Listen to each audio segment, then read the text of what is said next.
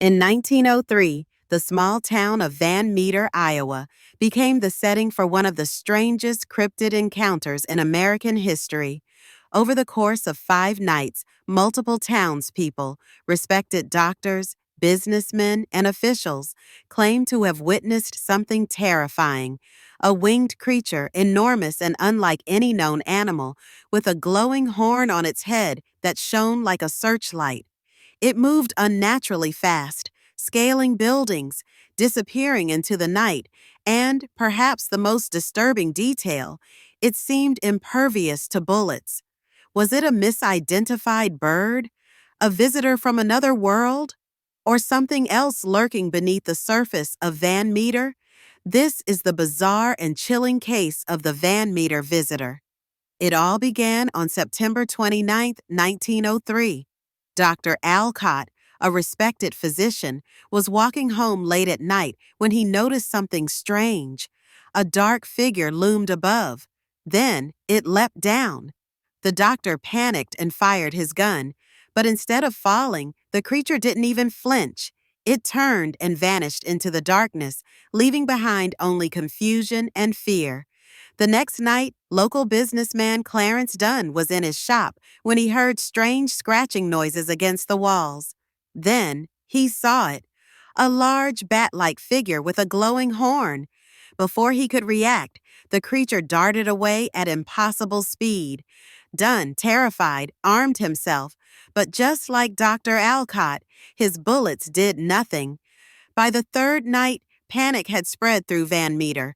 Residents reported eerie shrieks in the night, and several people swore they saw the creature flying between buildings. A group of armed men set up a trap, but when the creature appeared, their gunfire had no effect. Witnesses described a smell of sulfur lingering in the air as the entity escaped yet again. On the final night, the townspeople tracked the creature to an abandoned coal mine just outside Van Meter. There, they claimed to have seen not one, but two of the beings disappear into the mine's depths. A decision was made. Fearing that the creatures might return, the townspeople sealed the mine, cutting off whatever lurked within from ever emerging again. To this day, no one knows what truly happened in Van Meter.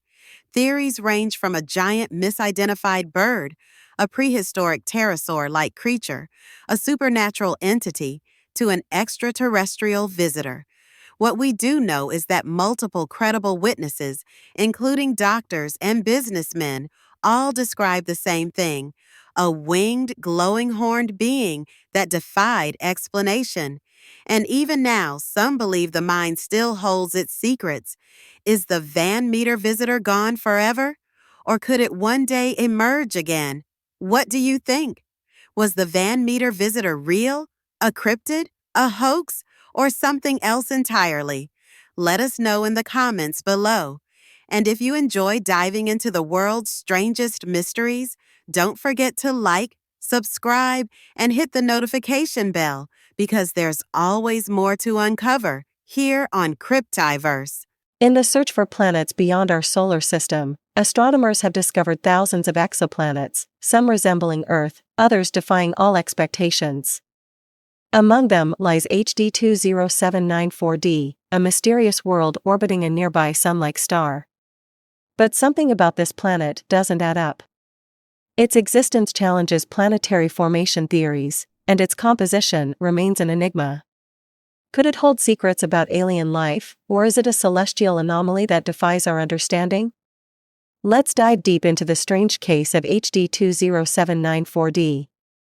In 2011, astronomers using the HARP spectrograph, a powerful planet-hunting instrument, detected 3 exoplanets orbiting HD 20794, a G8V main sequence star just 20 light-years away from Earth. One of these planets, HD 20794d, immediately stood out. With a minimum mass of approximately 4.8 Earth masses, it was categorized as a super-Earth, a class of planets larger than Earth but smaller than Neptune. However, as astronomers gathered more data, they realized something was off. Unlike many super-Earths found in habitable zones, HD 20794d is positioned relatively close to its star, completing an orbit in just 90.3 days. At this distance, it receives significantly more radiation than Earth, making it unlikely to host life as we know it. But the real mystery lies in its composition, or rather, the lack of information about it. Despite its mass and orbit being determined through radial velocity measurements, no transits have been observed. This means we have no direct data on its atmosphere, density, or even its precise size. Is it a barren rock? A mini Neptune with a thick atmosphere? Or something even stranger, a planet unlike anything we've encountered before? One of the biggest puzzles surrounding HD 20794d is how it even formed. The HD 20794 system is remarkably low in heavy elements, a factor that typically makes planet formation difficult. Yet, not just one, but at least 3 planets have been found orbiting this star. Could HD 20794d be evidence of an unknown formation process? The standard model suggests that planets form from the leftover material surrounding a young star, known as the protoplanetary disk. However, in metal-poor environments like HD 20794's system, the usual building blocks for planets, such as iron and silicon, are scarce. This raises an unsettling possibility. Did HD 20794d originate somewhere else and later migrate into its current orbit? While mainstream science focuses on natural explanations, some theorists propose more speculative ideas. Could HD 20794d be an artificial construct? If an advanced civilization wanted to build a massive, energy-efficient megastructure, a super-Earth-sized object would provide ample real estate. Could this planet be a remnant of an ancient cosmic engineering project? Of course, there's no evidence to support this idea, yet. But given the strangeness of HD 20794d, the possibility of something unexpected lurking in this system cannot be ruled out. With the next generation of telescopes, including the James Webb Space Telescope and future ground-based observatories, astronomers may finally get a clearer picture of HD 20794d. If we can determine its density, atmosphere, and potential for habitability, we might finally solve its mysteries, or uncover even bigger ones.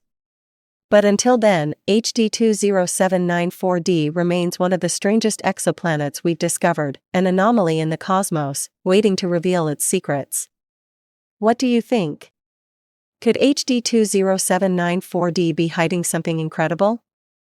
Is it just an odd but natural world, or could it be something truly extraordinary? Let me know your thoughts in the comments, and if you love unraveling cosmic mysteries, don't forget to like, subscribe, and hit the notification bell. This is Cryptiverse, where the unknown comes to life. Until next time, stay curious. Imagine a world where we can create black holes right here on Earth. Researchers at the University of Nottingham have done just that, crafting a quantum tornado in superfluid helium. This groundbreaking experiment mimics the properties of real black holes, allowing us to study phenomena like event horizons and Hawking radiation in a controlled environment. By chilling helium to near absolute zero, they've engineered swirling motions that replicate the space-time curvature around rotating black holes. This not only advances our understanding of gravity and quantum mechanics, but also opens doors to exploring the very fabric of reality. The implications are profound, as we probe the mysteries of the universe without the cosmic dangers of actual black holes. Black holes, the enigmatic titans of the cosmos, have long captivated scientists and the public alike. Traditionally observed in the distant reaches of space, these phenomena are defined by their intense gravitational pull, from which nothing, not even light, can escape. However, recent advancements have brought the study of black holes from the celestial to the terrestrial realm. On March 20, 2024, researchers from the University of Nottingham unveiled a groundbreaking experiment, the creation of a quantum tornado in superfluid helium, designed to mimic the properties of a black hole. This achievement not only provides a novel platform for studying black hole analogs, but also raises profound questions about the nature of gravity, quantum mechanics, and the potential risks and rewards of replicating such extreme conditions in a laboratory setting. An artificial black hole is a system engineered to replicate certain characteristics of astrophysical black holes within a controlled environment. Unlike their cosmic counterparts, which result from the gravitational collapse of massive stars, artificial black holes are designed to simulate specific properties, such as event horizons and Hawking radiation, using various physical media. The idea of simulating black hole phenomena in the laboratory has intrigued physicists for decades. In 1981, William Unruh proposed that fluid systems could mimic the event horizon of a black hole, suggesting that sound waves in a moving fluid could serve as analogues to light waves near a gravitational event horizon. This concept laid the groundwork for experimental approaches to study black hole analogues using different media, including Bose-Einstein condensates, optical fibers, and, more recently, superfluid helium. The University of Nottingham's experiment aimed to create a large-scale quantum vortex, termed a quantum tornado, within superfluid helium. By chilling helium to temperatures near absolute zero, the researchers induced a state where the fluid exhibits quantum mechanical properties on a macroscopic scale. The swirling motion of the superfluid was engineered to emulate the spacetime curvature around a rotating black hole, providing a platform to observe analogous behaviors in a laboratory setting. The experiment yielded several notable observations. Minute wave patterns on the surface of the superfluid were meticulously analyzed, revealing interactions that closely parallel theoretical predictions of wave behavior near a black hole's event horizon. The vortex demonstrated the ability to bend and trap wave-like excitations, mimicking the gravitational pull experienced near rotating black holes. The prospect of creating black hole analogues raises questions about safety. However, it's crucial to distinguish between astrophysical black holes and their laboratory counterparts. The artificial black holes generated in laboratory settings do not possess the mass or energy densities required to pose any threat. They are designed to study specific properties in a controlled environment without the associated dangers of their cosmic namesakes. Beyond safety, ethical considerations include the responsible use of resources, potential environmental impacts, and the broader implications of manipulating extreme physical phenomena. Engaging with ethicists, policymakers, and the public is essential to navigate the moral landscape of such groundbreaking research. Future research aims to refine these analog systems to more closely replicate the conditions near actual black holes. This includes improving the precision of measurements, exploring different materials and configurations, and scaling experiments to observe a wider range of phenomena. The creation of artificial black holes in laboratory settings marks a significant milestone in the quest to understand the universe's most enigmatic objects. The March 20, 2024, experiment at the University of Nottingham exemplifies how innovative approaches can bridge the gap between theoretical physics and empirical observation. As research progresses, these endeavors promise to unravel the mysteries of black holes, offering profound insights into the nature of reality itself. In this video, we will explore some of the most forbidden places on Earth, places that, for various reasons, are strictly off-limits to common people. Let's dive into these hidden corners of the world and uncover their secrets. North Sentinel Island, located in the Andaman and Nicobar Islands of India, is home to the Sentinelese people, one of the last uncontacted tribes in the world. This indigenous group has lived in isolation for thousands of years, resisting all outside contact and often responding with hostility to intruders. The Indian government has imposed a strict no-contact policy to protect both the Sentinelese people and outsiders. Due to their complete isolation, the tribe has no immunity to modern diseases, which could be devastating if outsiders were to introduce them. Additionally, multiple attempts to approach the island have resulted in violent attacks, including the killing of American missionary John Allen Chau in 2018. Area 51 is a highly classified U.S. Air Force facility located in the Nevada desert. It has long been associated with secret government projects, cutting-edge aircraft development, and even UFO conspiracies. The airspace above Area 51 is restricted, and the perimeter is heavily guarded. Signs around the area warn that trespassers could face severe penalties, including arrest or even lethal force. The U.S. government only acknowledged its existence in 2013, after decades of speculation. Poveglia Island, located near Venice, has a dark history as a quarantine station for plague victims and later as a mental asylum. It is now abandoned and completely off-limits to visitors. The Italian government has prohibited access to the island due to its decaying infrastructure and the eerie atmosphere surrounding it. Local legends claim that the island is haunted by the ghosts of plague victims and former asylum patients. The Svalbard Global Seed Vault is an underground facility in Norway designed to store and protect the world's most important crop seeds in case of global catastrophe. Access is restricted to a select group of researchers and scientists. The vault is meant to serve as a last resort genetic backup for food security, and the controlled environment ensures the preservation of the seeds. Located off the coast of Brazil, Snake Island is home to thousands of golden lancehead pit vipers, one of the deadliest snakes in the world. The Brazilian government has banned public visits due to the extreme danger posed by the venomous snakes. Even researchers who study the island must obtain special permits and be accompanied by medical professionals. The Vatican's secret archives contain centuries of confidential documents, including state secrets, papal letters, and historical records dating back to the 8th century. Only a select few scholars with special permission can access the archives. The secrecy fuels speculation about what hidden knowledge might be locked away inside. Mezgari is a closed town in Russia, believed to be connected to a secret military project. The city is heavily guarded, and little is known about its true purpose.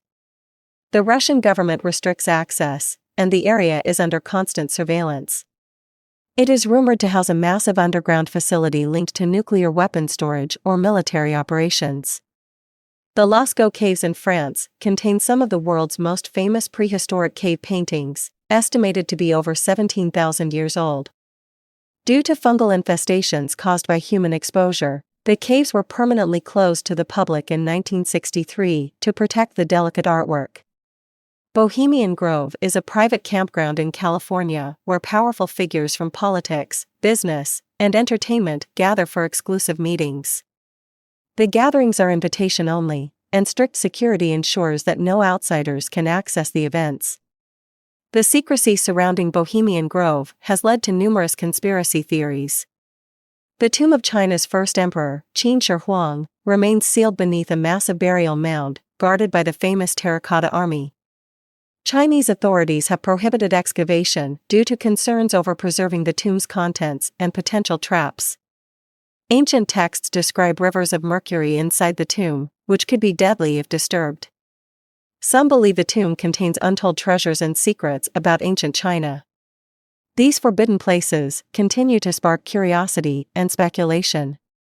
Whether restricted for safety, preservation, or secrecy, they remain some of the most mysterious locations on Earth. What secrets do they hold?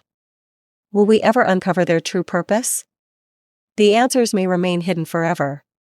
Would you dare to visit any of these places if given the chance? Let us know in the comments. Don't forget to like, subscribe, and stay tuned for more mysteries from Cryptiverse.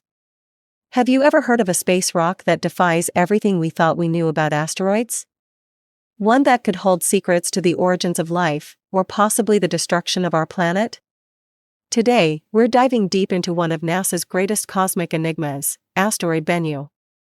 This small, unassuming asteroid has baffled scientists with its bizarre properties. Its surface behaves like a fluid, it spits out particles into space, and it might even be hiding the raw ingredients of life itself. But what's even more chilling? There's a small chance that Bennu could collide with Earth in the future. So what exactly is Bennu hiding? And what did NASA's OSIRIS-REx mission uncover when it made contact with this strange object? Stay with us as we unravel the mystery of Bennu. Bennu is a near-Earth asteroid that belongs to a group of space rocks known as the Apollo asteroids. These objects have orbits that cross Earth's path, making them potential impact hazards. Bennu is about 500 meters, 1,640 feet, in diameter, roughly the height of the Empire State Building.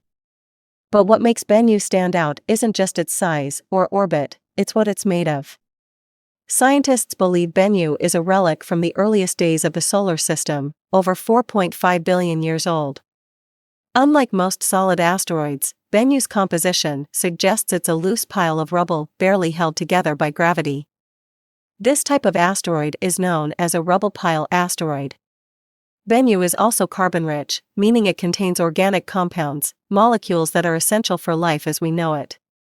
Some scientists speculate that asteroids like Bennu could have brought the building blocks of life to Earth. But despite its ancient origins, Bennu isn't a quiet, lifeless rock. It's active, strangely active. In 2018, NASA's OSIRIS-Rx spacecraft arrived at Bennu to study its surface and collect samples. Almost immediately, the mission team was shocked. Bennu was ejecting mysterious plumes of particles into space. This was completely unexpected. Asteroids don't usually behave like this, especially one as small as Bennu. The particles, some as big as marbles, were being hurled into space, sometimes falling back onto the surface and sometimes escaping into the void.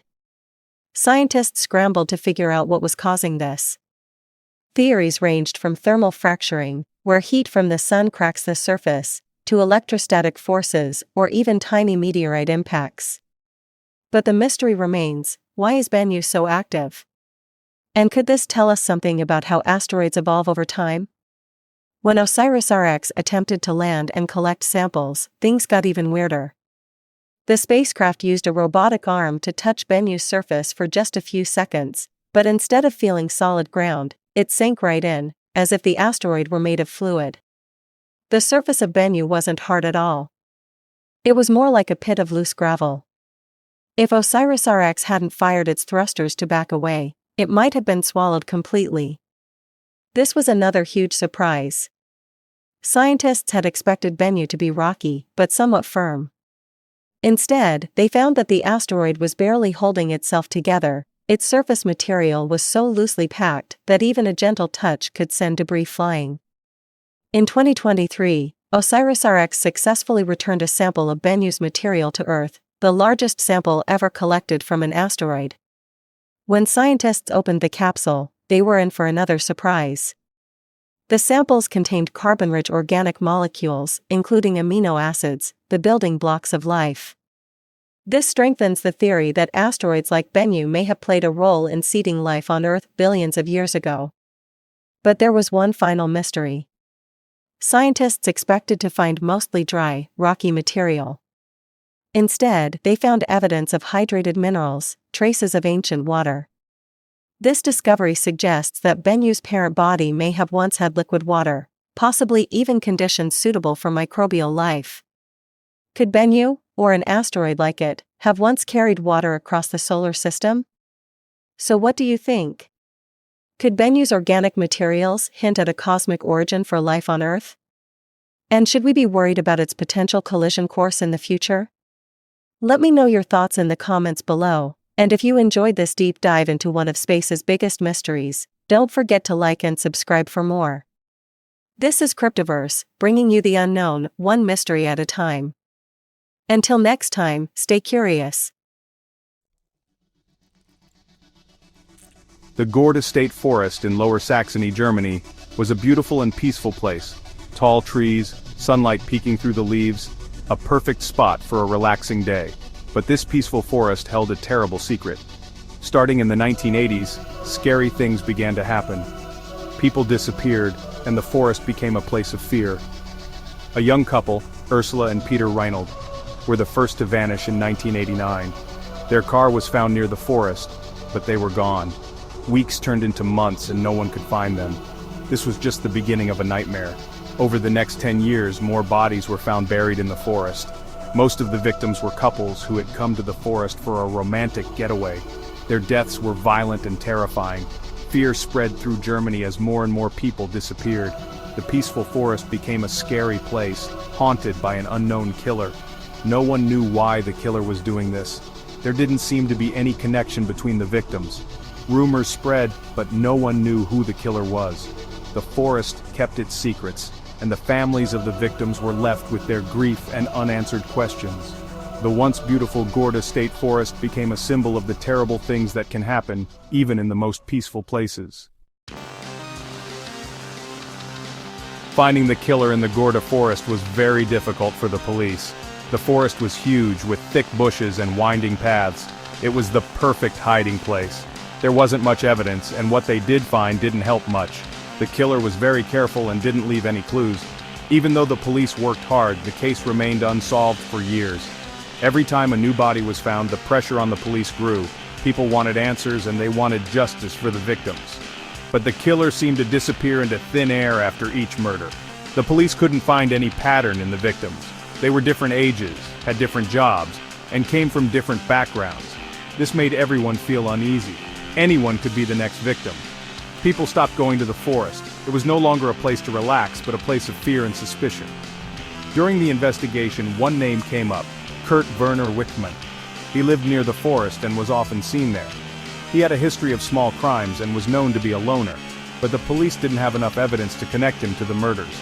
The investigation continued, but Wichmann's name, like many others, faded away. The mystery of the Gorda killer remained unsolved. Kurt Werner Wichmann was a mystery to everyone. He seemed like a normal guy.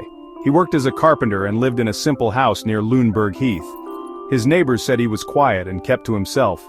He didn't stand out. But Wichmann had a dark secret. He had a history of hurting people, especially women. He had been in jail for assault and rape. People who knew him said he had a bad temper and could be cruel. His past showed he was capable of bad things, but no one imagined how terrible. In 1993, Wichmann killed himself while in police custody. He had been arrested for stealing a car, a small crime compared to the awful things he would later be connected to. Some people thought his suicide meant he was guilty of the murders. He seemed to be running from the police, even for a small crime. But without real proof, his involvement in the Gorda murders was just a theory. Wichmann's death left a lot of unanswered questions. Did he take the secrets of the Gorda murders to his grave?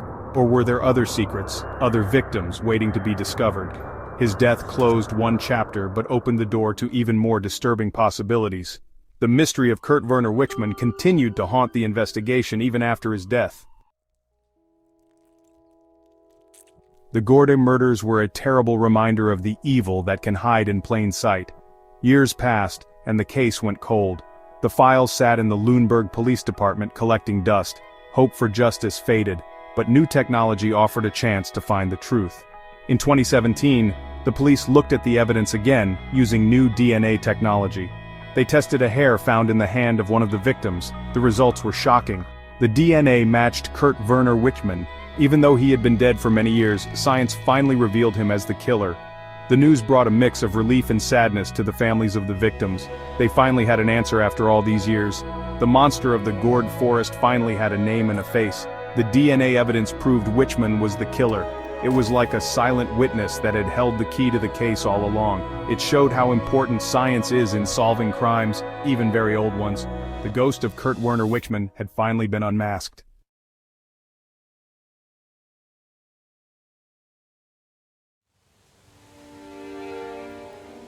The Thar Desert stretches across northwest India. It is a place of harsh beauty. The sun beats down, the wind howls, and amidst the dunes lies Kuldara. It is a ghost village, it is frozen in time. Kuldara was once a prosperous village. It was home to the Paliwal Brahmins. They were skilled traders and farmers. They built beautiful homes. They lived in peace for centuries. Then one night everything changed. The villagers vanished. They left their homes, they left their belongings, they left no trace. No one knows why. It was 1825. Kuldara became a ghost village, a mystery for the ages. Legends surround the village of Kuldara. One legend speaks of Salim Singh.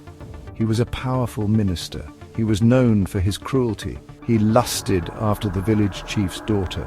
She was said to be incredibly beautiful. Salim Singh made his intentions clear. He would have the girl. He threatened the villagers. They refused to give in. They valued their honor. They decided to leave. They abandoned their beloved village. Before they left, they cursed the village. No one would ever live there again. The curse was powerful. It has haunted Kuldara ever since. Many believe the villagers' spirits still roam the ruins. Kuldara is a place of eerie silence. Visitors claim to feel a presence. Some hear whispers on the wind, others see shadows moving through the abandoned homes. The village has become a magnet for paranormal investigators. People tell stories of strange occurrences. Cameras malfunction, electronic devices drain quickly. Some feel an overwhelming sense of dread. There are reports of unexplained footsteps. People claim to hear voices calling their names. The stories are numerous, the experiences are varied, but they all point to one thing. Kuldhara is a place where the veil between worlds is thin. It is a place where the past refuses to stay buried. Not everyone believes in ghosts. Some seek rational explanations. Historians have offered theories about Kuldhara's abandonment. One theory suggests a natural disaster. A severe drought could have forced the villagers to leave. Another theory points to political unrest. The region was in turmoil. The villagers may have fled to avoid conflict. Some historians believe the villagers migrated. They may have sought better opportunities elsewhere. These theories offer logical explanations. They lack the romanticism of the curse, but they cannot be dismissed. The truth of Kuldhara's abandonment remains elusive. Kuldhara is a place of contradictions. It is a village that has been abandoned for centuries, yet it feels alive with stories and whispers from the past. It is a place where logic clashes with legend, where the rational mind struggles to make sense of the supernatural tales that surround it. The paranormal encounters are compelling. Visitors have reported hearing footsteps in the dead of night, seeing ghostly apparitions and feeling an unexplainable presence. They cannot be easily explained. These experiences defy the boundaries of our understanding and challenge our perception of reality. But the historical theories hold weight. They offer plausible explanations for the village's abandonment, such as water scarcity, oppressive taxation, or social upheaval. The curse of Kuldhara is a powerful story. It is said that the villagers cursed the land as they left, ensuring that no one would ever be able to live there again. It speaks to the human desire for explanation. We seek to understand the unknown, to find reasons for the unexplainable events that occur. It provides a reason for the unexplainable. The curse offers a narrative that satisfies our need for closure, even if it is shrouded in mystery. But the truth may be more mundane. It may lie in the harsh realities of life in the 19th century, where survival was a daily struggle. It may lie in the harsh realities of life in the 19th century. The villagers faced challenges that we can only imagine today, from natural disasters to political turmoil. The mystery of Kuldhara endures. Despite the passage of time, the village continues to captivate the imagination of those who visit. It continues to fascinate and intrigue. Each visitor leaves with their own interpretation, their own version of the story. It is a reminder that some secrets refuse to be revealed. No matter how much we investigate, some aspects of Kuldhara's past remain elusive. It is a place where the past whispers on the wind. The ruins speak of a time long gone, yet they hold on to their secrets tightly. And the truth remains just out of reach. Kuldhara stands as a testament to the enduring power of mystery and the human quest for understanding. Section 6. The Search for Answers, Archaeological Investigations and Findings. Seeking concrete evidence, archaeologists have turned their attention to Kuldhara. Their excavations have unearthed artifacts. These relics offer glimpses into the villagers' lives. Pottery shards, tools and remnants of homes paint a picture of a thriving community. Intriguingly, some findings contradict the curse narrative. Archaeologists have discovered evidence of wells. These wells would have provided water even during a drought. This discovery challenges the theory that the villagers were forced out by lack of water. Despite these findings, no definitive answers have emerged. The archaeological evidence raises more questions than it answers. The mystery of Kuldhara deepens. Section 7. Beyond the grave, the enduring mystery of Kuldhara. The story of Kuldhara goes beyond a single abandoned village. It speaks to the power of belief. It highlights the enduring allure of the unknown. The lack of definitive answers only fuels our fascination. Whether one believes in curses or seeks logical explanations, Kuldara holds a certain power. It is a place where imagination runs wild. It is a stark reminder of the impermanence of human settlements. The mystery of Kuldara continues to captivate. It is a story passed down through generations. It is a tale whispered on the wind, forever intertwined with the sands of the Thar Desert. Section 8, Kuldara today, a ghost village frozen in time. Today, Kuldara stands as a protected site, a testament to its historical significance and the efforts to preserve its legacy. The village, once bustling with life, now lies in silent ruins, echoing the stories of its past. It is a popular tourist destination, drawing visitors from all over the world who are eager to explore its mysteries and walk through its ancient streets. Visitors flock to the ruins, capturing moments and imagining the lives of those who once called this place home. They wander through the empty streets, feeling a connection to the past and the weight of history that hangs in the air. They feel the weight of the village's past, a palpable sense of the lives and stories that once filled these now silent spaces. The Indian government has taken steps to preserve Kuldara, recognizing its importance as a cultural and historical landmark. They recognize its historical and cultural significance, ensuring that future generations can learn from and appreciate this unique site. Efforts are underway to restore some of the structures, carefully maintaining the authenticity and integrity of the original architecture. The goal is to maintain the site's authenticity, allowing visitors to experience Kuldara as it once was, while also preserving it for the future. Kuldara serves as a reminder of the past, a place where history and mystery intertwine, offering a glimpse into a world long gone. It is a place where time seems to stand still, where the present meets the past in a hauntingly beautiful way. It is a testament to the enduring power of mystery and the enduring allure of the unknown, inviting all who visit to ponder the secrets it holds. Section 9, Conclusion, where history and mystery collide. The story of Kuldara is a tapestry woven from fact, legend, and speculation. Nestled in the heart of the Thar Desert, this abandoned village has captured the imagination of many. Its empty streets and crumbling walls speak of a time long past, yet the air is thick with unanswered questions. It is a place where history and mystery collide. The ruins of Kuldara are not just remnants of buildings, they are silent witnesses to a dramatic and enigmatic past. Each stone, each pathway holds a fragment of a story that has yet to be fully told. The village's sudden disappearance continues to intrigue and confound. How could an entire community vanish overnight, leaving behind no trace of their destination? Theories abound, but none have been proven. Was Kuldara truly abandoned overnight? Some say it was due to a tyrant's oppressive rule, while others believe it was a collective decision to escape an impending disaster. The truth remains shrouded in mystery. Did a tyrant's desire lead to a curse?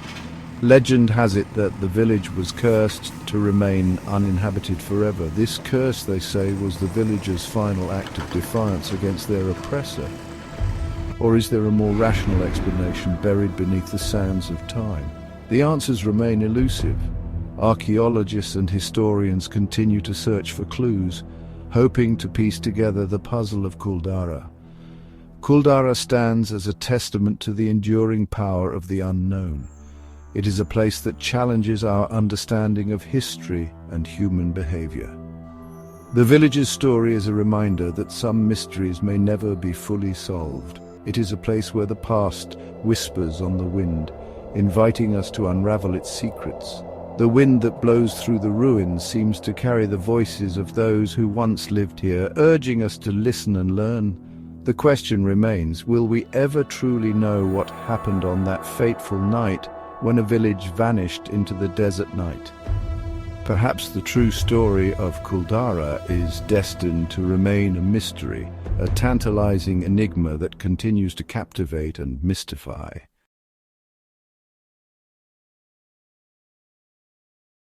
In 1997, a sound was recorded in the South Pacific that would send chills down the spine of anyone who heard it. Known as the bloop, this mysterious noise was so powerful it could be detected over 5,000 kilometers away. Scientists initially speculated it might be a colossal sea creature, larger than a blue whale, lurking in the depths. Others linked it to H.P. Lovecraft's Cthulhu mythos, suggesting something ancient and terrifying might lie beneath the waves. The most plausible explanation, however, points to an icequake, massive chunks of ice fracturing and creating low-frequency sounds. Yet, even with this explanation, the bloop remains an enigma, a reminder of how little we truly know about our oceans. What secrets might still be hidden in the abyss? Imagine a sound so loud that it could be heard over 5,000 kilometers away, an eerie, otherworldly noise emanating from the depths of the ocean, recorded by hydrophones designed to detect Cold War-era submarines. In 1997, such a sound was captured in the remote South Pacific Ocean. Named the bloop, this unexplained noise was unlike anything ever recorded before. It was so powerful that it suggested a source larger than even the biggest known sea creatures. But the true origin of the bloop remains one of the ocean's greatest enigmas. Was it a colossal, undiscovered sea creature lurking in the abyss? A secret military experiment? Or something even stranger? Today, we dive deep into the mystery of the bloop, an anomaly that has baffled scientists, researchers, and conspiracy theorists for decades. The story of the bloop begins with a classified U.S. Navy program from the Cold War era. The sound surveillance system, SOSUS, was originally developed to track Soviet submarines by deploying a network of hydrophones across the ocean floor. After the Cold War ended, the system was repurposed for scientific research, allowing oceanographers to monitor underwater seismic activity, ice movements, and marine life sounds. It was through this network that, in 1997, the National Oceanic and Atmospheric Administration, NOAA, detected something unusual. The sound, later dubbed the bloop, was picked up multiple times by hydrophones placed over 5,000 kilometers apart, indicating that its source was not only powerful but also massive. Dr. Christopher Fox, a NOAA oceanographer, initially suggested that the bloop did not match known sounds of marine creatures. It was far louder than the calls of the loudest whales and had a unique, organic frequency pattern that ruled out human-made origins such as submarines or underwater explosions. The mystery deepened as researchers struggled to explain what could produce such an immense noise in the remote depths of the ocean. As soon as the bloop was made public, theories began to circulate, some grounded in science, others in pure speculation. One of the most exciting and terrifying theories was that the bloop was produced by an enormous, unknown sea creature. The sound had an organic quality, meaning it closely resembled those made by living organisms. However, if a creature were responsible, it would have to be several times larger than a blue whale, the largest known animal on Earth. Could this be evidence of a deep-sea leviathan, a real-life kraken, or even a modern-day megalodon? Some cryptozoologists and conspiracy theorists were quick to suggest that the bloop was proof of undiscovered marine life lurking in the abyssal depths. Even if the bloop is explained as an icequake, it highlights a greater truth: we know astonishingly little about our oceans. Over 80% of the ocean remains unexplored. New species are discovered in the deep sea every year, some more bizarre than anything imagined. Unexplained underwater sounds continue to be detected, hinting at mysteries still waiting to be uncovered. Was the bloop truly just an icequake, or did something massive stir in the depths that year? Until we can explore the deepest corners of the ocean, some mysteries may never be fully solved. What do you think? Could an undiscovered leviathan still be lurking beneath the waves? The Thar Desert stretches across northwest India. It is a place of harsh beauty. The sun beats down, the wind howls, and amidst the dunes lies Kuldara. It is a ghost village. It is frozen in time. Kuldara was once a prosperous village. It was home to the Paliwal Brahmins. They were skilled traders and farmers. They built beautiful homes. They lived in peace for centuries. Then one night everything changed. The villagers vanished. They left their homes, they left their belongings, they left no trace. No one knows why. It was 1825. Kuldhara became a ghost village, a mystery for the ages. Legends surround the village of Kuldhara. One legend speaks of Salim Singh. He was a powerful minister. He was known for his cruelty. He lusted after the village chief's daughter. She was said to be incredibly beautiful. Salim Singh made his intentions clear. He would have the girl. He threatened the villagers. They refused to give in. They valued their honor. They decided to leave. They abandoned their beloved village. Before they left, they cursed the village. No one would ever live there again. The curse was powerful. It has haunted Kuldhara ever since. Many believe the villagers' spirits still roam the ruins. Kuldhara is a place of eerie silence. Visitors claim to feel a presence. Some hear whispers on the wind, others see shadows moving through the abandoned homes. The village has become a magnet for paranormal investigators. People tell stories of strange occurrences. Cameras malfunction, electronic devices drain quickly. Some feel an overwhelming sense of dread. There are reports of unexplained footsteps. People claim to hear voices calling their names. The stories are numerous, the experiences are varied, but they all point to one thing. Kuldhara is a place where the veil between worlds is thin. It is a place where the past refuses to stay buried. Not everyone believes in ghosts. Some seek rational explanations. Historians have offered theories about Kuldhara's abandonment.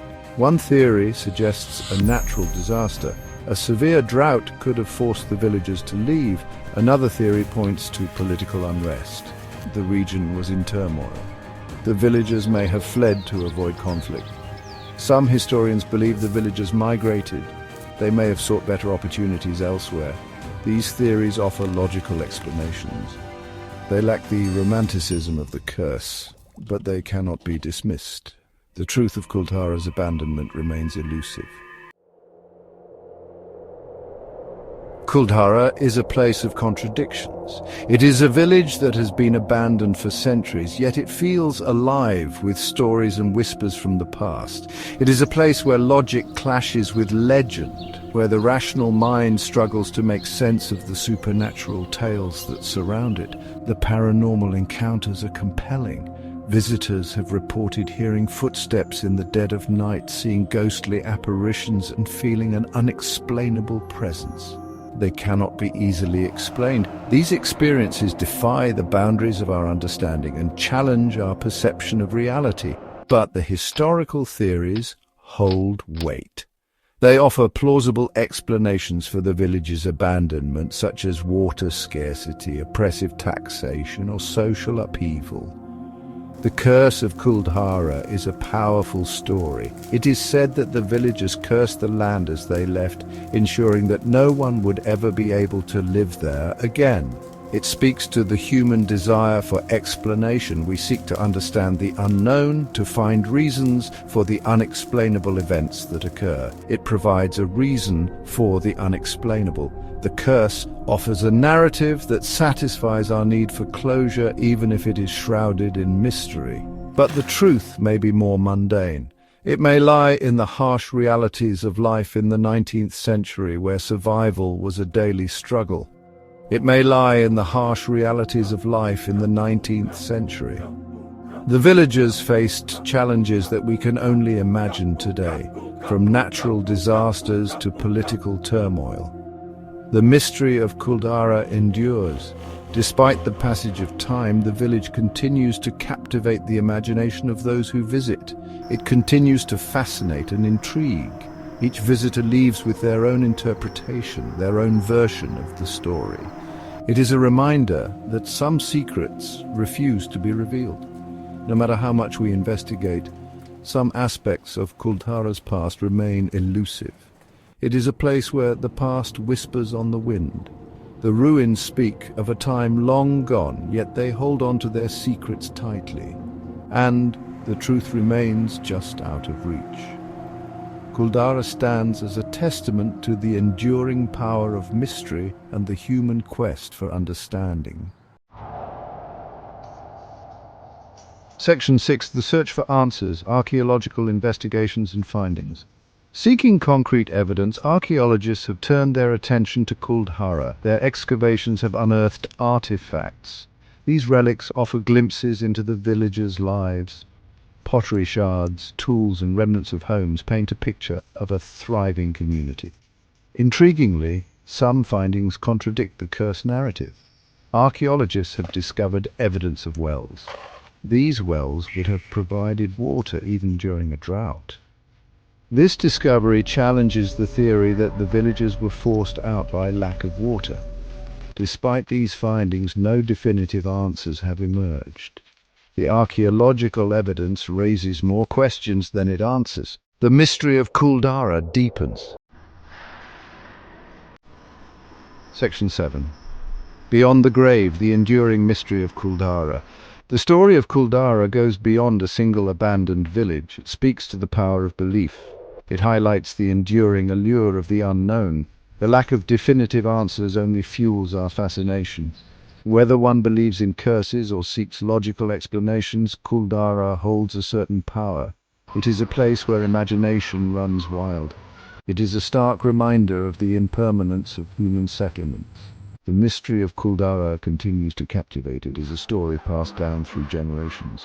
It is a tale whispered on the wind, forever intertwined with the sands of the Thar Desert. Section 8. Kuldhara today, a ghost village frozen in time. Today, Kuldhara stands as a protected site, a testament to its historical significance and the efforts to preserve its legacy. The village, once bustling with life, now lies in silent ruins, echoing the stories of its past. It is a popular tourist destination, drawing visitors from all over the world who are eager to explore its mysteries and walk through its ancient streets.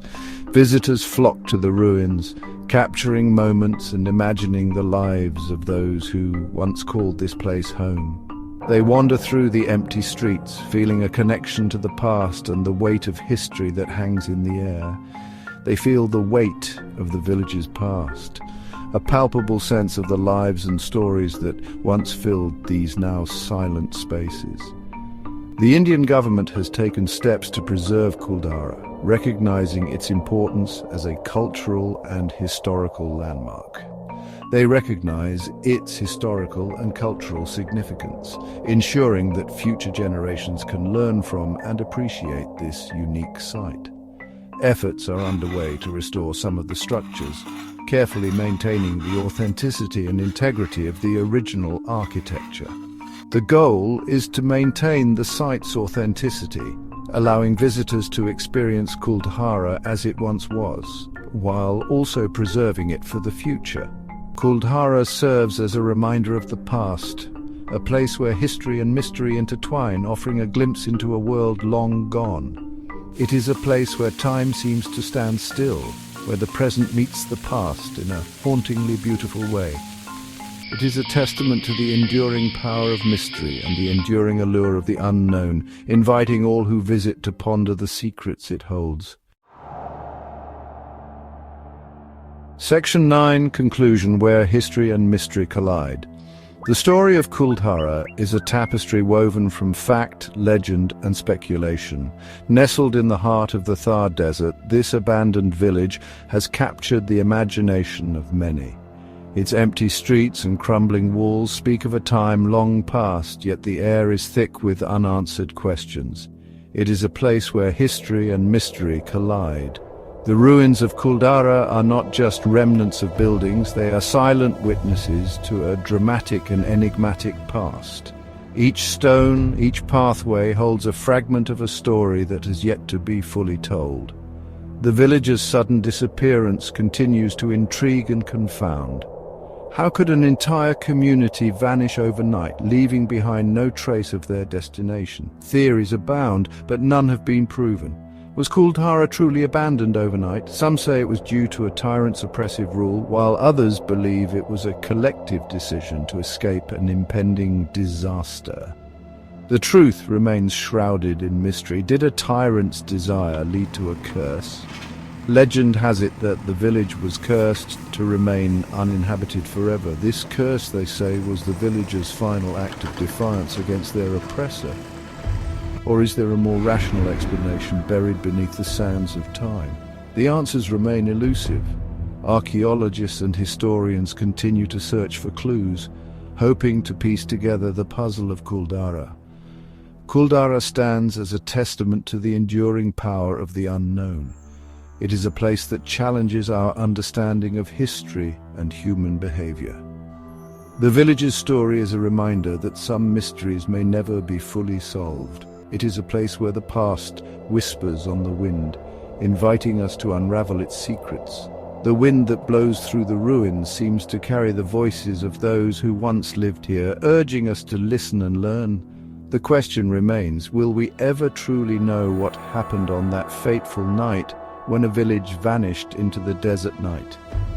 Perhaps the true story of Kuldara is destined to remain a mystery, a tantalizing enigma that continues to captivate and mystify.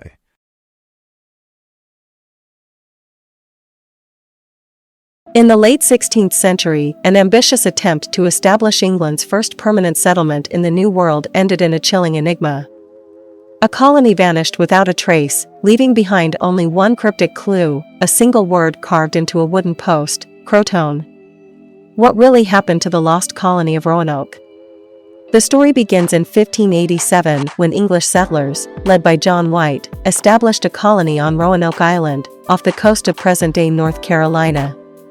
The colony consisted of 115 men, women, and children, all hopeful for a new beginning in the untamed lands of the Americas. At first, the settlers struggled to survive, grappling with food shortages and tensions with local Native American tribes. John White decided to return to England for supplies, leaving behind his daughter, son-in-law, and granddaughter, Virginia Dare, the first English child born in the Americas. White's journey back to England was delayed by the Anglo-Spanish War. It wasn't until 3 years later, in 1590, that he returned to Roanoke. What he found, or rather, what he didn't find, has haunted history ever since. The settlement was deserted. No sign of struggle, no bodies, and no clues, except for the word Croton carved into a wooden post and the letters CRO etched into a nearby tree. So, what happened to the settlers? Over the centuries, numerous theories have emerged. One popular theory suggests the settlers integrated with the Croton tribe, now known as the Hatteras tribe. Some later explorers reported sightings of Native Americans with European features, lending credibility to this idea. Another theory posits the settlers attempted to relocate inland, possibly to the Chesapeake Bay area, but succumbed to starvation or conflict before they could establish a new settlement. Of course, not all explanations are rooted in logic. Some believe the colonists fell victim to supernatural forces, perhaps cursed by the land or abducted by otherworldly entities. Today, archaeologists and historians continue to investigate. Recent discoveries, such as English artifacts found on Hatteras Island and inland locations, suggest the settlers may have split into smaller groups to survive. The truth about the lost colony of Roanoke may never be fully known. Was it assimilation, migration, or something far more sinister? The mystery endures, leaving us to wonder, what really happened to the 115 men, women, and children who vanished without a trace? What do you think happened to the lost colony of Roanoke? Share your theories in the comments below. Don't forget to like, subscribe, and hit the bell icon for more unsolved mysteries. Welcome, mystery seekers. Today, we're exploring a centuries-old enigma that has baffled treasure hunters and researchers alike. It's a tale of hidden wealth, strange discoveries, and traps that seem designed to keep something secret. Join us as we dive into the mystery of the Oak Island Money Pit. Off the coast of Nova Scotia, Canada, lies a small island with a big mystery. For over 200 years, people have been trying to unearth what's hidden in a place known as the Money Pit. But what makes this treasure hunt so compelling? Let's go back to where it all began. In 1795, a young man named Daniel McGinnis noticed a strange circular depression on Oak Island. Curious, he began digging with two friends. They soon found layers of logs and stone, each marking a precise 10 feet down. It was clear this wasn't just an ordinary hole, it was an engineered shaft. As they continued, they found mysterious symbols and even more layers, reinforcing their belief that treasure awaited them below. But each layer they uncovered only deepened the mystery. Over the years, many theories have emerged about what might lie at the bottom. Some say it's pirate treasure, maybe from the infamous Captain Kidd. Others think it might be the hidden jewels of Marie Antoinette or even treasures from ancient civilizations. Along the way, excavators have uncovered unusual items, fragments of a gold chain, a piece of parchment, and even coconut fiber, something strange for an island in Canada. But the biggest mystery is the elaborate trap that keeps the pit flooded with seawater, preventing people from digging too deep. Here's where it gets even stranger. According to legend, 7 people must die before the treasure will be found. And as of today, 6 people have lost their lives trying to solve this mystery. Each expedition has faced accidents, cave-ins, and strange setbacks. Despite modern technology, no one has reached the bottom, and the mystery of what, if anything, lies at the end of the money pit remains unsolved. Is it cursed, or just incredibly well hidden? So, what do you think? Is Oak Island home to a buried fortune, or just an elaborate construction with no treasure at all? Let us know your theories in the comments below. Thanks for watching, mystery lovers. Don't forget to like, subscribe, and hit the bell icon for more tales of the unknown. Until next time, keep searching for the truth. Imagine if everything you know about the past, the stories, the dates, the rulers, was wrong. Imagine that someone, centuries ago, altered history, adding entire centuries that never happened. Today, we explore a theory that suggests history itself might be an illusion.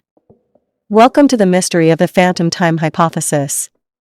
In 1991, German historian Dr. Herbert Illig proposed a radical idea, the phantom time hypothesis. According to him, nearly 300 years of our history, specifically from AD 614 to 911, were fabricated. That's right, he suggested that parts of the early Middle Ages never actually happened. But why would anyone tamper with time? Dr. Illig theorized that this deception was orchestrated to legitimize the rule of the Holy Roman Emperor Otto III, who wanted to reign during the millennium, the year 1000 AD.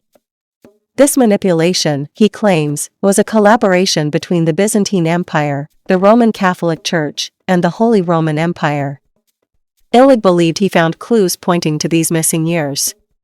For instance, there's a mysterious gap in architectural progress during the supposed phantom years. Buildings that should date back to this era are nearly absent, with very few records of significant constructions. Additionally, Illig argued that historical documents from this period appear to be recycled or lack detail, suggesting they could have been modified or fabricated. Even calendar discrepancies, Illig claims, support his theory. The Julian calendar, created in 45 BC, was replaced by the Gregorian calendar in 1582. Yet, Illig argued, if 297 phantom years never existed, then our modern calendar would actually line up perfectly with the solar cycle. Of course, this theory has faced intense criticism. Most historians find the phantom time hypothesis far-fetched, pointing to evidence like historical events in other parts of the world that coincide with the supposedly missing years. For example, Chinese, Persian, and Islamic historical records show a continuous timeline that contradicts Illig's claims. Archaeological finds, including artifacts with consistent dates, also contradict the phantom time hypothesis. Critics argue that these findings simply wouldn't exist if so many years had truly been fabricated. Despite the skepticism, the phantom time hypothesis has gathered a devoted following, especially among conspiracy enthusiasts. For some, it's thrilling to imagine that history might contain hidden secrets, waiting to be unraveled. Others see it as a way to question how we accept historical facts, without evidence we can directly verify. In an age where more information is available than ever, theories like this remind us how little we may actually know about the past. So, is it possible that centuries of history never happened? Could we be living in a timeline altered for political gain? Or is this theory just another strange footnote in our endless fascination with conspiracy and mystery? Let us know what you think. In the heart of Suffolk, England, lies a village called Woolpit. While it may seem like any other quaint English village, Woolpit holds one of the most puzzling mysteries of medieval Europe, an enigma that has baffled historians, scholars, and skeptics alike. This is the story of the Green Children of Woolpit. It was sometime in the 12th century when the villagers of Woolpit stumbled upon something beyond belief. Two children, a boy and a girl, appeared out of nowhere. They were discovered near a wolf pit, a type of trap used to protect the villagers' livestock from wolves. But what made these children extraordinary were their features. Their clothes were strange, their language was unrecognizable, and their skin had an unusual, almost unnatural green tint. This story of the Green Children of Woolpit is well documented in the writings of chroniclers like Ralph of Coggeshall and William of Newburgh. Both recorded accounts of these mysterious children, something unheard of for such a rural, medieval village. The villagers tried to speak with the children, but their words were like nothing anyone had ever heard. No one could understand them. And despite offering them all kinds of food, the children refused to eat, until they were given raw beans. After some time, the children began eating other types of food, and their green skin slowly returned to a more natural color. But then, tragedy struck. The boy became ill and, sadly, passed away. However, the girl grew stronger, learned English, and eventually revealed her and her brother's story. According to her, they came from a place called St. Martin's Land, a world of twilight where everyone was green. She said they'd been herding cattle when they suddenly found themselves in a strange new land after following the sound of church bells. This statement raises so many questions. Where was St. Martin's Land? Was it an allegory for something? Or could it be that they came from some unknown civilization, hidden away from the world? Over the years, countless theories have emerged. Some speculate they may have been Flemish children fleeing persecution, their skin color an effect of malnutrition. Others believe in a supernatural explanation, suggesting they came from a parallel dimension or were part of an ancient legend brought to life. Modern science has also stepped in, with some experts suggesting the children's green color could have resulted from chlorosis, a condition caused by a severe iron deficiency. But does that fully explain the language, the strange origin story, and their mysterious arrival? To this day, no one has been able to prove where the children came from or why their story has endured. Were they just children lost in a foreign land, or is there something more hidden in the quiet fields of Woolpit? Centuries have passed, yet the mystery of the Green Children of Woolpit lives on, capturing our imaginations and reminding us that some mysteries may never be solved.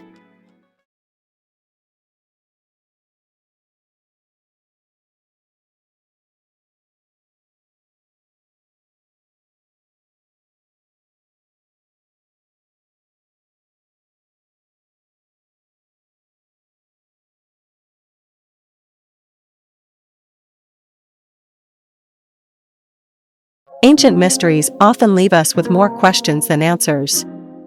One of the greatest cartographic puzzles is the Piri Reis map, a 500-year-old artifact that defies logic, suggesting knowledge of lands that were supposedly undiscovered at the time. Who created this map, and how could it be so accurate? Let's uncover the secrets of the Piri Reis map. In 1513, an Ottoman admiral named Piri Reis completed an extraordinary map. Unlike any other map of its time, it detailed coastlines and continents with a precision that should have been impossible. How did Piri Reis, a man born in a time before advanced navigation tools, capture so much detail of the known and unknown world? Drawn on a piece of gazelle skin, the Piri Reis map depicts parts of Europe, North Africa, and South America with incredible accuracy. This would be impressive on its own, but what has mystified historians and scientists is the map's depiction of the coast of Antarctica, centuries before it was officially discovered. The Piri Reis map includes coastlines and features that were unknown at the time. Antarctica, in particular, appears without ice, a geographical detail that wouldn't be confirmed until the 20th century.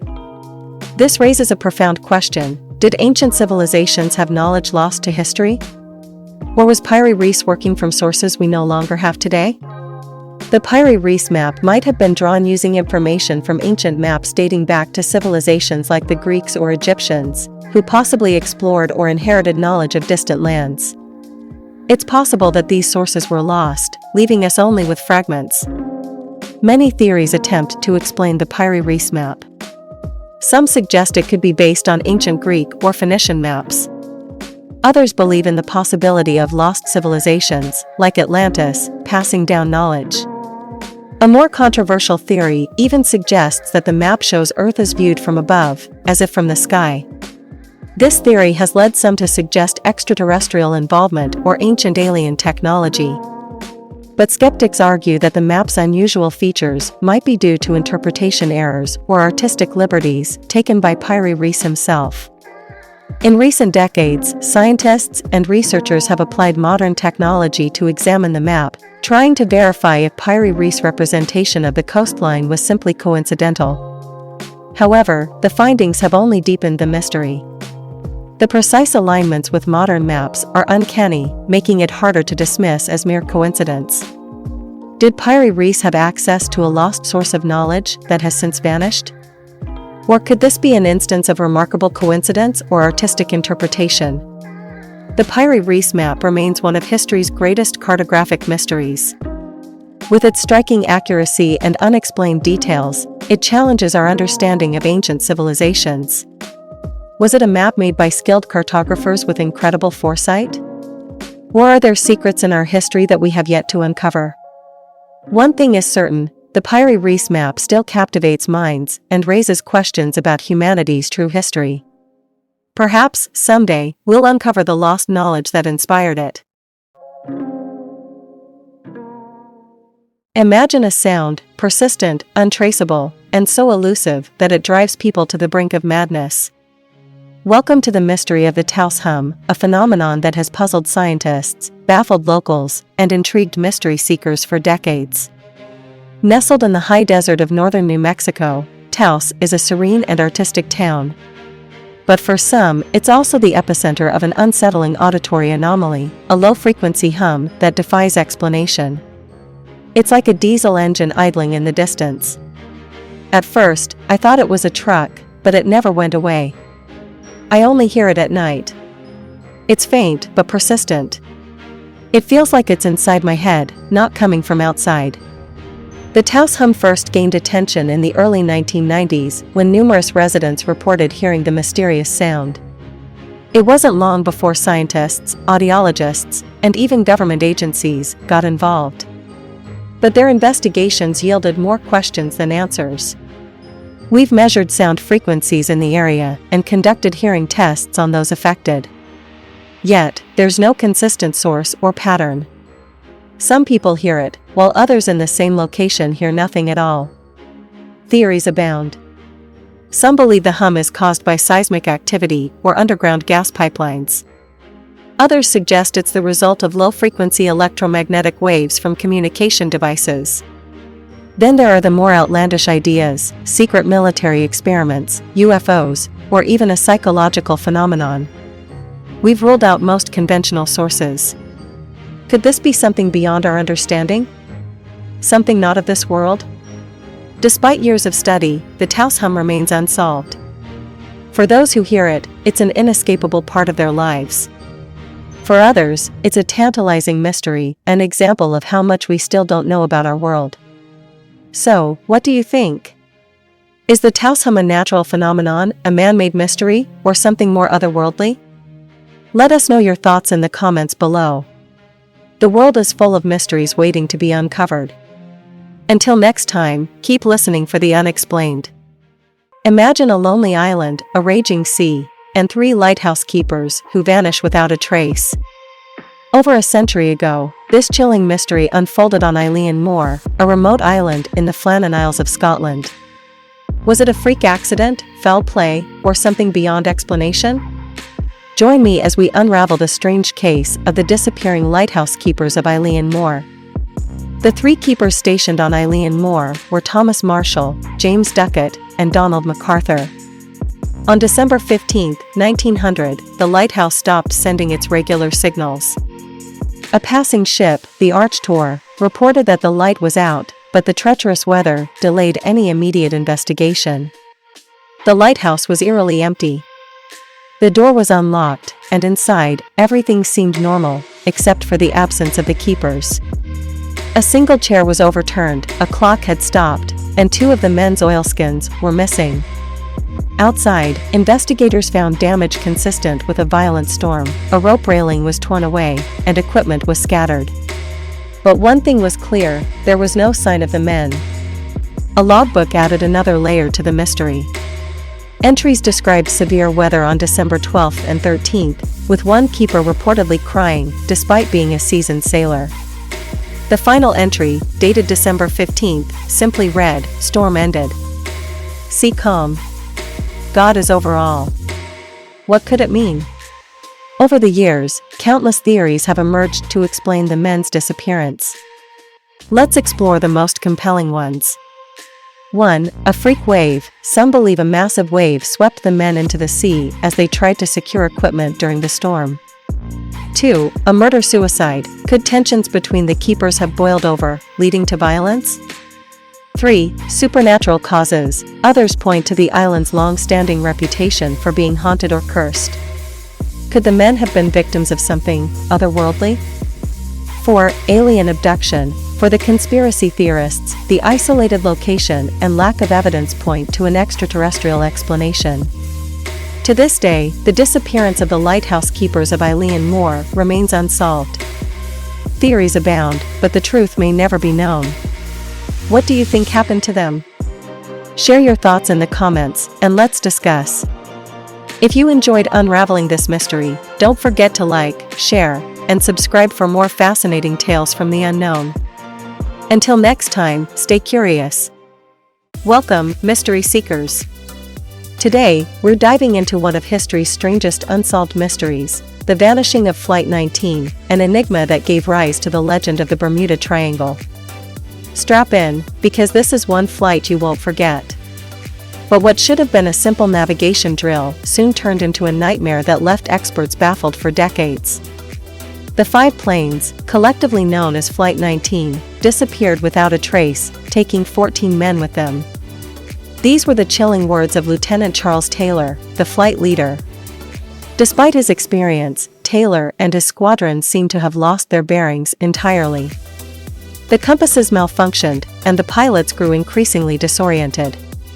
The last known position of Flight 19 was somewhere off the east coast of Florida, heading into what we now call the Bermuda Triangle. But fate had other plans. The rescue plane, along with its 13 crew members, vanished too. Witnesses reported seeing a fireball in the sky, but no wreckage was ever found. At this point, the mystery had escalated to an almost supernatural level. So, what really happened to Flight 19? Let's explore the theories. Some believe Lieutenant Taylor made a series of navigational mistakes. His insistence on heading east, despite evidence they were over the Gulf of Mexico, may have doomed the squadron. Others point to the compasses malfunctioning. Could it have been magnetic anomalies in the Bermuda Triangle? Storms and rogue waves are common in this area. Could a sudden squall have taken them by surprise? And then, of course, there's the more out there explanations: alien abductions, time warps, or even portals to another dimension. Despite decades of research, no conclusive evidence has ever been found. Wreckage from Flight 19, or the rescue plane, remains undiscovered. The mystery has become part of the Bermuda Triangle lore, captivating imaginations around the world. They were declared lost at sea, but their story is far from forgotten. The ocean hides many secrets, and the story of Flight 19 reminds us of just how little we truly know about our world. What do you think happened? Was it human error, bad weather, or something beyond our understanding? Leave your thoughts in the comments, and don't forget to like, share, and subscribe for more unsolved mysteries. Until next time, keep seeking the unknown. Welcome back, curious minds, to another journey into the unexplained. Today, we explore a story that sounds like it's straight out of science fiction, but witnesses claim it's true. Imagine traveling through an airport, only to discover someone with a passport from a country that doesn't exist. This is the story of the man from Taured. Let's uncover the details and decide if this mystery holds any truth. It's July 1954, and Tokyo's Haneda Airport is bustling with activity. Among the travelers, a man steps off a plane, appearing just like any other businessman. But as he presents his passport to customs officials, confusion sets in. His passport looks authentic, stamped with visa entries from numerous countries, but the country of origin? Taured. A nation that doesn't exist on any map. At first, officials thought it might be a mistake, but the man insisted Taured was real. He even pointed to its location on a map, near the border of France and Spain. But where he pointed, only Andorra existed. Who was this man, and where did he really come from? The man was impeccably dressed and fluent in several languages, including Japanese. His story was consistent. He was a businessman visiting Japan for the third time that year. He even presented legal documents, including a driver's license, company papers, and currency from several countries. Everything seemed legitimate, except for Taured. Authorities were baffled. They decided to detain him in a nearby hotel while they investigated. The man reportedly complied without resistance, even expressing frustration at the situation. Guards were stationed outside his hotel room door, but by the next morning, the man had vanished. No trace of him or his belongings could be found. Even more mysteriously, all of his documents, including the Taured passport, disappeared from the airport's records. To this day, no one knows how he escaped or what happened to the evidence. Did he slip past security unnoticed? Or did he somehow return to the world he claimed to be from? The case of the Taured man has sparked countless theories. Some believe he was a time traveler or a visitor from a parallel universe, accidentally crossing into our dimension. Others think it could be an elaborate hoax, or perhaps a case of mistaken identity, fueled by Cold War paranoia. But skeptics argue there's little verifiable evidence that this incident ever happened. It could simply be an urban legend, passed down and embellished over the decades. Yet, the details remain eerily consistent in every retelling. Whether the man from Taured was a lost traveler, a clever con artist, or a figment of collective imagination, his story continues to fascinate. It raises bigger questions about the nature of our reality and whether other dimensions might occasionally overlap with our own.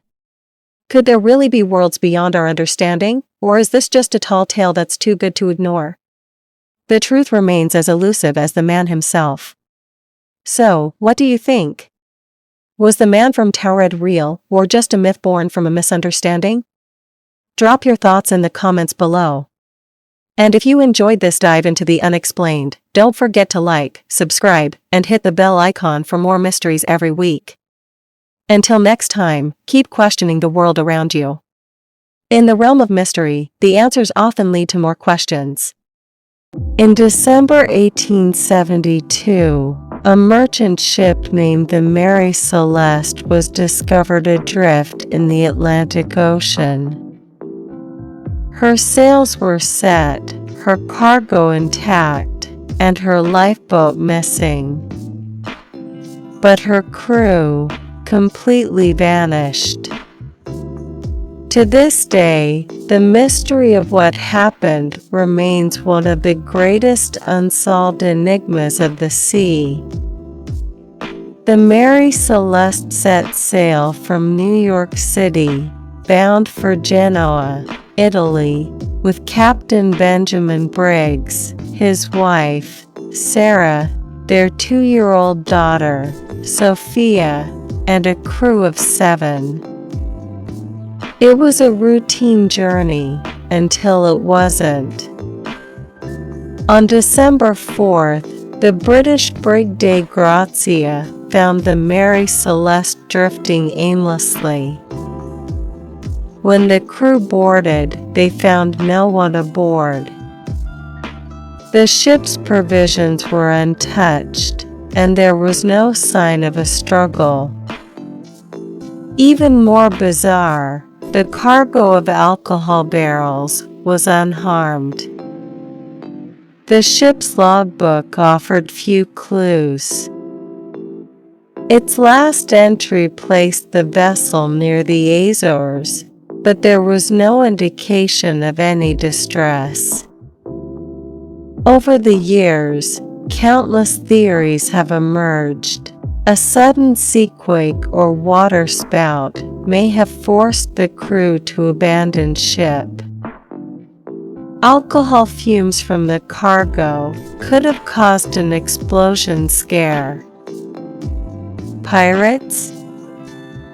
Unlikely, there was no evidence of looting. Or perhaps something more supernatural? Despite exhaustive investigations, the fate of the Mary Celeste's crew remains an unsolved mystery. Was it human error, a natural disaster, or something otherworldly? The Mary Celeste is a ghost ship in every sense of the word, an enduring reminder of the secrets the sea keeps. What do you think happened that fateful day in 1872? Subscribe for more mysteries and comment your theories below. Unraveling the mysteries of the world. Have you ever felt the chilling embrace of the unknown? This video will whisk you into the world's deepest mysteries, where the answers lurk beyond reach. From hidden realms to inexplicable phenomena, our journey begins in the shadows, beckoning the curious to venture further. Plunge into the ocean's abyss, where the Bermuda Triangle holds ships and planes captive in eerie silence. What dark forces linger beneath its waters? Experts remain baffled, leaving fragments of truth mingled with whispers of lore, a perfect invitation for the adventurous mind. The Nazca Lines, giant, ancient geoglyphs etched into Peru's vast desert, challenge all logic. Were they messages to the gods, or perhaps ancient astronauts? As scientists speculate, these silent figures invite you to ponder their purpose and the people who crafted them in centuries long past. In the heart of Egypt, the Sphinx and pyramids cast long shadows over the desert. Despite years of study, their secrets endure. What construction techniques did ancient engineers use? The fascination intensifies as each discovery leads to more questions, and every stone tells a hidden story. Are you ready to become a modern-day explorer? Join us as we delve into these mysteries, daring to ask, what if, amid the realities of our world? Subscribe, engage, and share your theories, because the thrill of the unexplained is best savored together. Your curiosity might just uncover the next great revelation. The mystery of the time-traveling hipster. Can history reveal evidence of visitors from the future? In 2010, a photograph taken in 1941 sparked debates that still baffle the internet. The so-called time-traveling hipster stands out in a crowd, wearing sunglasses, a graphic t-shirt, and holding what looks like a modern camera. Is this man proof of time travel, or just a case of mistaken identity? The photograph in question was taken during the reopening of the South Fork Bridge in British Columbia. The crowd appears ordinary, men in hats, women in dresses, except for one figure. His sunglasses seem decades ahead of the 1940s. His haircut and attire scream modern, and even the camera he holds looks out of place. When this image surfaced online, it quickly went viral. Theories poured in. Some claimed it was undeniable proof of time travel. Others suggested it was a prank or an elaborate hoax. Experts analyzed the photo and pointed out possible explanations.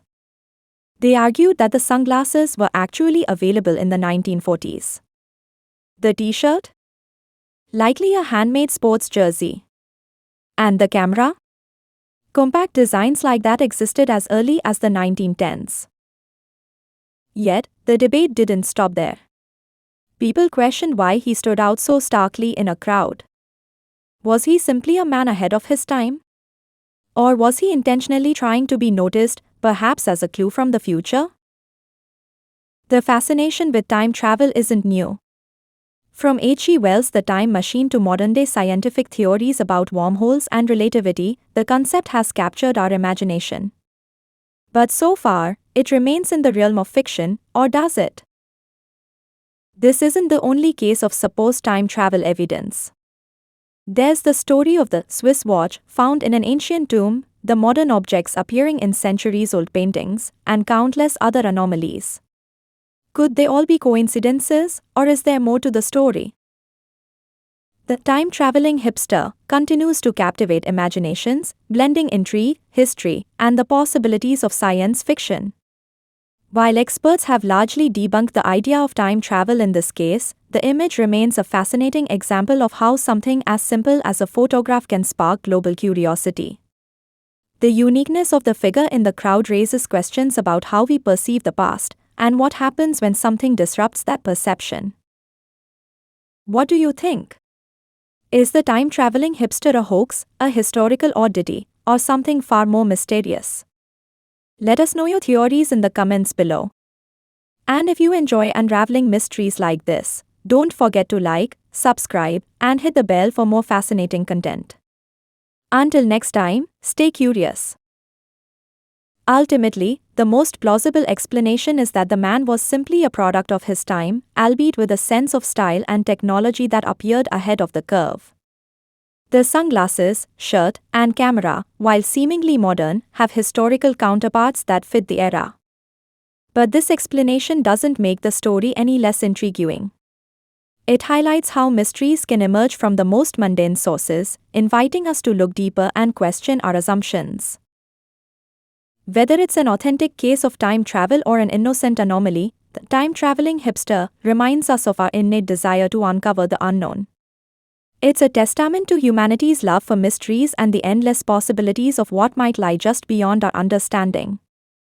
Perhaps the real value of this story isn't whether it's true, but the sense of wonder it inspires in all of us. The allure of the time-traveling hipster lies in its ability to challenge our understanding of time and history. Even though many experts have provided logical explanations, the image remains a cultural touchstone for those intrigued by the idea of breaking free from the constraints of time. It sparks a deeper question: if time travel were real, how would we recognize it? Would travelers leave subtle clues, or could their presence be hidden in plain sight, as some believe this photograph suggests? In the end, whether this case is explained or left as an enigma, its real impact lies in its power to inspire curiosity. Mysteries like these push us to explore not just the evidence but the limits of our own understanding. They remind us that the past holds countless secrets waiting to be uncovered, and that even the smallest detail, a photograph, an object, or a story, can ignite our imagination in ways we never expect. Understanding cyclones, nature's fury unleashed. Cyclones are massive storm systems characterized by a low-pressure center, fierce winds, and intense rain. They form over warm ocean waters, gathering strength and sometimes transforming into powerful hurricanes or typhoons, depending on the region. Cyclones emerge from tropical thunderstorms. As warm, moist air rises, it creates a low-pressure area beneath. This draws in surrounding air, causing a vortex. With sufficient energy from the ocean, the system gains strength, spinning faster and developing into a cyclone. These storms bring life-threatening hazards, heavy rainfall, strong winds, and storm surges. Flooding and damage to infrastructure are common, affecting millions. Understanding these impacts helps communities prepare for the worst and minimize potential harm. Stay updated through weather alerts and follow evacuation advice. Secure your home by reinforcing doors and windows. Have an emergency kit prepared. Simple steps can save lives, so ensure you are ready to respond effectively when a cyclone threat arises. Cyclones are powerful, but knowledge is a key defense. Share this video and talk to your community about cyclone preparedness. The more informed we are, the better we can protect ourselves and support each other in times of crisis. Stay safe and proactive. History is filled with tales of unexplained disappearances, but few are as enigmatic as the vanishing of Ambrose Bierce, a celebrated American author, journalist, and Civil War veteran. Known for his dark wit and haunting stories, Bierce's life was shrouded in mystery, and his disappearance became his final unsolved tale. Ambrose Bierce was a man of many talents. Born in 1842, he was best known for his short stories like An Occurrence at Owl Creek Bridge and his satirical work, The Devil's Dictionary. A cynic with a sharp tongue, Bierce earned the nickname Bitter Bierce. But his life took a dramatic turn in 1913 when he seemingly vanished without a trace. In 1913, at the age of 71, Bierce embarked on a mysterious journey to Mexico. He claimed to be researching a book on the Mexican Revolution, but hinted at something more cryptic in his letters. In one, he wrote, "Goodbye. If you hear of me being stood up against a Mexican stone wall and shot to rags, please know that I think it's a pretty good way to depart this life." These chilling words would become hauntingly prophetic. After crossing into Mexico, Bierce's trail goes cold. Theories about his disappearance range from the plausible to the bizarre. Some believe he was executed by Pancho Villa's forces, as he was reportedly last seen with the Revolutionary Army. Others think he may have wandered into the desert to end his life, in line with his grim worldview. Then there are wilder ideas. Did Bierce fake his death to live in obscurity? Or could he have fallen victim to a botched espionage mission, as some suggest? His disappearance has left historians and mystery enthusiasts guessing for over a century. Adding to the mystery, some have suggested paranormal explanations. Bierce's stories often dealt with themes of death, the afterlife, and the supernatural. Could he have been drawn into the very mysteries he wrote about? While unlikely, the eerie parallels between his fiction and his disappearance spark the imagination. Despite his vanishing act, Bierce's work has stood the test of time. His tales continue to inspire writers, filmmakers, and readers. But the question remains, what really happened to Ambrose Bierce? Was his disappearance a tragic accident, a calculated move, or something far stranger? Ambrose Bierce once wrote, "Nothing matters." Yet, over a century later, his vanishing act still matters to those who love a good mystery. What do you think happened to the man who disappeared into the shadows of history? Share your theories in the comments below. If you enjoyed this story, don't forget to like, subscribe, and stay tuned for more unsolved mysteries. Until next time, keep questioning the unknown. Welcome to one of history's most enigmatic tales, a story that blends reality, imagination, and perhaps even time travel. Today, we uncover the extraordinary events experienced by Charlotte and Moberly and Eleanor Jourdain, two women who claim to have stepped back into the 18th century while visiting Versailles. What really happened that day in 1901? Let's explore the evidence, the theories, and the lingering mystery. Before diving into their strange experience, let's meet the protagonists. Charlotte and Moberly was an accomplished academic, the first principal of St. Hugh's College, Oxford. Eleanor Jourdain was her assistant principal and a scholar in her own right. Both women were rational, educated, and had no history of fanciful storytelling. They were not ghost hunters, nor were they seeking a paranormal experience. They were merely tourists, two intellectuals exploring the grounds of one of France's most famous landmarks. Their adventure began on a warm August day in 1901. As they walked toward the Petit Trianon, they claimed to have felt an oppressive, eerie atmosphere. The path seemed deserted, yet they soon encountered figures who would transport them into another time. They later described these individuals as being oddly silent, with stiff, unnatural movements, almost like actors in a historical tableau. Was this a classic case of a time slip? Time slips are reported phenomena where people claim to momentarily experience the past as though it's their present. But what could cause such an event?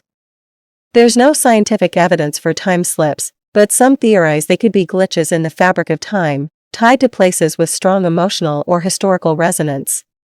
Critics argue the incident could be explained by psychological factors. Shared hallucinations, while rare, are not impossible. Could Moberly and Jourdain's close friendship and shared expectations have influenced their perceptions? Our minds are wired to fill in gaps in perception. If two people share similar expectations, they might interpret ambiguous stimuli in the same way, creating a shared illusion. Versailles itself has long been associated with ghost stories and strange happenings. Built in the 17th century, the palace has witnessed centuries of opulence, intrigue, and tragedy. Could these emotional imprints explain what Moberly and Jourdain experienced? In 1911, Moberly and Jourdain published their account in a book titled An Adventure. While it gained attention, it also drew criticism and ridicule. Despite the backlash, the women stood by their story until their deaths. Were they mistaken, or were they brave enough to share an unbelievable truth? Some theorists propose a simpler explanation. The women may have wandered into a historical reenactment or stumbled upon actors preparing for a play. However, no records of such events exist from that day. Over a century later, the path to the Petit Trianon remains a place of intrigue. Visitors retrace the steps of Moberly and Jourdain, hoping to experience a similar phenomenon. But so far, no one has been able to replicate their journey. The Moberly-Jourdain incident raises more questions than it answers. Was it a time slip, a shared hallucination, or something else entirely? Perhaps the truth lies in a realm we have yet to understand. History is full of mysteries, and the Moberly-Jourdain incident is a reminder of how much we still don't know about our world, and perhaps, our universe. Until next time, keep questioning the unknown. Beneath the sands of Egypt lies a structure whispered about for centuries, a place shrouded in secrecy, forgotten by time. It's a wonder described by ancient scholars as more magnificent than the pyramids, a monument lost to history. Today, we embark on a journey to uncover the enigma of the lost labyrinth of ancient Egypt. Our story begins with Herodotus, often called the father of history. In the 5th century BCE, he traveled to Egypt and recorded one of the most astonishing structures he had ever heard of, a labyrinth. According to his writings, the labyrinth was a sprawling complex of halls, chambers, and underground passages. Its scale was said to surpass even the Great Pyramid of Giza. Herodotus described it as a 2-story marvel. The upper level, he claimed, held 12 massive courts, surrounded by columns and interconnected passageways. Below it? A subterranean labyrinth with countless tombs and chambers, a place of eternal rest for the kings of Egypt and sacred crocodiles. But Herodotus wasn't the only one. Centuries later, Roman historian Strabo wrote about the labyrinth, affirming its existence near the ancient city of Crocodilopolis, modern-day Hawara. He called it a testament to Egyptian ingenuity, but by his time, the labyrinth was already in ruins. If such a grand structure once existed, why has it never been uncovered? Over the centuries, explorers and scholars have attempted to find the labyrinth, often without success. One of the earliest significant efforts was led by British archaeologist Flinders Petrie in 1888. Petrie uncovered what he believed to be the foundations of the labyrinth, a vast platform of stone that could have supported the colossal structure described by Herodotus. However, no walls, chambers, or artifacts were found, leaving many to doubt his conclusion. Decades later, archaeologists and geologists revisited Hawara, but the shifting sands of time and flooding from the Nile made excavation difficult. The labyrinth remained elusive, a ghost of its former glory buried beneath layers of earth. In recent years, technology has given new hope to this ancient mystery. In 2008, the Mataha expedition used ground-penetrating radar to scan the area beneath Hawara. What they discovered was extraordinary. The scans revealed a network of geometric anomalies, patterns consistent with man-made structures buried deep below the surface. While the findings have yet to be confirmed through excavation, they reignited global interest in the labyrinth.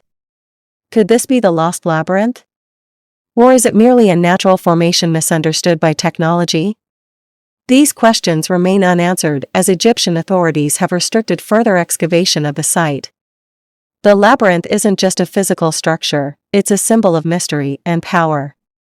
Ancient myths speak of it as a repository of hidden knowledge, a place where priests guarded secrets too dangerous for humanity to know. Some speculate that the labyrinth could contain texts predating even the pyramids, perhaps revealing unknown truths about the origins of Egyptian civilization. Others believe it was a ceremonial center, where the living communicated with the dead. If the labyrinth truly exists beneath Hawara, why hasn't it been uncovered? The answer is complicated. Political instability, funding challenges, and environmental factors have made large-scale excavations nearly impossible. Moreover, skeptics argue that the labyrinth may never have existed at all. Could it be that Herodotus exaggerated, or that the labyrinth was symbolic rather than literal? Without definitive proof, the debate continues. Theories about the labyrinth are as diverse as the scholars studying it. Was it a mausoleum, a palace, or a massive archive of ancient knowledge? Some even suggest that the labyrinth's true purpose was spiritual, designed to guide the soul through the afterlife. Others believe the labyrinth is yet to be discovered, perhaps buried beneath another site entirely. If so, it may hold treasures and texts that could rewrite history. The labyrinth of ancient Egypt remains one of history's most tantalizing mysteries. Whether hidden beneath the sands or lost forever to time, it reminds us of the secrets our world still holds. Perhaps, one day, technology, determination, and luck will converge to reveal its true nature. Thank you for joining us on this journey. Don't forget to like, subscribe, and stay tuned for more mysteries from the ancient world. On a quiet hilltop in Brazil in 1966, a scene of baffling tragedy was discovered: 2 lifeless bodies, mysterious notes, and lead masks covering their eyes. What happened to Miguel José Viana and Manuel Pereira de Cruz remains one of the strangest unsolved mysteries of the 20th century. August 20, 1966. A young man walking up Vintum Hill in Niterói, Brazil, made a horrifying discovery. Lying side by side in the tall grass were 2 men.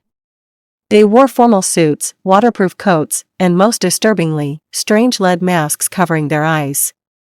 There were no signs of struggle, no visible injuries. Beside them lay a notebook with cryptic instructions: 1630 be at the agreed place. 1830 ingest capsules. After effect, protect metals, await signal. This note would set the stage for one of the most perplexing investigations in Brazilian history. The 2 men were identified as Miguel José Viana, 34, and Manuel Pereira de Cruz, 32. They were electronics repairmen from Campos dos Goitacazes, a small town north of Rio de Janeiro. Friends and family described them as hardworking and devoutly religious. But they also had a peculiar interest in spiritualism, particularly practices involving communication with extraterrestrial beings.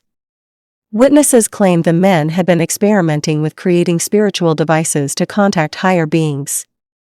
On August 17, 3 days before their bodies were discovered, Miguel and Manuel left their homes, telling their families they were traveling to buy materials for work. They carried a large sum of cash and tools for their electronics projects. Eyewitnesses later reported seeing the men purchasing waterproof coats in Niterói. At a local bar near Vintum Hill, they bought a bottle of water, possibly to ingest the capsules mentioned in the note. But after that, their movements became a mystery. When authorities arrived at the scene, they were puzzled. The bodies showed no signs of physical trauma, no evidence of poisoning, and no explanation for their deaths. Even more baffling were the lead masks. These were crudely cut pieces of metal, shaped to fit over their eyes. Some theorized they were used to shield the men from radiation or bright light, possibly linked to their spiritual experiments. The autopsy results were inconclusive. There was no trace of drugs or toxins. The capsules mentioned in the note were never found, leaving a crucial gap in understanding their cause of death. The lead masks are unlike anything seen in conventional spiritual practices. Their purpose remains speculative, tied to UFO sightings, spiritual rituals, and pseudoscience. As with any great mystery, theories abound. One of the most popular involves UFOs. During the 1960s, Brazil was a hotspot for reported alien encounters, and Miguel and Manuel believed they were on the verge of contacting extraterrestrial beings. Could the signal in the note refer to a UFO? Another theory links their deaths to spiritualism. In the 1960s, Brazil saw a rise in esoteric practices, blending Catholicism and mysticism. Some speculate the men were performing a ritual that went horribly wrong. Others believe the case involves experimental science. The men may have been testing a device involving radiation, accounting for the lead masks. Without proper safeguards, this could explain their sudden deaths. Finally, there's the theory of foul play. Could someone have exploited their beliefs, leading them to their deaths? Some even suggest government experiments or cover-ups related to secret technology. Despite decades of investigation, the lead mask's case remains unsolved. Key pieces of evidence, like the capsules and missing witnesses, were never found. Over time, theories have multiplied, but answers remain elusive. The deaths of Miguel and Manuel leave us with more questions than answers. Were they victims of their own beliefs, or did they stumble upon something beyond human understanding? Whatever the truth, the lead mask's case continues to haunt Brazil's history, a reminder that some mysteries may never be solved. What do you think happened on Bentham Hill? Was it a UFO encounter, a failed ritual, or something even stranger? Let us know your theories in the comments below. And don't forget to like, share, and subscribe for more chilling mysteries. In the frozen heart of Canada, deep within the desolate tundra, lies a mystery that has baffled investigators for nearly a century. A thriving Inuit village near Anjikuni Lake simply disappeared, leaving behind no trace of its inhabitants. What could have caused such a chilling event? Join us as we unravel one of the most perplexing mysteries of the modern age, the vanishing village of Anjikuni Lake. Our story begins in November 1930, when an experienced fur trapper named Joe LaBelle embarked on a journey across the barren tundra. LaBelle was no stranger to the cold wilderness, and he often relied on the hospitality of Inuit villagers for food and shelter. He approached the Anjikuni Lake settlement, expecting warmth and conversation, but instead, he found silence. A silence so profound it chilled him to the bone. The village was abandoned. Tools were left in mid-use. Half-cooked meals sat frozen in pots. The sled dogs, left behind, were found starved to death, an unusual and tragic sight. But what truly shocked LaBelle was the absence of footprints in the snow, as if the villagers had vanished into thin air. LaBelle reported the incident to the Royal Canadian Mounted Police, RCMP. What followed was an investigation filled with more questions than answers. According to reports, the RCMP found no evidence of foul play, no blood, no signs of struggle, no indication of where the villagers had gone. Even the graves in the nearby burial ground were said to have been emptied, their contents mysteriously removed. The RCMP's official stance later dismissed the story as exaggerated folklore. However, skeptics argue that their dismissal was an attempt to avoid panic or to cover up something far more sinister. Over the years, countless theories have emerged to explain the vanishing of the Anjikuni villagers. Let's explore some of the most prominent ones. Some believe the villagers abandoned their settlement due to famine or disease. The Canadian wilderness is unforgiving, and a harsh winter could easily force even the hardiest of communities to flee. But this theory raises a critical question: why would they leave behind food, tools, and their sled dogs, their primary means of survival? In the 1930s, multiple witnesses reported seeing strange lights in the skies above Anjikuni Lake. Could these have been UFOs? The theory of alien abduction, though far-fetched to some, has gained traction among ufologists. They argue that the lack of tracks or struggle suggests an extraterrestrial event, a theory bolstered by Inuit folklore that speaks of sky people descending from the heavens. Another theory delves into the supernatural. Could the villagers have fallen victim to malevolent spirits or an ancient curse? Inuit culture is rich with tales of spirits and beings that inhabit the land. Stories of the Torngarsik, a powerful deity, and Kalapalik, a creature that lures people into the icy waters, may offer clues to the villagers' fate. Finally, some suggest that the disappearance was part of a government cover-up. Could the area have been used for secret experiments or military operations? With a lack of concrete evidence, this theory, like the others, leaves more questions than answers. While the mystery of Anjikuni Lake continues to fascinate, some researchers have cast doubt on its authenticity. They argue that the story may have been exaggerated or entirely fabricated by journalists looking to sell papers. Skeptics point out inconsistencies in the timeline and lack of concrete evidence to support such a dramatic tale. Today, Anjikuni Lake remains a tranquil yet haunting location. Visitors and researchers continue to search for answers, hoping to uncover new clues that may shed light on this decades-old mystery. The story of Anjakuni Lake reminds us of the fragility of life in the wilderness and the enduring power of human curiosity. Whether the villagers succumbed to nature, vanished into another realm, or fell victim to forces we cannot comprehend, their story remains one of the most chilling unsolved mysteries in history. Which theory do you believe? Was it a natural disaster, a supernatural curse, or something entirely unexpected? Share your thoughts in the comments below, and don't forget to like, subscribe, and hit the bell icon for more in-depth explorations of history's greatest mysteries. There is a mystery orbiting our planet. It's not a story of satellites we've built, nor is it a tale of natural cosmic phenomena. This is the story of the Black Knight satellite, a supposed extraterrestrial artifact that some believe has been silently circling Earth for over 13,000 years. A relic from another civilization, or perhaps a puzzle born out of our own imaginations. Today, we dive deep into this enigma to separate fact from fiction. Our story begins in 1899 with one of the most brilliant minds of all time, Nikola Tesla. In his Colorado Springs laboratory, Tesla was conducting experiments to transmit and receive radio waves across great distances. But during one of these experiments, he encountered something unexpected and unusual, repeating signal from space.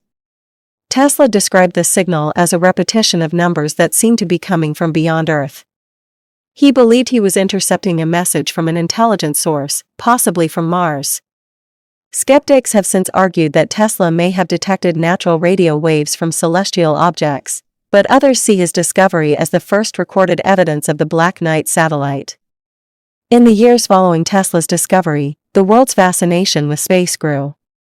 By the 1920s and 1930s, amateur radio operators began reporting similar strange signals. These echoes, known as long-delayed echoes or LDEs, would often bounce back to Earth seconds or even minutes after being transmitted, an anomaly that defied scientific explanation at the time. I remember hearing the echoes and thinking, this has to be interference. But the timing was so precise, it felt deliberate, almost as if someone, or something, was sending them back. The mystery deepened in 1960, when a U.S. radar installation picked up an unknown object in orbit around Earth. This object, which seemed to be in a polar orbit, was puzzling because no human-made satellite had yet been launched into such an orbit.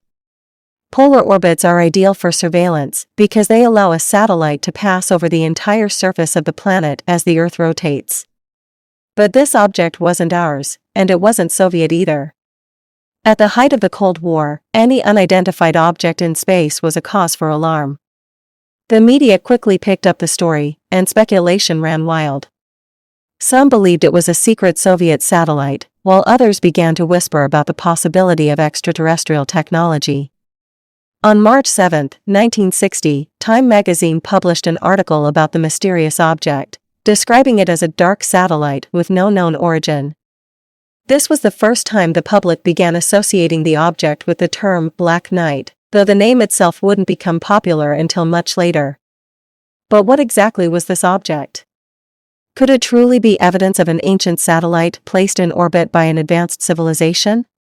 Or was it simply a case of mistaken identity, perhaps a piece of space debris or a natural asteroid caught in Earth's gravity? To understand the full story of the Black Knight satellite, we need to examine the evidence, both the hard facts and the theories that have captivated imaginations for decades. But first, let's look at one of the most compelling pieces of evidence, the strange signals associated with this enigmatic object. Imagine losing two children in a tragic accident, only for them to seemingly return to you years later. A chilling story of reincarnation or an unexplained coincidence? This is the mystery of the Pollock twins. In 1957, sisters Joanna, aged 11, and Jacqueline, aged 6, lived in Hexham, England. They were inseparable, playful, and full of life. But their story took a devastating turn when both girls tragically died in a car accident while on their way to church. Their parents, John and Florence Pollock, were heartbroken. Yet, John held an unusual belief. He was convinced that his daughters would return to them in some form. A year later, Florence gave birth to twin girls, Gillian and Jennifer. At first glance, nothing seemed out of the ordinary until the couple noticed strange similarities between the twins and their deceased daughters. Jennifer was born with two distinct birthmarks. One was on her forehead, resembling a scar Jacqueline had from a fall. The second was on her waist, matching one of Jacqueline's previous birthmarks. Strangely, Jillian, the older twin, had no such marks, just like Joanna. As they grew older, the twins began to exhibit peculiar behaviors. They recalled details about Joanna and Jacqueline's lives, including the layout of their previous home, places they had never visited, and toys that had belonged to their late sisters. They even seemed to share a fear of cars, often panicking when crossing the street. These incidents baffled their parents and drew attention from psychologists and paranormal researchers. Some considered this proof of reincarnation, while skeptics believed the parents may have unintentionally influenced the twins' behavior. By the time Jillian and Jennifer turned 5, these eerie memories began to fade. The twins grew up and led ordinary lives, leaving behind this strange chapter of their childhood. The case of the Pollock twins remains one of the most compelling stories in the study of reincarnation. Was it a case of past lives revisited, or simply the power of suggestion and coincidence? The truth remains elusive. What do you think? Could the Pollock twins really have been reincarnations of their older sisters, or is there a more rational explanation? Let us know your thoughts in the comments below. Don't forget to like, subscribe, and hit that notification bell for more mysteries that defy explanation. On a cold February night in 1994, Riverside General Hospital in California became the epicenter of one of the most bizarre medical mysteries in modern history. The arrival of one patient, Gloria Ramirez, would lead to chaos, confusion, and a series of events that have baffled experts for decades. What turned this 31-year-old mother into what some would later call a biological hazard? Tonight, we will dive into the life of Gloria Ramirez, retrace the horrifying events of that night, and explore the chilling theories that surround this unsolved medical mystery. Gloria Ramirez was a loving mother of 2, described by her friends and family as compassionate, funny, and fiercely dedicated to her children. But in late 1993, Gloria's life took a devastating turn. She was diagnosed with late-stage cervical cancer. Gloria was a fighter. Even when the odds were against her, she tried to stay strong for her kids. She refused to give up hope. Facing limited options, Gloria turned to chemotherapy and other treatments, but some close to her believe she may have explored alternative remedies to manage her pain, remedies that could hold clues to the mystery of her final hours. At 8:15 p.m., Gloria Ramirez was rushed into the ER. Her vitals were dangerously low. Doctors and nurses immediately began efforts to stabilize her. But as they worked to save her life, something unusual happened. What's that smell? It's sharp, like ammonia. Staff reported a chemical-like odor coming from Gloria's blood. As they examined it further, strange particles were noticed floating in the sample, particles they would later describe as crystals. Moments later, the unthinkable happened. Medical staff began collapsing, one after another, overcome by dizziness, nausea, and shortness of breath. In total, 23 ER personnel fell ill, 5 of whom required hospitalization. The ER was evacuated, leaving only a skeletal crew to attend to Gloria. Despite their efforts, Gloria Ramirez was pronounced dead at 8:50 p.m. But for the staff at Riverside General, the nightmare was far from over. With no clear explanation for what had happened, the case quickly escalated. Gloria's body was treated as a potential biohazard and was sealed in an airtight coffin to prevent contamination. Autopsy results pointed to kidney failure caused by advanced cancer, but they failed to explain the bizarre symptoms experienced by the ER staff. The incident raised many questions. Could Gloria's condition have caused the release of a toxic substance? Or was something else introduced into the environment that night? One prevailing theory centered around dimethyl sulfoxide, or DMSO. This solvent, sometimes used as a home remedy for pain relief, may have accumulated in Gloria's body. When combined with the oxygen administered in the ER, it could have formed dimethyl sulfate, a highly toxic gas capable of causing the symptoms experienced that night. But this explanation was not universally accepted. While DMSO could theoretically account for some of the events, many experts argued that the reaction conditions were unlikely to occur naturally. So, what else could have happened? Another prominent theory suggested that the incident was a case of mass hysteria. Under extreme stress, individuals in close quarters can experience physical symptoms triggered by psychological factors. But could mass hysteria alone explain the crystals in Gloria's blood or the chemical odor? Then there were the more unconventional theories. Some claimed that Gloria had been exposed to a highly experimental treatment or even an unknown toxin. Others ventured into the realm of the paranormal, suggesting extraterrestrial involvement or a government cover-up. Years later, the incident at Riverside General Hospital remains one of the most perplexing medical mysteries. For the staff who survived, it was a life-altering experience, raising concerns about workplace safety and the limits of medical science. As for Gloria's family, they continue to seek answers. Was Gloria Ramirez the victim of a tragic medical anomaly, or is the truth far stranger than anyone dares to imagine? Nearly 30 years later, the case of Gloria Ramirez remains a haunting enigma. What really happened that fateful night? Perhaps the answers lie hidden in the shadows, or perhaps we'll never know. In the shadowy streets of Eastern Europe during the Cold War, an ominous legend began to spread, one that would terrify generations. The Black Volga, a car of sleek darkness, said to appear out of nowhere, abduct people, and vanish without a trace. Was it a tool of secret government agencies, a cursed vehicle driven by sinister forces, or just a chilling urban legend? Today, we dive into this mystery, uncovering its origins, conspiracy theories, and its lasting impact on popular culture. Buckle up for the ride of your life, because this tale is anything but ordinary. The legend of the Black Volga originated during the 1960s in Eastern Europe.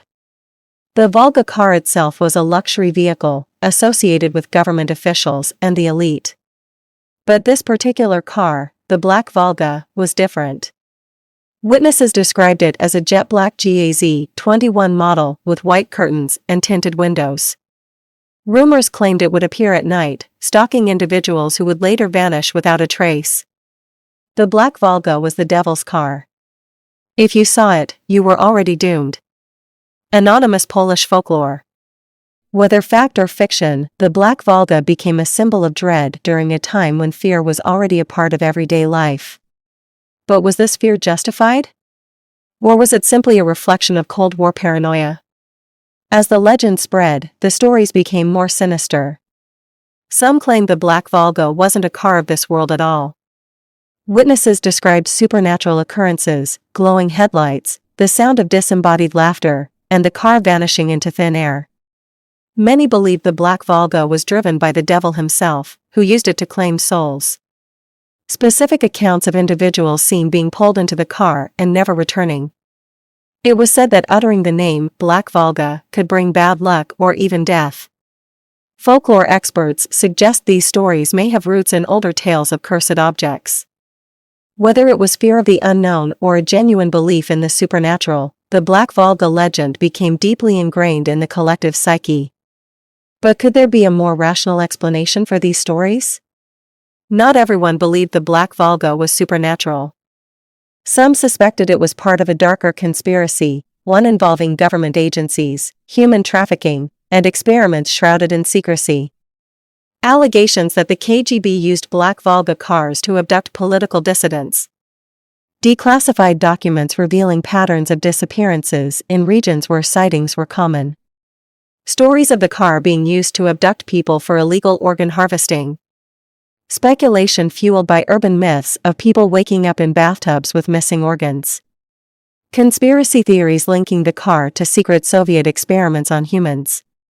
Testimonies from supposed whistleblowers who claim to have worked on these projects. It's easy to see how these theories could emerge during a time of intense political and social unrest. But do they hold any weight? Or are they just another layer of myth in the Black Volga story? Even today, the legend of the Black Volga lives on. While the sightings have decreased, the car continues to appear in stories, films, and even video games. It has become a symbol of mystery, fear, and the unknown. Reports of black Volga cars in rural areas, often associated with strange disappearances. Analysis of these accounts and their credibility. The car's depiction in Eastern European literature, movies, and folklore. Comparisons to other legendary vehicles like the ghost train or phantom stagecoach. The Black Volga remains one of the most enduring urban legends of the 20th century. Whether it was a tool of oppression, a cursed car, or simply a reflection of collective fear, its story continues to captivate and terrify. What do you think? Is there truth behind the legend, or is it just another tale to keep us looking over our shoulders? Let us know your thoughts in the comments. And remember, if you ever see a black car with tinted windows late at night, maybe it's best to walk the other way. Stay curious, stay safe, and we'll see you in the next mystery. Welcome to the remote island of Iona, a place steeped in mystery, history, and legend. It was here, nearly a century ago, that Netta Fornario met her untimely and perplexing end. Who was she, why did she come here, and what forces, human or otherwise, led to her death?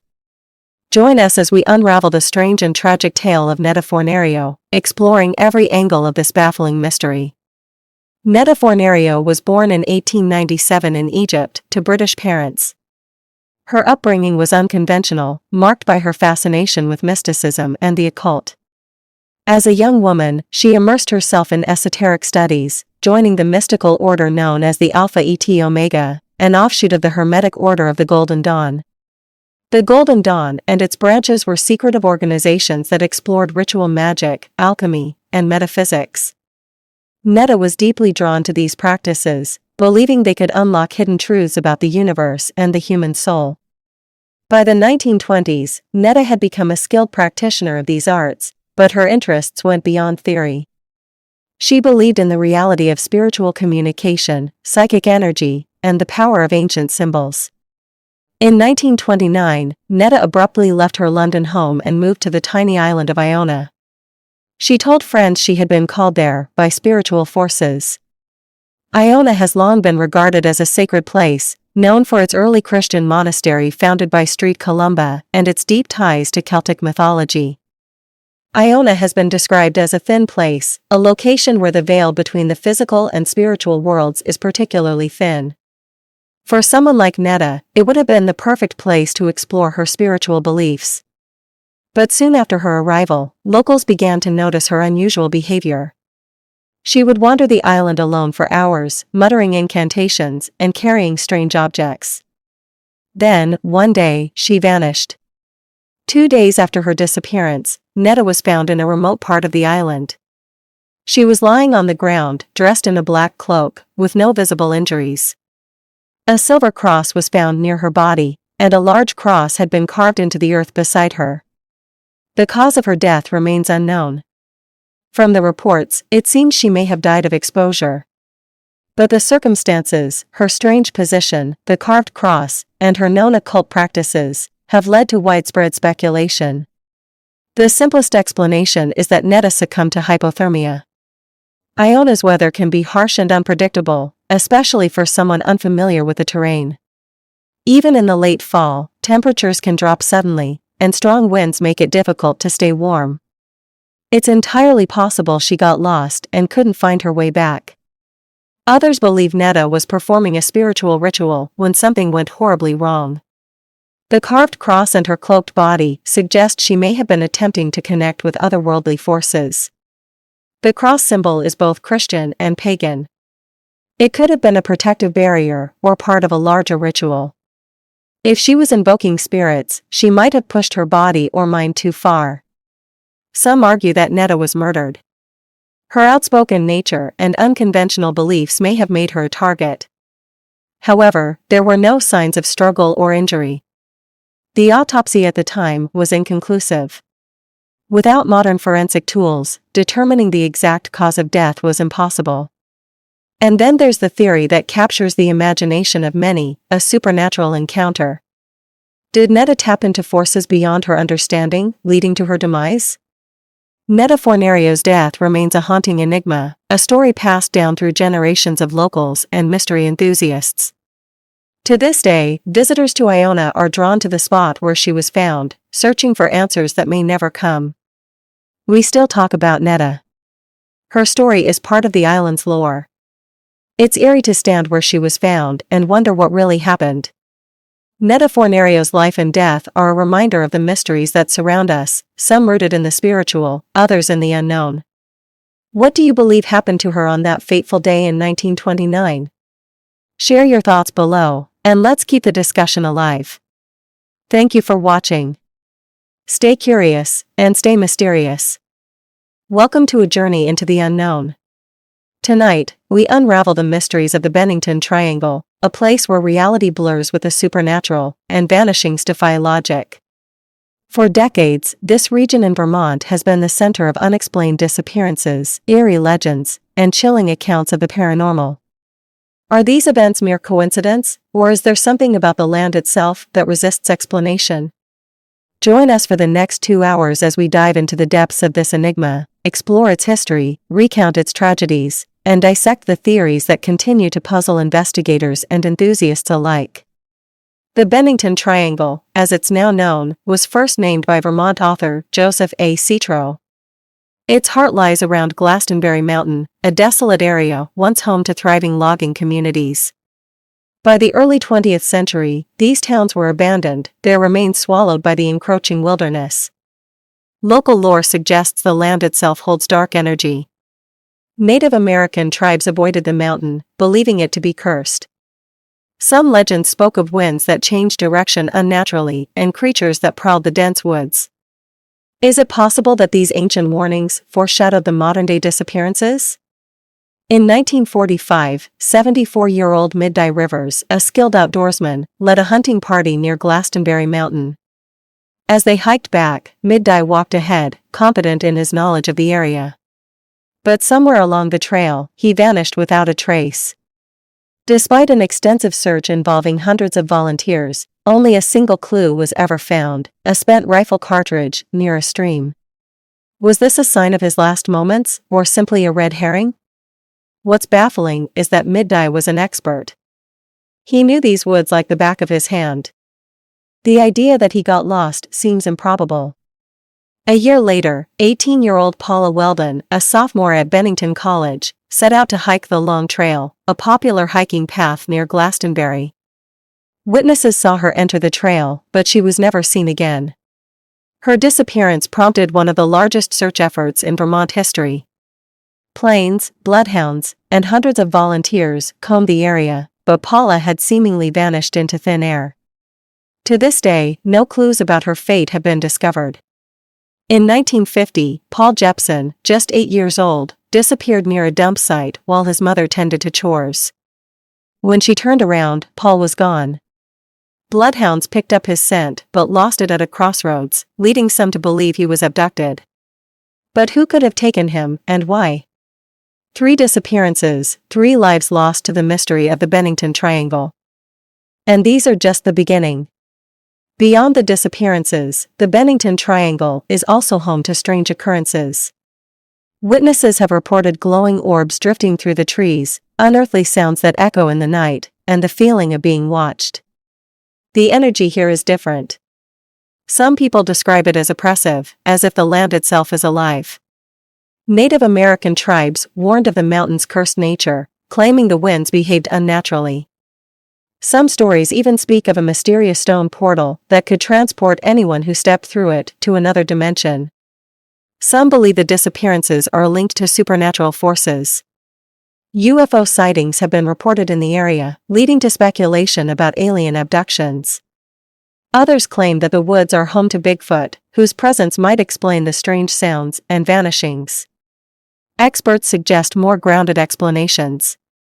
The terrain is rugged, with hidden sinkholes and dense underbrush. Cougars and bears roam the area, posing a potential danger to hikers. Could these natural hazards be the real culprit? Another possibility is foul play. Could a serial killer or group of criminals be responsible? The area's isolation would make it the perfect hunting ground for someone with sinister intentions. Scientists have speculated that the region may experience geomagnetic anomalies, shifts in the Earth's magnetic field that could interfere with compasses and even human perception. Could these anomalies disorient hikers and lead them into danger? Today, Glastonbury Mountain remains largely untouched, a ghost town surrounded by wilderness. Hikers and thrill seekers occasionally visit, but the sense of unease persists. People come here for the mystery, but most don't stay long. There's just something about this place that feels off. The Bennington Triangle is a place of questions without answers. Whether you believe in the supernatural, the natural, or something in between, one thing is certain: this region holds secrets we may never fully uncover. What do you think lies behind the mystery of the Bennington Triangle? Share your thoughts below, and don't forget to like, subscribe, and hit the notification bell for more deep dives into the unexplained. Until next time, stay curious and stay safe. Antarctica, a frozen wilderness at the edge of the Earth. A land of extremes, where temperatures plummet to deadly lows and sunlight disappears for months on end. For centuries, this remote continent has captivated explorers and scientists alike. But beneath its icy surface lies a mystery. Could Antarctica be hiding secrets from an ancient past, remnants of a lost civilization, or even something otherworldly? Today, we journey into the unknown to uncover the truth about Antarctica's hidden world. From ancient maps that seem to depict an ice-free Antarctica to bizarre theories of secret Nazi bases and alien activity, this enigmatic continent has become the focus of countless mysteries and conspiracies. Over the next 3 hours, we'll explore Antarctica's ancient history, cutting-edge science, and the chilling stories that refuse to melt away. Antarctica, now buried under miles of ice, wasn't always the desolate tundra we know today. Millions of years ago, it was part of the supercontinent Gondwana, a lush, green landscape teeming with life. Fossils of ancient plants and dinosaurs have been discovered beneath the ice, painting a picture of a tropical paradise long before the Ice Age began. But what if Antarctica's story doesn't end there? In 1513, the Ottoman Admiral Piri Reis created a map that seemed to show the coastline of Antarctica centuries before its official discovery. Even more puzzling, it depicted the continent without its thick ice sheet, as if it had been mapped when it was still ice-free. How could a 16th-century cartographer have drawn such an accurate map of a land buried under ice for millennia? Some researchers argue that this suggests the existence of an ancient civilization with advanced knowledge of cartography and navigation. While the map is extraordinary, it's important to note that some elements may have been based on earlier sources or even pure speculation. Still, the level of detail raises questions. Could it be evidence of an advanced culture that predated recorded history? In modern times, scientists have uncovered evidence that challenges our understanding of Antarctica's icy landscape. Beneath the miles-thick ice sheet lie massive subglacial lakes, such as Lake Vostok, one of the largest freshwater lakes in the world. Sealed off from the surface for millions of years, these lakes are thought to harbor ecosystems entirely unique to Earth. Lake Vostok, in particular, has been the center of intense research. Some claim its isolated waters may contain microbial life forms that evolved independently, offering a glimpse into what life might look like on icy moons like Europa or Enceladus. But the lake has also become the focus of conspiracy theories, with claims that it hides ancient ruins or even alien technology. During World War II, Nazi Germany launched expeditions to Antarctica, establishing a base in a region they called New Swabia. Officially, these missions were focused on whaling and research. But rumors persist that the Nazis were searching for something far more sinister: entrances to an underground world or ancient alien artifacts. Some theorists believe the Nazis built secret bases in Antarctica, perhaps even continuing their experiments in isolation after the war. The infamous Operation High Jump in 1946, led by Admiral Richard Byrd of the United States, has fueled these claims. Officially, Operation High Jump was a U.S. Navy mission to establish a research presence in Antarctica. But Byrd's statements during and after the mission sparked wild speculation. He spoke of an enemy that could fly from pole to pole at incredible speeds, a statement some interpret as a reference to advanced technology or even UFOs. Bird's comments suggest he encountered something beyond human capabilities. Was it advanced Nazi technology? Or could it have been extraterrestrial?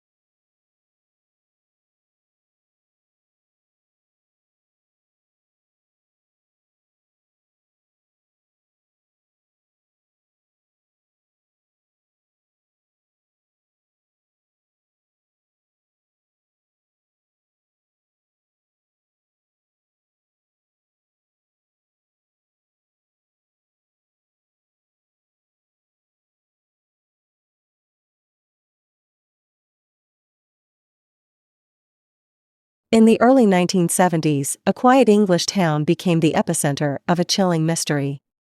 Two small stone heads were unearthed by children playing in their garden, a discovery that seemed innocent at first. But what followed were tales of paranormal terror, ghostly apparitions, and a sinister figure that defied explanation.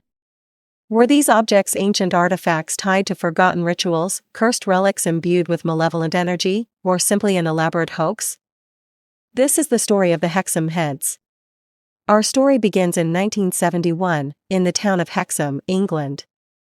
Two young boys, Colin and Leslie Robson, were digging in their garden when they uncovered something extraordinary: two small stone heads, no larger than a fist, with unusual, carved features. One had a rough, masculine appearance, while the other bore softer, feminine features. Intrigued, the boys brought the objects inside, unaware of the chaos that was about to follow. The heads were placed on a shelf as an odd but harmless treasure. But it wasn't long before strange things began happening in the Robson household. Objects moved without explanation. Doors opened and closed on their own. And the family reported hearing faint, eerie noises that seemed to come from nowhere.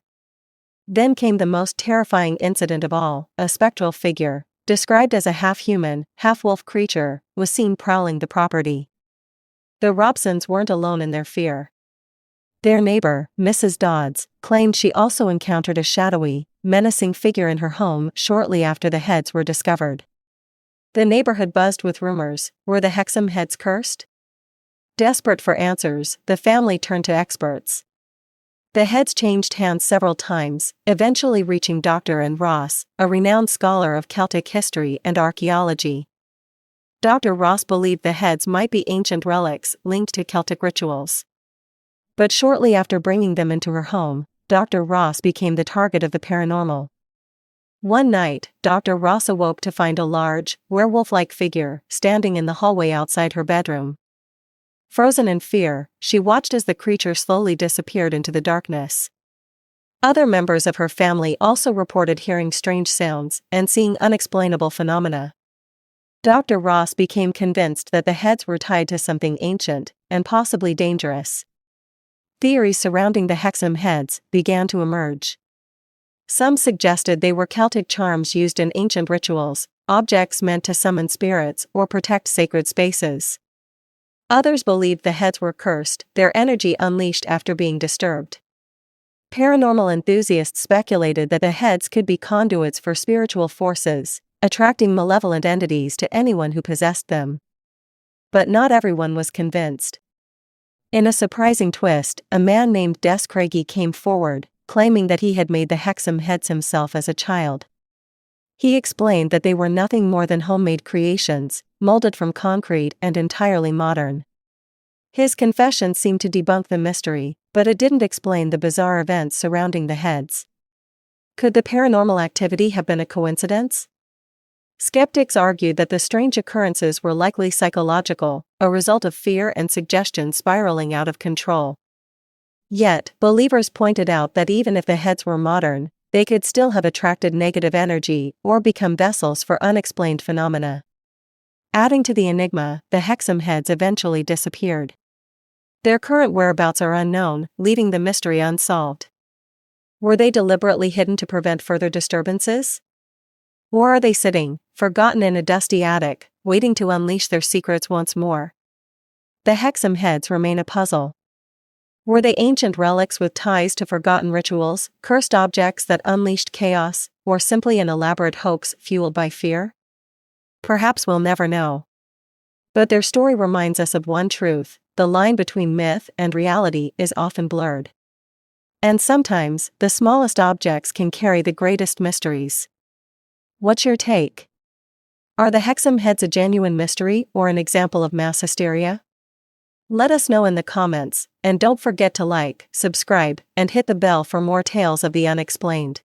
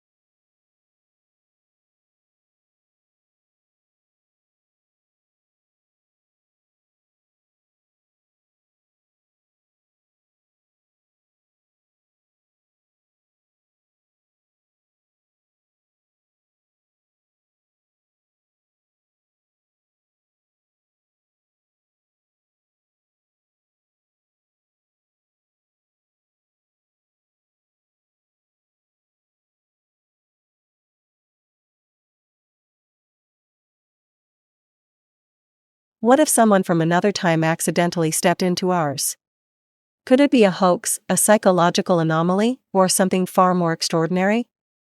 Today, we unravel the haunting story of the man from Lisbeth and delve into one of the most perplexing time travel mysteries ever recorded. In the early 1900s, a man was found wandering the cobblestone streets of a small German town, visibly disoriented. Dressed in clothes centuries out of style, he claimed he was from a village called Lisbeth, a place that no one could find on any map. The villagers were stunned by his dialect, an archaic form of German that even the oldest residents struggled to understand. His knowledge of local traditions was eerily specific but outdated, pointing to a time long past. His speech patterns and descriptions matched those from the 1500s, raising questions about how he could have known such intricate details. Was he an eccentric scholar, or was there something more at play? As word spread, local authorities took an interest.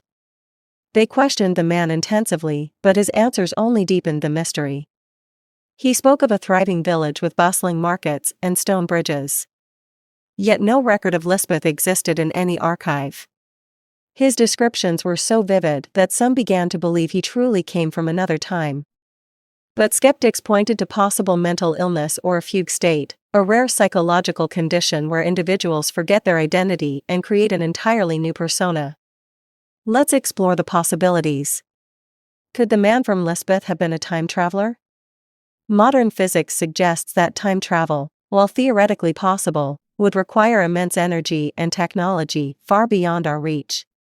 While time travel remains speculative, wormholes and space-time distortions are concepts in theoretical physics that might one day explain such phenomena. However, they require conditions not naturally found on Earth. Another possibility is that he was an expert in folklore and history, using his knowledge to fabricate an elaborate story.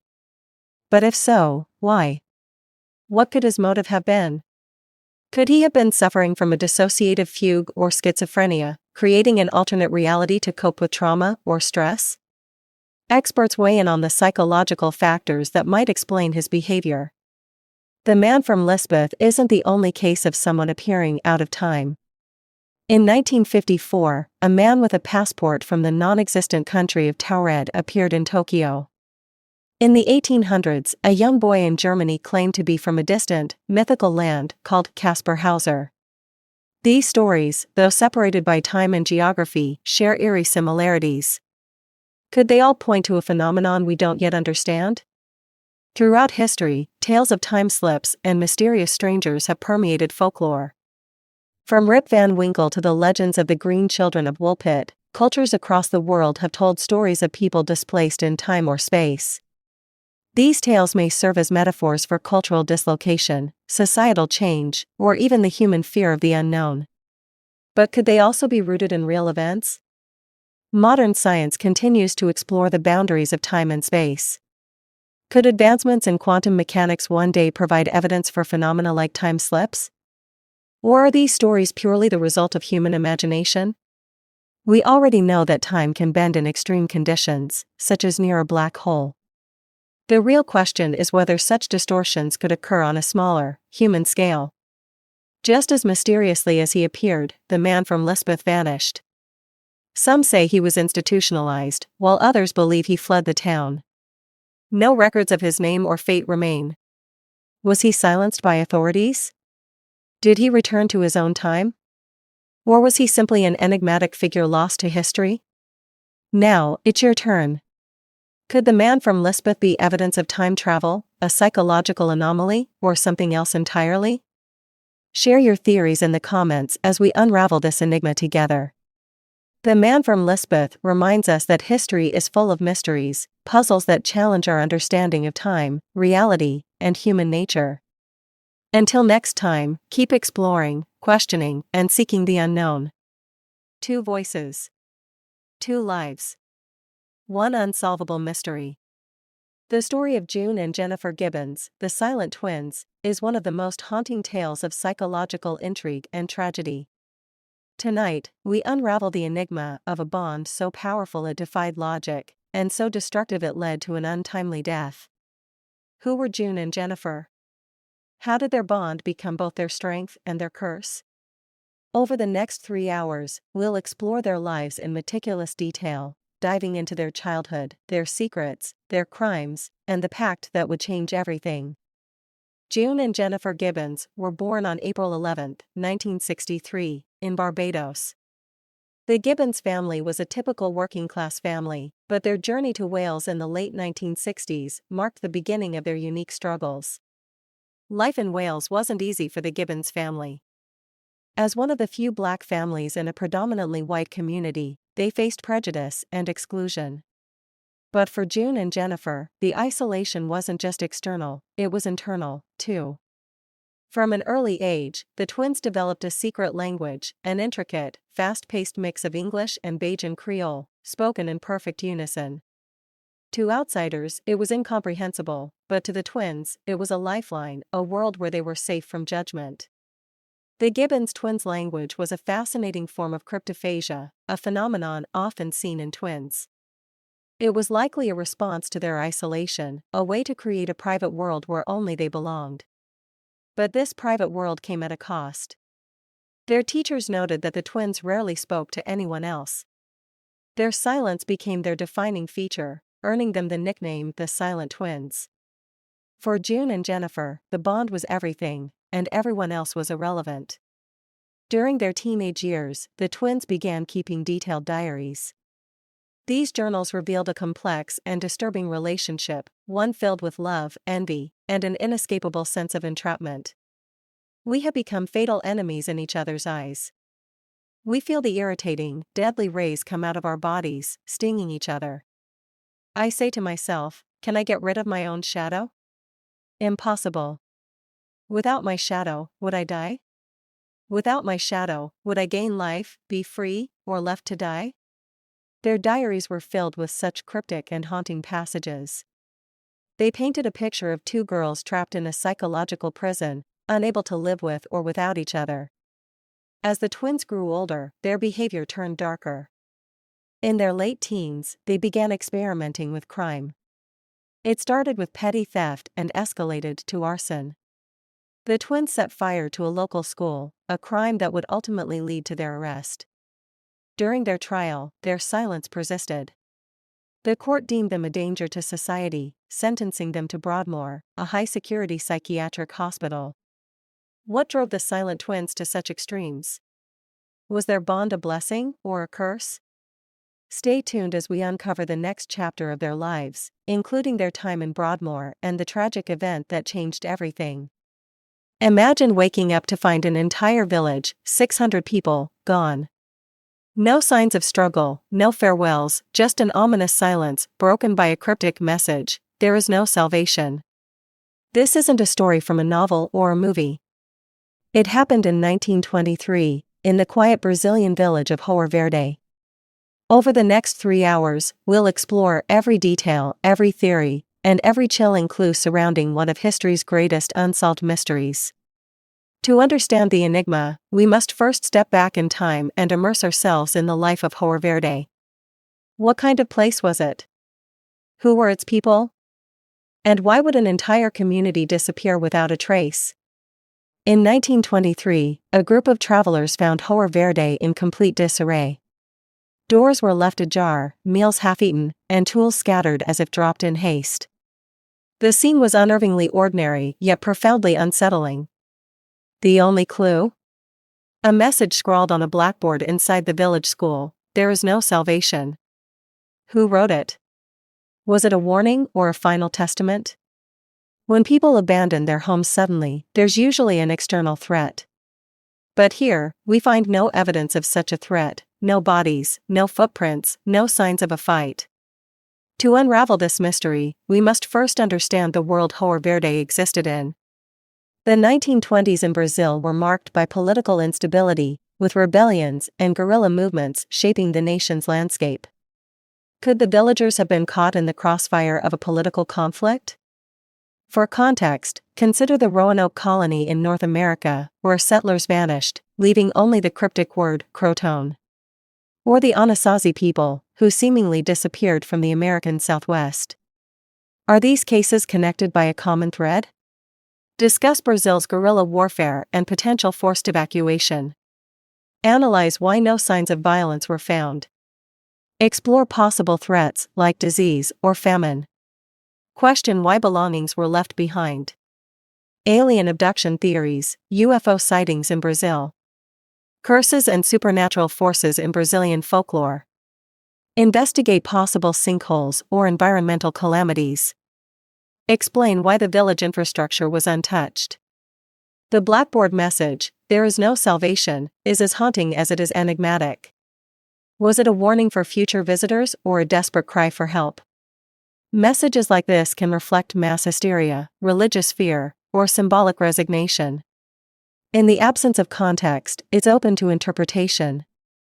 The story of Rio Verde lives on in whispers and folklore, often cited as proof of supernatural forces or government conspiracies. Similar cases, such as the Dyatlov Pass incident in Russia, only deepen the intrigue. We asked our viewers to share their thoughts on Rio Verde. Here are some of the most compelling theories. Whether it was human intervention, natural disaster, or something far more sinister, the vanishing of Rio Verde remains a stark reminder of how mysteries can defy explanation. What do you believe happened? Leave your theories in the comments, and join us next time as we explore another unsolved enigma. Imagine a quiet, ordinary village suddenly falling silent. 600 souls, gone, without a trace. Doors left open, meals half-eaten, tools abandoned mid-use. The only clue to their fate? A chilling message scrawled on a blackboard: there is no salvation. This isn't a legend or a fabricated tale, it is the true story of Rio Verde, a small Brazilian village that vanished in 1923. Before delving into the mystery, let us first understand what João Verde was, a tranquil community nestled in the heart of Brazil. Life here was simple. Families farmed, children played in the dusty streets, and the world beyond their village seemed like a distant dream. Yet, one day, that dream turned into a nightmare. The discovery was as startling as it was eerie. Travelers passing through the area stumbled upon the village.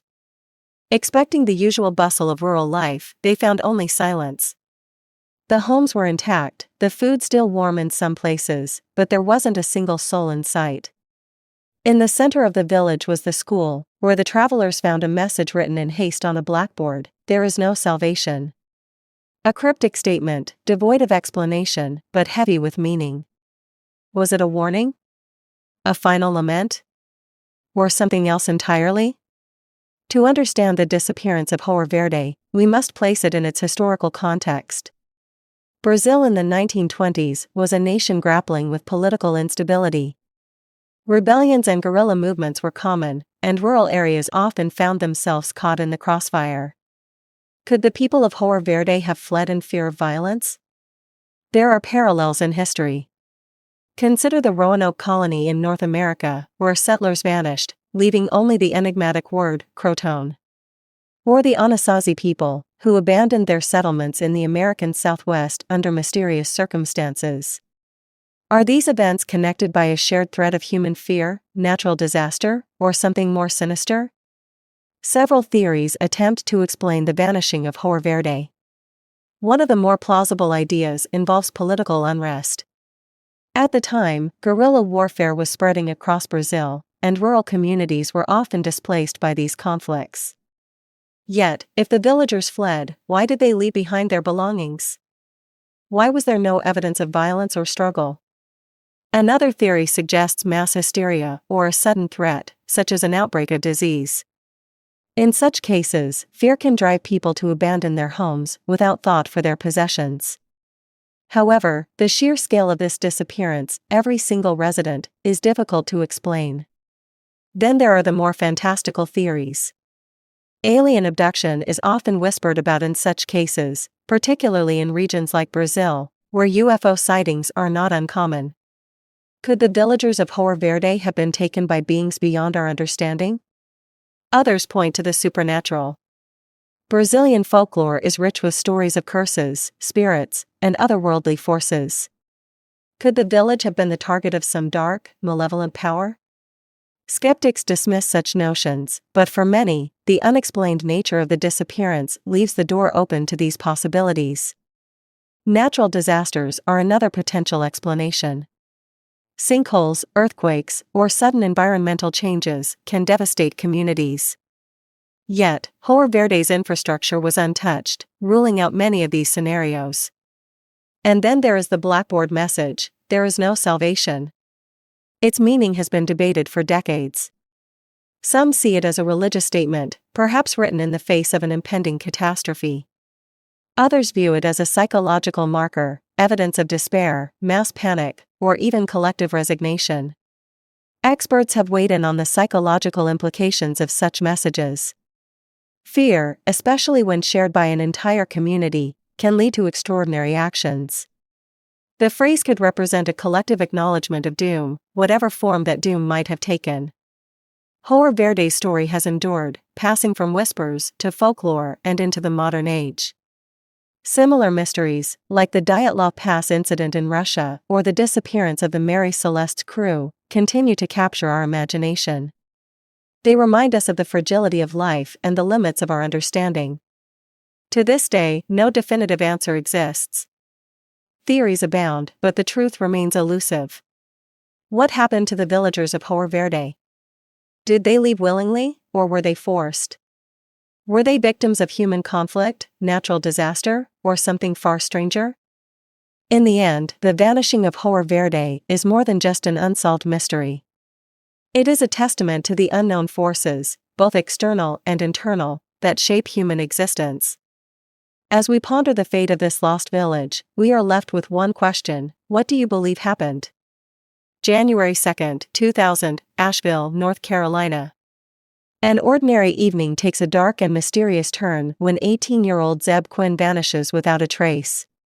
What started as a simple car shopping trip turned into one of the most baffling missing person cases in modern history. Today, we're diving deep into the disappearance of Zeb Quinn, a case that's as perplexing as it is chilling. Zeb Wayne Quinn was just 18 years old when he disappeared. Described as shy but kind-hearted, Zeb worked at a local Walmart and was planning for his future. On the night of January 2nd, Zeb clocked out of his shift around 9 p.m. He had plans to meet his friend and coworker, Robert Jason Owens, to check out a car he was interested in buying. The two met as planned and began driving toward the dealership in separate cars. But then, something strange happened. As they were en route, Zeb received a page on his pager. The contents of that message have never been revealed, but whatever it said, it caused Zeb to panic. According to Owens, Zeb signaled him to pull over.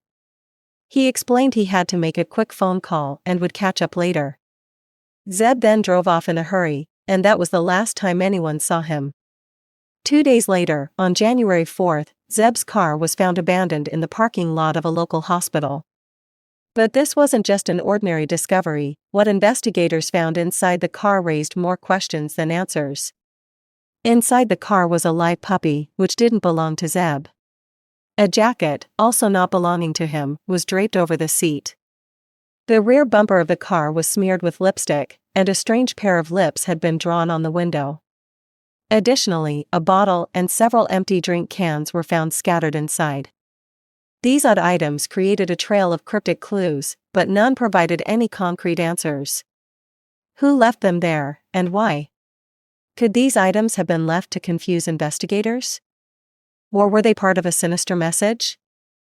As the investigation unfolded, Robert Jason Owens, the last known person to see Zeb alive, became a person of interest.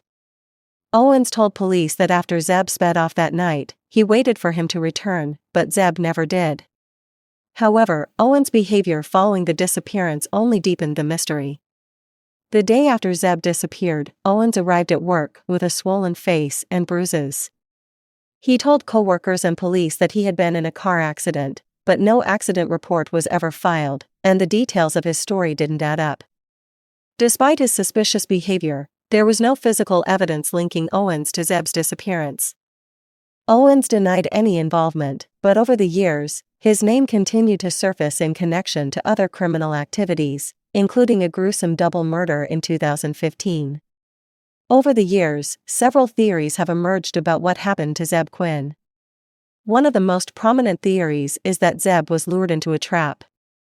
The mysterious page he received that night may have come from someone he trusted, leading him into a dangerous situation. Some believe that Zeb's disappearance may have been related to a romantic entanglement or a personal conflict. Shortly before he vanished, Zeb had reportedly confided in friends about tension with someone he knew. Could this have escalated into violence?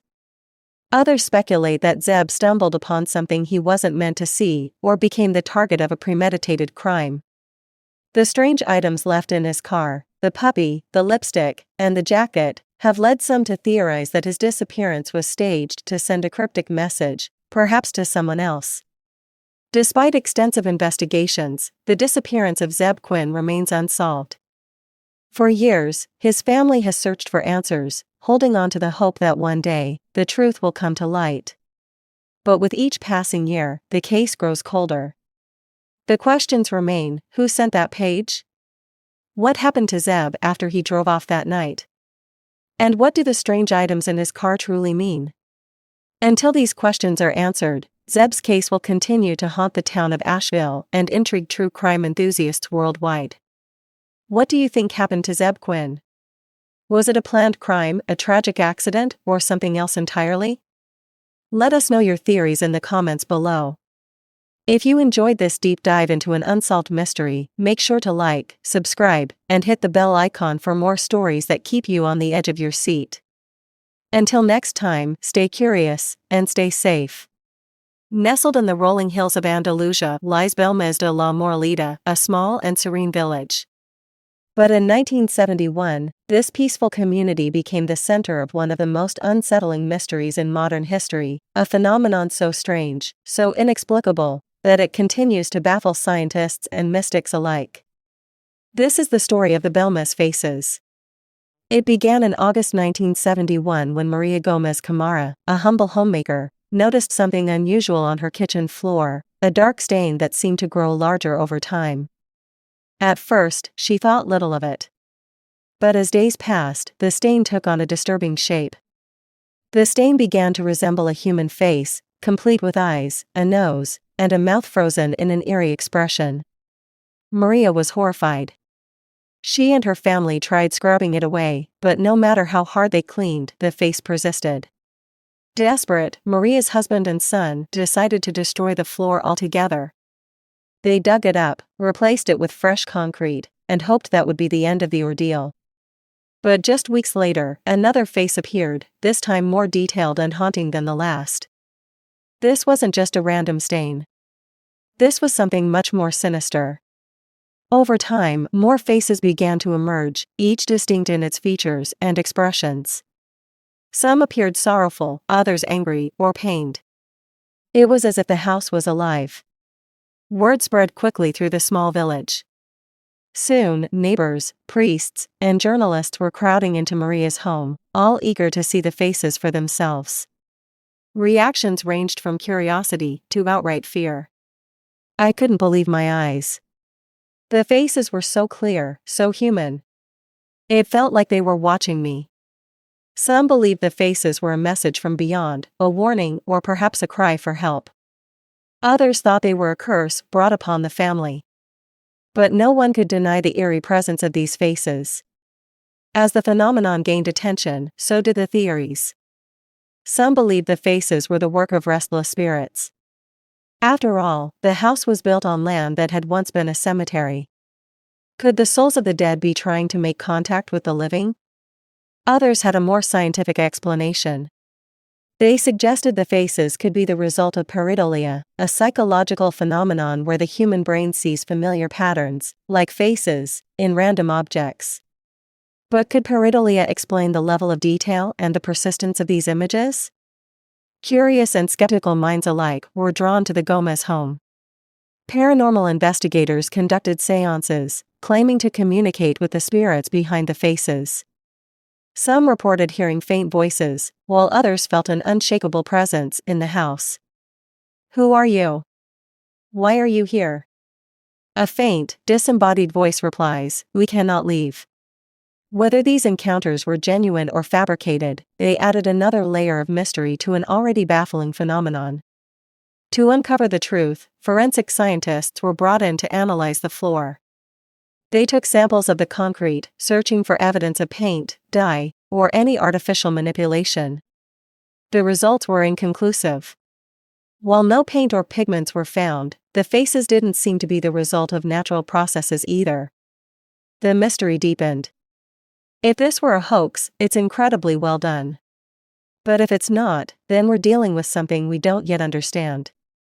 For Maria Gomez Camara, this wasn't just a mystery, it was her reality.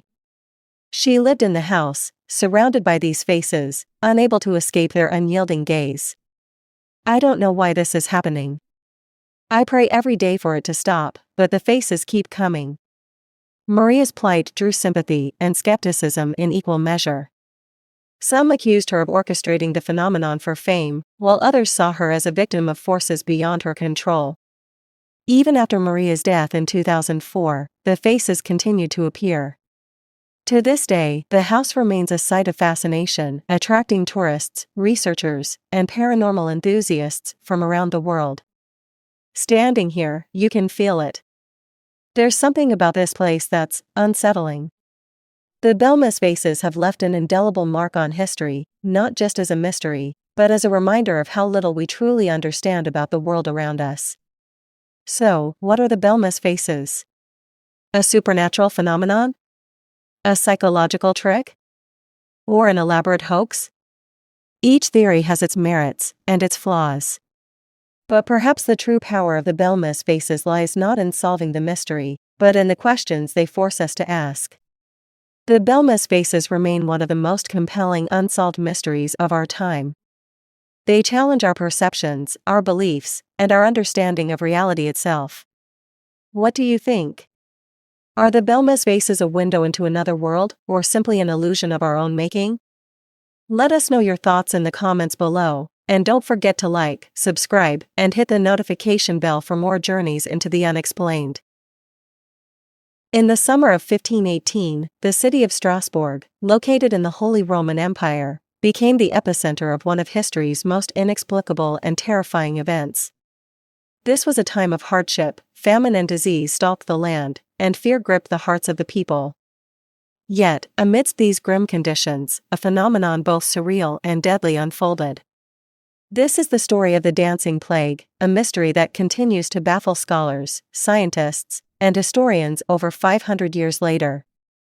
To understand the events of 1518, we must first understand the world in which they occurred. Strasbourg, a prominent city in the Alsace region, was a hub of commerce and culture. Yet, in 1518, it was a city on the brink of collapse. Famine had ravaged the region for years, with poor harvests and skyrocketing grain prices, leaving many to starve. Diseases such as the plague and smallpox were an ever-present threat. And as if that weren't enough, the church's grip on daily life filled many with a deep sense of guilt and fear of divine punishment. The people of Strasbourg lived under constant pressure, physical, emotional, and spiritual. It was a perfect storm for something extraordinary to happen. It began, as many historical mysteries do, with a single person. Frau Trophia, an ordinary woman by all accounts, became the unlikely harbinger of the strange events to come. On a warm July day, she stepped into the streets of Strasbourg and began to dance. Her movements were not graceful, but erratic, as though her body moved against her will. At first, her neighbors laughed, thinking it was some strange joke or an act of defiance. But as the hours turned into days, their amusement turned to concern. Frau Trophia danced relentlessly, stopping only when sheer exhaustion forced her to collapse, only to resume her dance after brief moments of rest. By the end of the week, others had joined her. At first, it was just a handful, but soon dozens were dancing uncontrollably in the streets. It was as if the plague had a mind of its own, choosing its victims indiscriminately. Men, women, and even children fell under its spell. By the end of the month, the number of dancers had swelled to hundreds. This was no joyful celebration. The dancers were in agony, their faces contorted in pain. Many danced until their feet bled, collapsing from sheer exhaustion.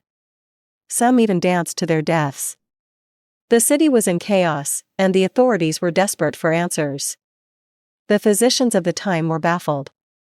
They dismissed supernatural explanations, such as witchcraft or possession, and instead turned to the theory of hot blood, an imbalance in the body's humors. Their prescription? More dancing. Believing that the dancers needed to expel the fever from their bodies, the city erected stages and hired musicians to keep the afflicted dancing. But instead of curing the plague, this intervention only seemed to make it worse. The epidemic spiraled out of control. By September, the dancing plague had mysteriously ended as abruptly as it began. The survivors were left traumatized, and many never fully recovered. The city tried to move on, but the memory of that summer lingered like a dark shadow over Strasbourg. In the years that followed, the dancing plague was spoken of in hushed tones, a cautionary tale of divine wrath, or perhaps a warning about the fragility of the human mind. Centuries later, the mystery of the dancing plague continues to fascinate and perplex. Modern scientists and historians have proposed several theories. One of the most popular is ergot poisoning, a hallucinogenic mold that grows on damp rye. Ergot can cause convulsions, hallucinations, and other symptoms similar to those observed in the dancers. Others believe it was a case of mass psychogenic illness, brought on by the extreme stress and hardships faced by the people of Strasbourg. The theory suggests that the dancing was a psychological response to the collective trauma of famine and disease. But not everyone is convinced. Some suggest supernatural causes, such as divine punishment or curses, while others see it as a form of social rebellion against the oppressive conditions of the time. The dancing plague of 1518 serves as a chilling reminder of how external pressures can manifest in strange and unexpected ways. Could something similar happen in our modern world? Some experts believe it's possible, especially in times of collective stress or fear. The truth behind the dancing plague may never be fully understood. But one thing is certain, it remains one of history's most haunting and enduring mysteries. What would you have done if you had lived in Strasbourg that summer? Would you have been a helpless onlooker, or would you have joined the dance? Let us know your thoughts in the comments below. And don't forget to like, share, and subscribe for more stories that blur the line between fact and fiction. In 1803, the peaceful shores of Hitachi province in Japan bore witness to an enigma that has puzzled humanity for over 2 centuries. A peculiar vessel, unlike anything seen before, drifted ashore. Inside, a woman of strange appearance and speech guarded a small, mysterious box. Who was she? Where did she come from? And what secrets did her vessel hold? This is the story of the Utsuro Bune, a tale that blurs the lines between history, legend, and the unexplained. The year was 1803, during Japan's Edo period, a time of isolation and strict borders. On February 22, local fishermen in Hitachi province spotted an unusual object bobbing in the water.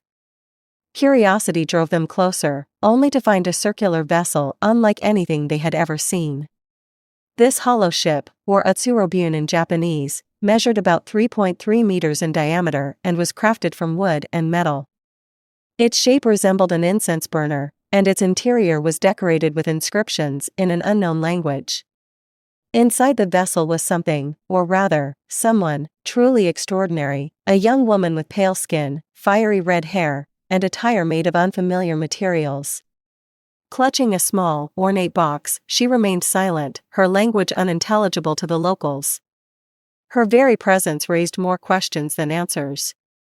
The woman's appearance was as baffling as the vessel she arrived in. Descriptions from the time paint a vivid picture. She was between 18 and 20 years old, her hair dyed a reddish hue and styled in ways unknown to the locals. Her clothing, made of exotic fabrics, suggested she hailed from a distant land, or perhaps, somewhere even stranger. No one could decipher her language. The words she spoke were unlike anything known in Japan at the time.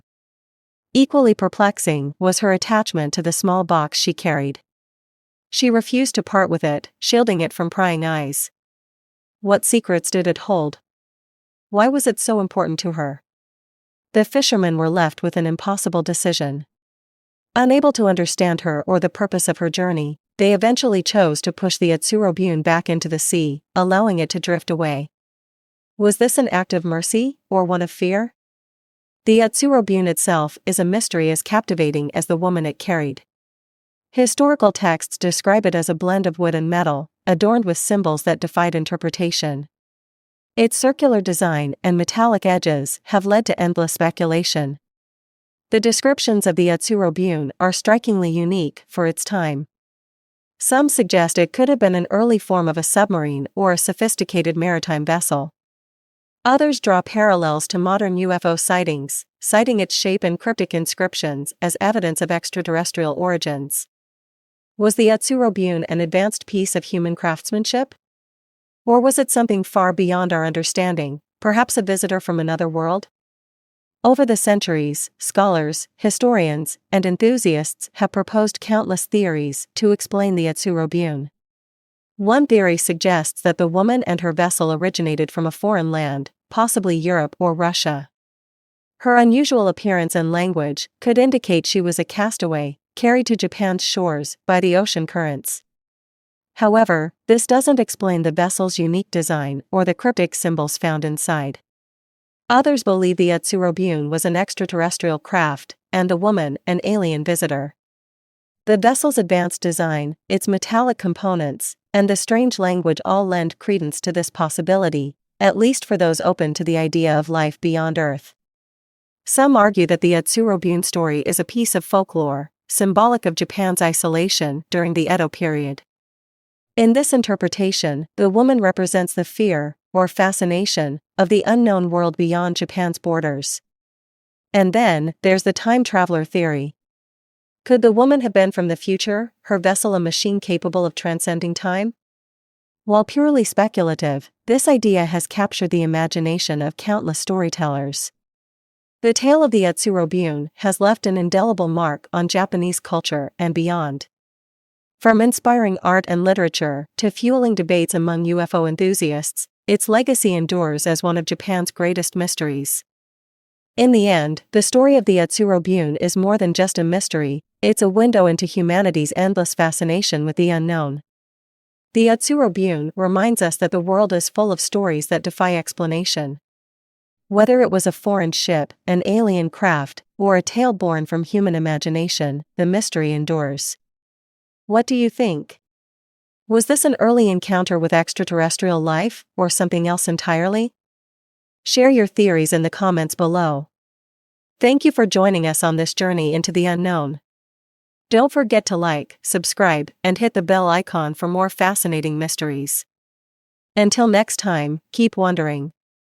In the heart of Florida lies the Coral Castle, a stunning structure built by a single man, Edward Leedskalnin, who weighed just 100 pounds.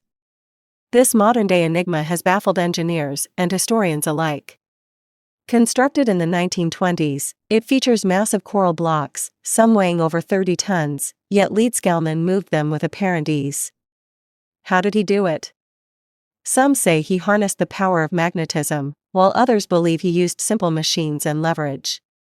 What's even more intriguing is the love story behind it.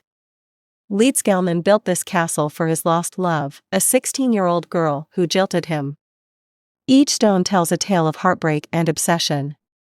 The precision of the carvings and the alignment with celestial bodies suggest a deeper knowledge of engineering and astronomy. Today, Coral Castle stands not just as a monument of stone, but as a testament to human ingenuity and the mysteries of the heart. In Homestead, Florida, stands one of the most baffling architectural wonders of the modern world, the Coral Castle.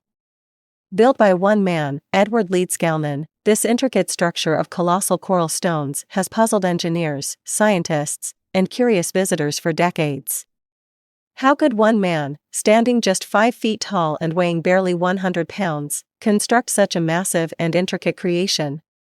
Edward claimed he had uncovered the secrets of the ancient pyramids, but he took those secrets to his grave, leaving behind a monument shrouded in mystery. Edward's story begins in Latvia in 1887. As a young man, he fell deeply in love with a woman he called his Sweet 16. Tragically, she broke off their engagement just before their wedding, leaving Edward heartbroken. In the wake of his despair, he emigrated to the United States and eventually settled in Florida, where he began work on the Coral Castle, a labor of love and devotion to his lost sweetheart. The Coral Castle, however, is no ordinary monument. Constructed entirely of oolite limestone, often mistakenly referred to as coral, some of its stones weigh as much as 30 tons. Yet Edward worked alone, without the use of modern machinery. Witnesses described him working only at night, in complete secrecy, and many locals claim they never saw him actually moving the stones. One of the castle's most impressive features is the 9-ton revolving gate. Perfectly balanced, it once swung open with the lightest touch. How Edward managed to achieve this level of precision remains unknown, especially considering the rudimentary tools he reportedly used.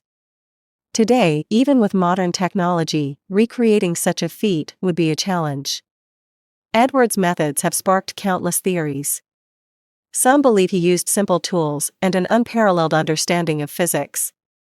Others suggest he tapped into magnetic or gravitational forces, pointing to Edward's cryptic statements about discovering the secrets of the pyramids. He never explained his process, leaving behind only a series of puzzling pamphlets filled with diagrams and vague explanations. The Coral Castle isn't just a testament to Edward's engineering genius, it's also a place filled with symbols and mysteries. A giant stone sundial marks the passage of time, while celestial carvings suggest a deep knowledge of astronomy. The site's layout seems deliberate, perhaps even imbued with hidden meaning. Was Edward attempting to convey a message? Or was this simply a reflection of his inner world, a blend of heartbreak, determination, and genius? Visitors to the Coral Castle often describe a sense of wonder and curiosity. How did Edward move these massive stones? Why did he dedicate his life to this solitary project? And what secrets did he take with him when he passed away in 1951? The Coral Castle remains an enduring enigma. It stands as both a monument to unrequited love and a challenge to our understanding of what one person can achieve. Edward Leedskalnin may be gone, but his creation continues to inspire awe, inviting us to ponder the mysteries of human potential and the secrets of the universe. Perhaps the true magic of the Coral Castle lies not in how it was built, but in the questions it leaves us asking. Sometimes, the most profound mysteries are the ones we'll never solve.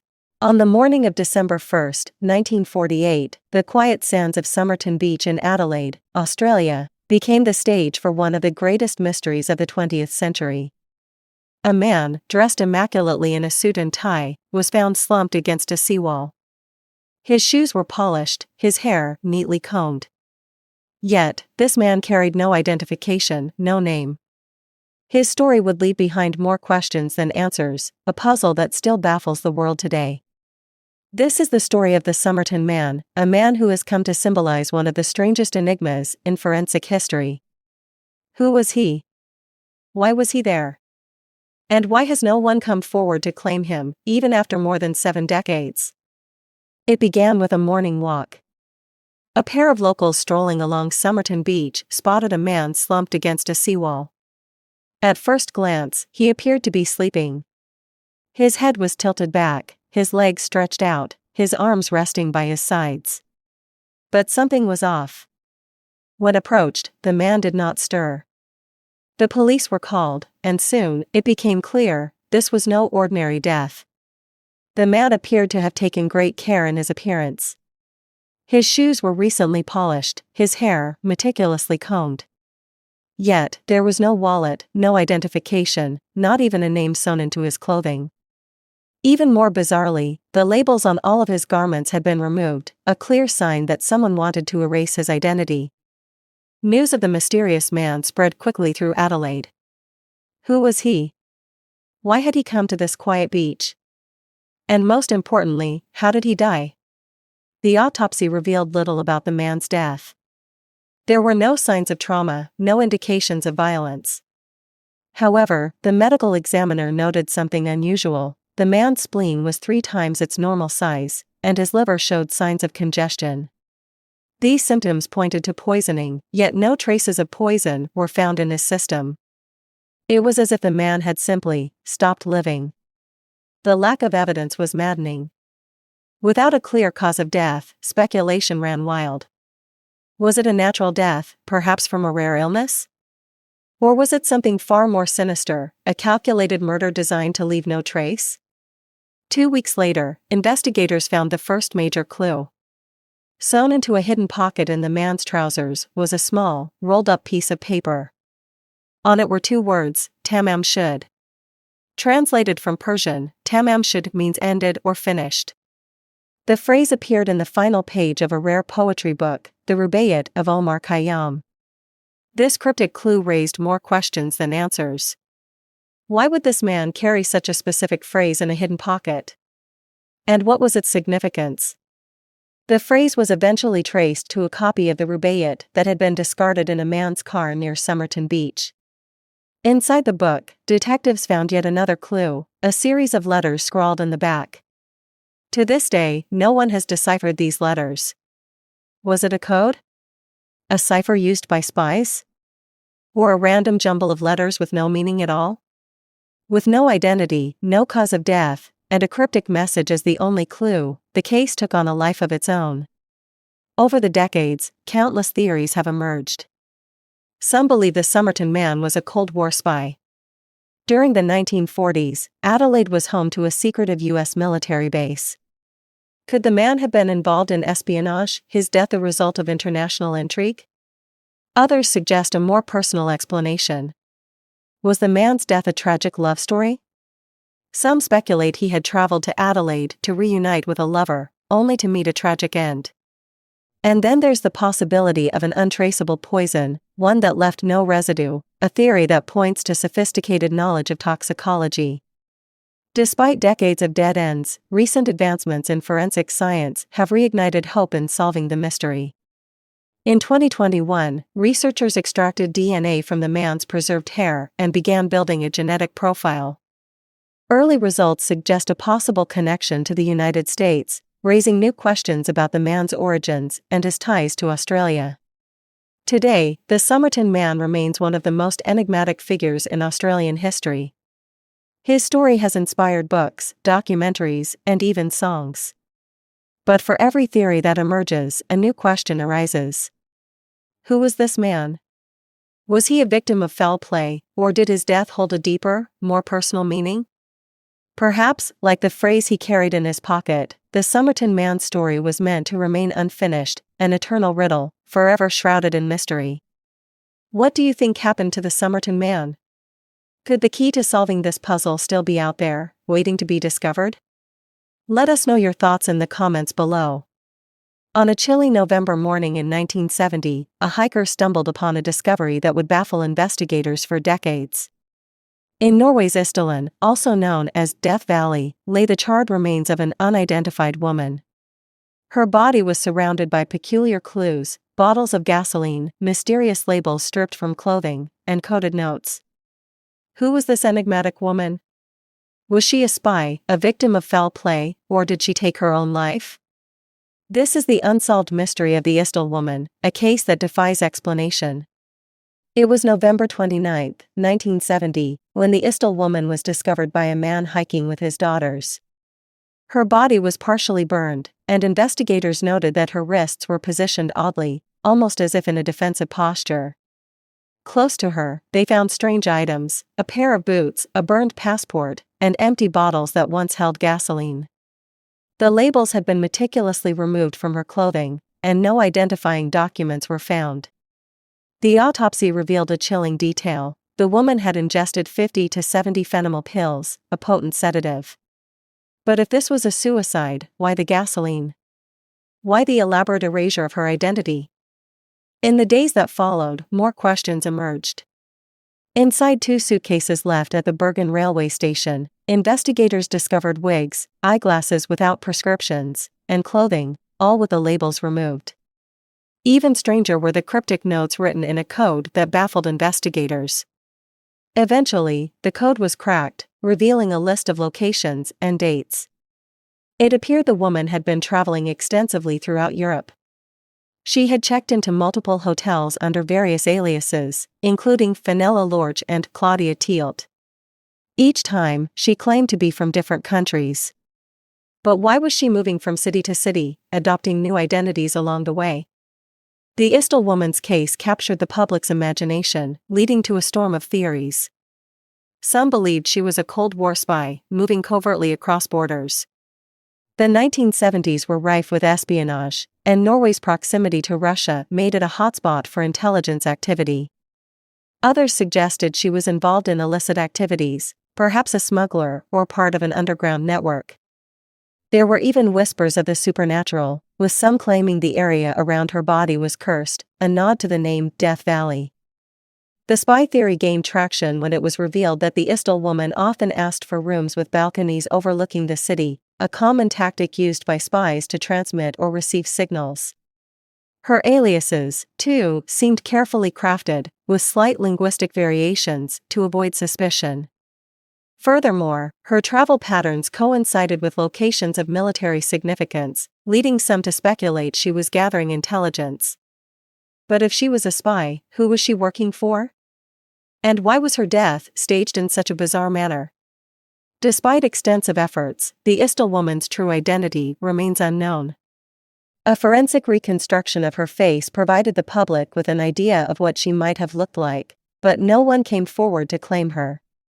Her dental records suggested she had undergone unique procedures in Eastern Europe, adding another layer of intrigue.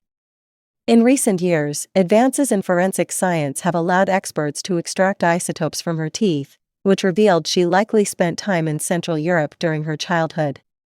This new information narrowed down her possible origins, but failed to provide a definitive answer. To this day, the Istel woman's case remains unsolved. Was she a spy caught in the crosshairs of international intrigue? A victim of a tragic personal struggle? Or something else entirely? Each clue, from the coded notes to the wigs and aliases, paints a picture of a life shrouded in mystery. Yet, none of it brings us closer to the truth. Some mysteries are destined to remain unsolved, their secrets buried with those who lived them. The Istal woman's story is a haunting reminder of the unknown, a puzzle with too many pieces missing. Until we uncover the truth, her story lingers, a ghost of the past echoing into the present. In the heart of Scotland lies a bridge cloaked in mystery and tragedy, a bridge where an unsettling phenomenon has baffled scientists, locals, and paranormal enthusiasts for decades. Welcome to the Overtown Bridge, a place many now call the Dog Suicide Bridge. What dark force lurks here? Is it science, superstition, or something more sinister? Since the 1950s, this picturesque stone bridge near Dumbarton has earned a chilling reputation. Reports claim that over 50 dogs have inexplicably leapt to their deaths from this very spot. What compels these otherwise healthy dogs to jump? Some say it's the work of malevolent spirits. Overtown Bridge is steeped in local lore. The area is said to be a thin place, a Celtic term for locations where the veil between the physical world and the spiritual realm is at its thinnest. Could this explain the strange happenings here? Dogs have an acute sense of smell, far beyond human capability. The most plausible explanation is that the dogs are attracted by the scent of mink, which are abundant in the area. Mink scent contains pheromones that can excite dogs, especially hunting breeds. This could explain why certain dogs leap off the bridge, unaware of the fatal drop below. Science offers a logical explanation, but it doesn't account for the eerie consistency. Why always the same spot on the bridge? And why have some owners described their dogs as being in a trance-like state before jumping? Overtown Bridge is adjacent to Overtown House, which has its own share of ghost stories. Some believe the spirit of the White Lady of Overtown, a grieving widow, haunts the grounds. Could her restless energy influence the animals? While there's no definitive proof of paranormal activity, the stories persist, adding a chilling layer to the bridge's already dark history. My dog just froze on the bridge, then bolted straight for the edge. It was like he wasn't himself. Thankfully, I managed to grab him just in time. Stories like these are common, with some owners left shaken and seeking answers for what they witnessed. The Overtown Bridge continues to hold its secrets tightly. Whether it's the pull of nature, the whispers of the paranormal, or a tragic coincidence, one thing is certain: this bridge is unlike any other. What do you think? Is the mystery of Overtown Bridge a case of science or the supernatural? Let us know your thoughts in the comments below. And don't forget to like, subscribe, and join us next time as we explore another unsolved mystery. In the rugged heart of the Arizona desert lies a land steeped in legend, a land where jagged peaks and endless skies conceal a mystery that has captured imaginations for generations. This is the tale of the Lost Dutchman's Gold Mine, one of the most enduring legends in American history.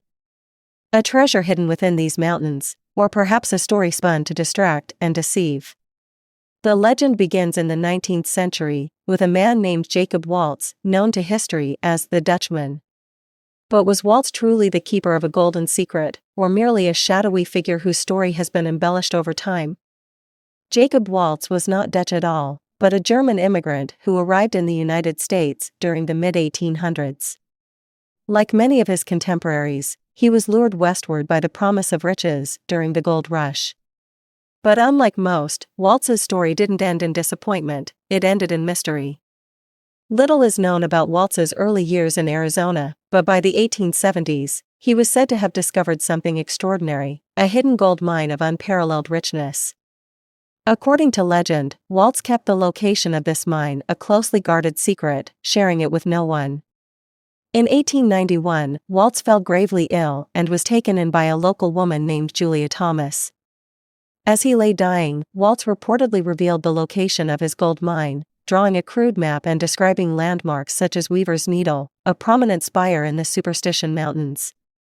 But the details were cryptic, and Julia Thomas's subsequent attempts to locate the mine were unsuccessful. The treasure remained hidden, and so began a frenzy of speculation and exploration that continues to this day. The Superstition Mountains, named for the eerie legends that surround them, have long been a source of mystery. To the indigenous Pima and Apache peoples, these mountains were sacred and dangerous. They spoke of spirits that guarded the land and warned against venturing too far into the wilderness. The superstitions are a harsh and unforgiving landscape. It's easy to get lost, and the weather can turn deadly in an instant. But for treasure hunters, the promise of gold has always outweighed the risks. Over the years, countless people have ventured into these mountains in search of the lost Dutchman's gold mine. Some have returned empty-handed, others have disappeared without a trace, and a few have met tragic ends. The curse of the lost Dutchman is a recurring theme in its legend. Could this treasure be guarded by something more than natural dangers? Or is the gold itself the source of the misfortune? The clues left by Jacob Waltz have been dissected and debated for over a century.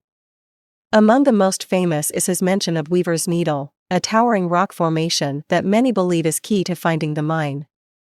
Waltz also described specific landmarks, a shaded canyon, a hidden spring, and a rock shaped like a heart. But these descriptions are vague and could apply to many locations within the vast superstition range. Some treasure hunters claim to have found additional clues, ancient Spanish carvings, buried artifacts, and mysterious markings on rocks. Could these be signs of the mine, or merely relics from other adventurers? There's no doubt that the Superstition Mountains are rich in mineral deposits. But whether there's a vein of gold as rich as the legend suggests is another question entirely. The search for the lost Dutchman's gold mine has come at a cost. Over the decades, many treasure hunters have lost their lives in the mountains. Some succumb to the elements, others to accidents, and a few under circumstances that remain unexplained. We've had cases where experienced hikers vanished without a trace. It's easy to get disoriented out here, but there are also stories of foul play, of treasure hunters turning on each other in their quest for gold. One of the most infamous cases is that of Adolf Ruth, a prospector who disappeared in 1931. His skull was later found with a bullet hole, sparking rumors of murder. Did Ruth come too close to finding the mine, or was he simply the victim of bad luck? In 1997, a sound was recorded in the South Pacific that would send chills down the spine of anyone who heard it. Known as the bloop, this mysterious noise was so powerful it could be detected over 5,000 kilometers away. Scientists initially speculated it might be a colossal sea creature, larger than a blue whale, lurking in the depths. Others linked it to H.P. Lovecraft's Cthulhu mythos, suggesting something ancient and terrifying might lie beneath the waves. The most plausible explanation, however, points to an icequake, massive chunks of ice fracturing and creating low-frequency sounds. Yet, even with this explanation, the bloop remains an enigma, a reminder of how little we truly know about our oceans. What secrets might still be hidden in the abyss? Imagine a sound so loud that it could be heard over 5,000 kilometers away, an eerie, otherworldly noise emanating from the depths of the ocean, recorded by hydrophones designed to detect Cold War-era submarines. In 1997, such a sound was captured in the remote South Pacific Ocean. Named the bloop, this unexplained noise was unlike anything ever recorded before. It was so powerful that it suggested a source larger than even the biggest known sea creatures. But the true origin of the bloop remains one of the ocean's greatest enigmas. Was it a colossal, undiscovered sea creature lurking in the abyss? A secret military experiment? Or something even stranger? Today, we dive deep into the mystery of the bloop, an anomaly that has baffled scientists, researchers, and conspiracy theorists for decades. The story of the bloop begins with a classified U.S. Navy program from the Cold War era. The Sound Surveillance System, SOSUS, was originally developed to track Soviet submarines by deploying a network of hydrophones across the ocean floor.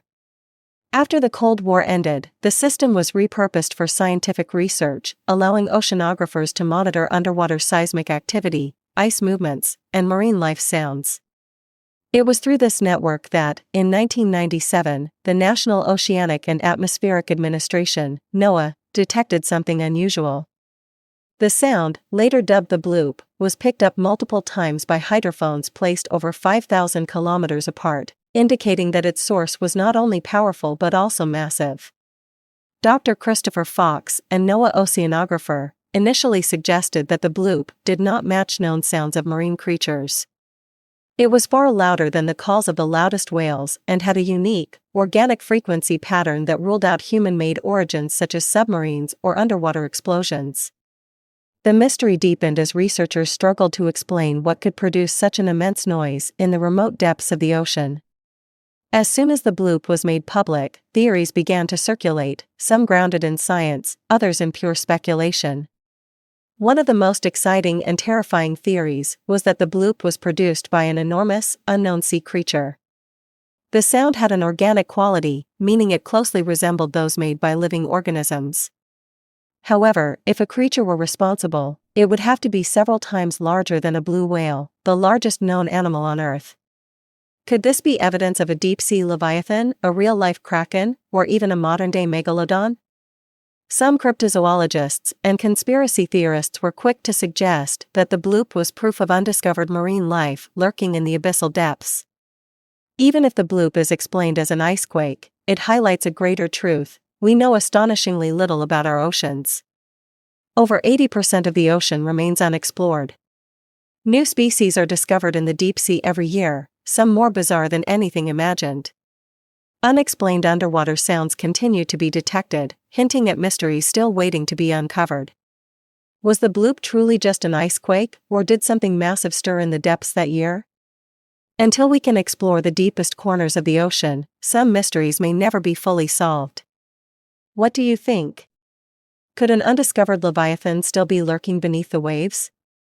The enigma of the bloop, a deep-sea mystery. Imagine a sound so loud that it could be heard over 5,000 kilometers away, an eerie, otherworldly noise emanating from the depths of the ocean, recorded by hydrophones designed to detect Cold War-era submarines. In 1997, such a sound was captured in the remote South Pacific Ocean.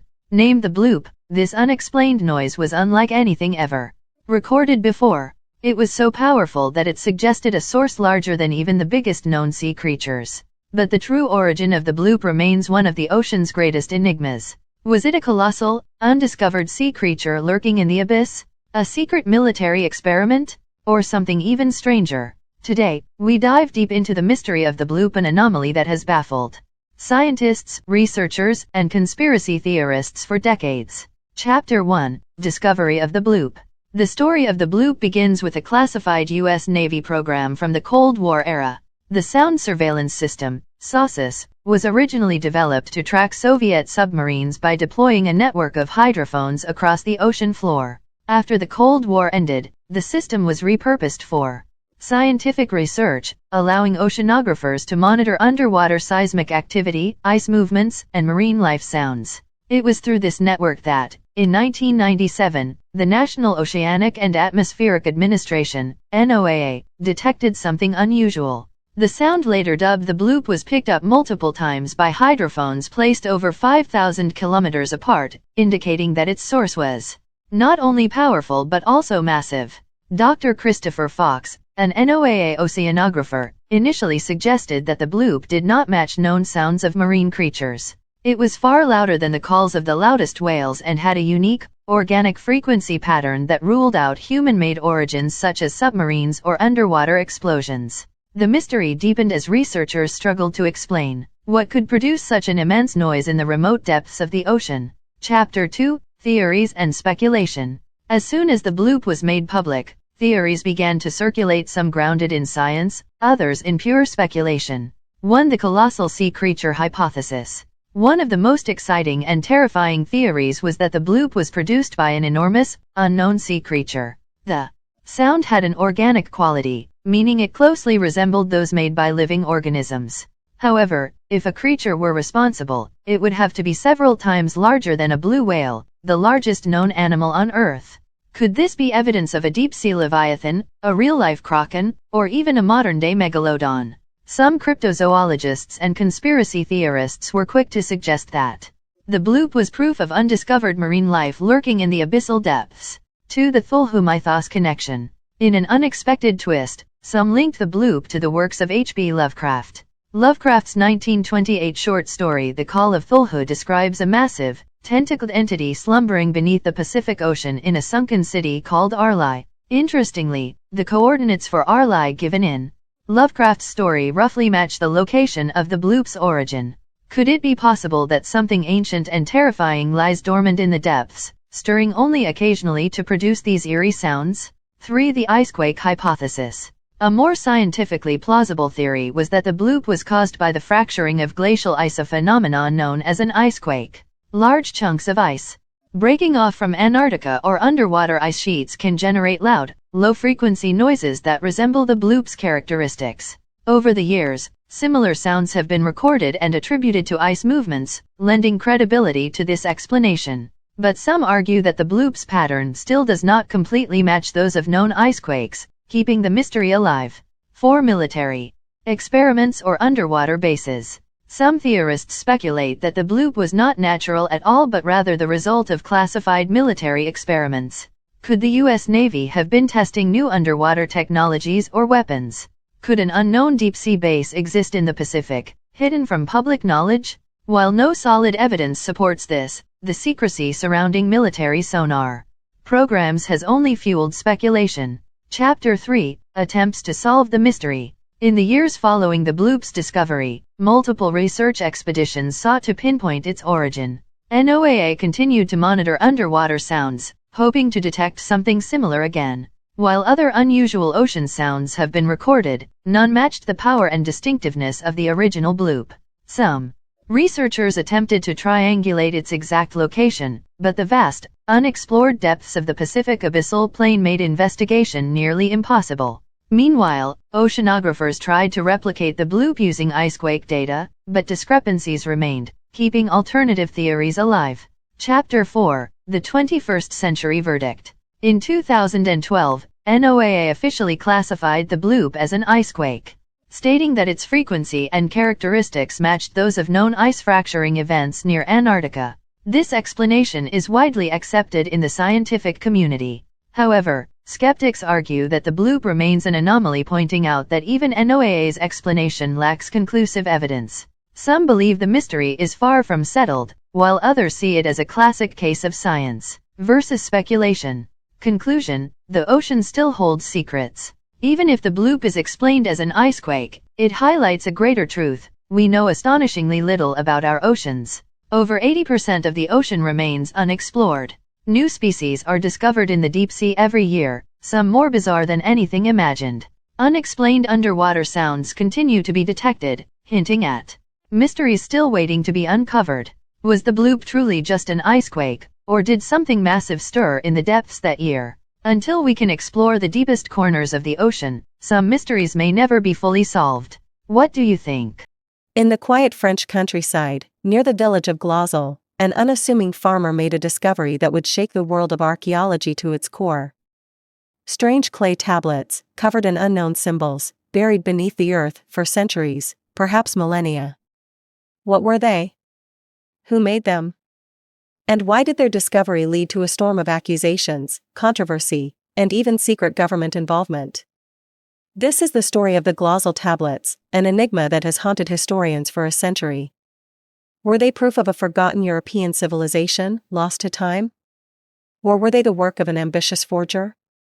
Let's dive into this unsolved mystery. Our story begins in 1924, in the small French village of Glosel. A 17-year-old farmer, Émile Fradin, was working the land with his grandfather when something unexpected happened. As their plow struck the ground, it hit something hard. Digging deeper, they uncovered a stone chamber. Inside were strange clay tablets, pottery, and what appeared to be ancient bones. At first, Fradin and his family didn't realize the significance of their find. But as more objects surfaced, objects unlike anything ever seen before, it became clear that they had stumbled upon something extraordinary. Among the items were clay tablets inscribed with unknown symbols, resembling an unrecorded form of writing, ceramic figurines and stone tools, hinting at an early civilization, bones, some human, some animal, raising more questions about the site's history. Word spread quickly. What had this young farmer uncovered? A lost civilization? A forgotten script? Or something even stranger? It wasn't long before archaeologists took an interest in Glosel. One of the first experts on the scene was Dr. Antonin Morlet, a French physician and amateur archaeologist.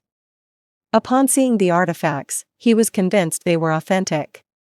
Morlet excavated over 3,000 objects from the site, including engraved tablets with symbols unlike any known language, carved stones that appeared to show early forms of art, tools and weapons made of flint and bone. His conclusion? The site was ancient, possibly dating back thousands of years. But not everyone agreed. And soon, the controversy began. As news of the Glosel discovery spread, the archaeological community split into two factions: those who believed the site contained genuine prehistoric artifacts and those who dismissed it as a clever hoax. One of the most vocal skeptics was Salomon Reinach, a prominent archaeologist. He argued that the inscriptions looked too modern to be prehistoric. If the tablets were real, why hadn't anything similar been found elsewhere? Others pointed to inconsistencies in the artifacts. Some symbols seemed to resemble Phoenician, Greek, and Latin letters, despite being supposedly thousands of years old. Even the French government got involved. In 1927, an official commission declared the artifacts forgeries, and Freyden was accused of fabricating the entire discovery. But was this really a hoax? Or was something else going on? As the controversy escalated, Emil Freyden found himself at the center of a legal battle. He was accused of creating the artifacts himself, a serious charge for a poor farmer with no formal education. But then, something strange happened. One night, in 1928, someone broke into Freyden's home. They ransacked the place, looking for something. But what? The original tablets? Proof of a conspiracy? Whoever was behind the break-in, they were never caught. And the mystery only deepened. For decades, the mystery of the Glosel tablets remained unsolved.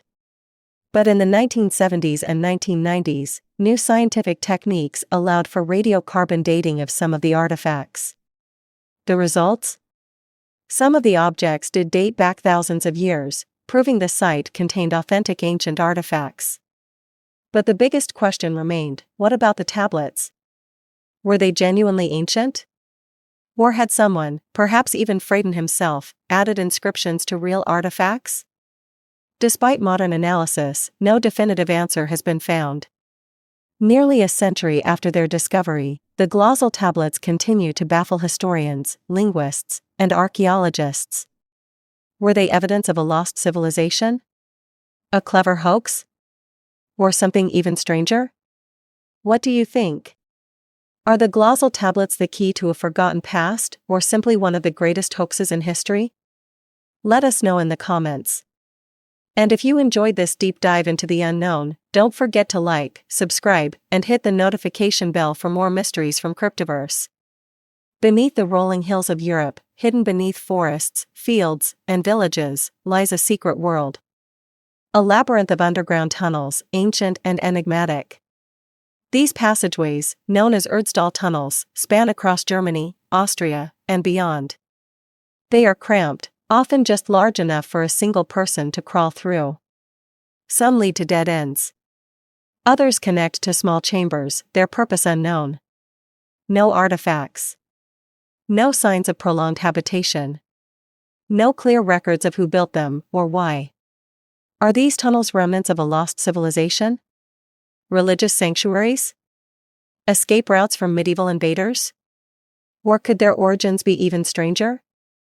Join us as we descend into the mystery of the Erdstall tunnels. The term Erdstall comes from German and loosely translates to earth stable or earth stall. These tunnels are usually found in Central Europe, with most located in Austria, Germany, France, and the Czech Republic. Some estimates suggest there are over 2,000 such tunnels across the continent. The construction of Erdstall tunnels follows a peculiar pattern. They are extremely narrow, often less than 1.2 meters, 4 feet, high, forcing people to crawl.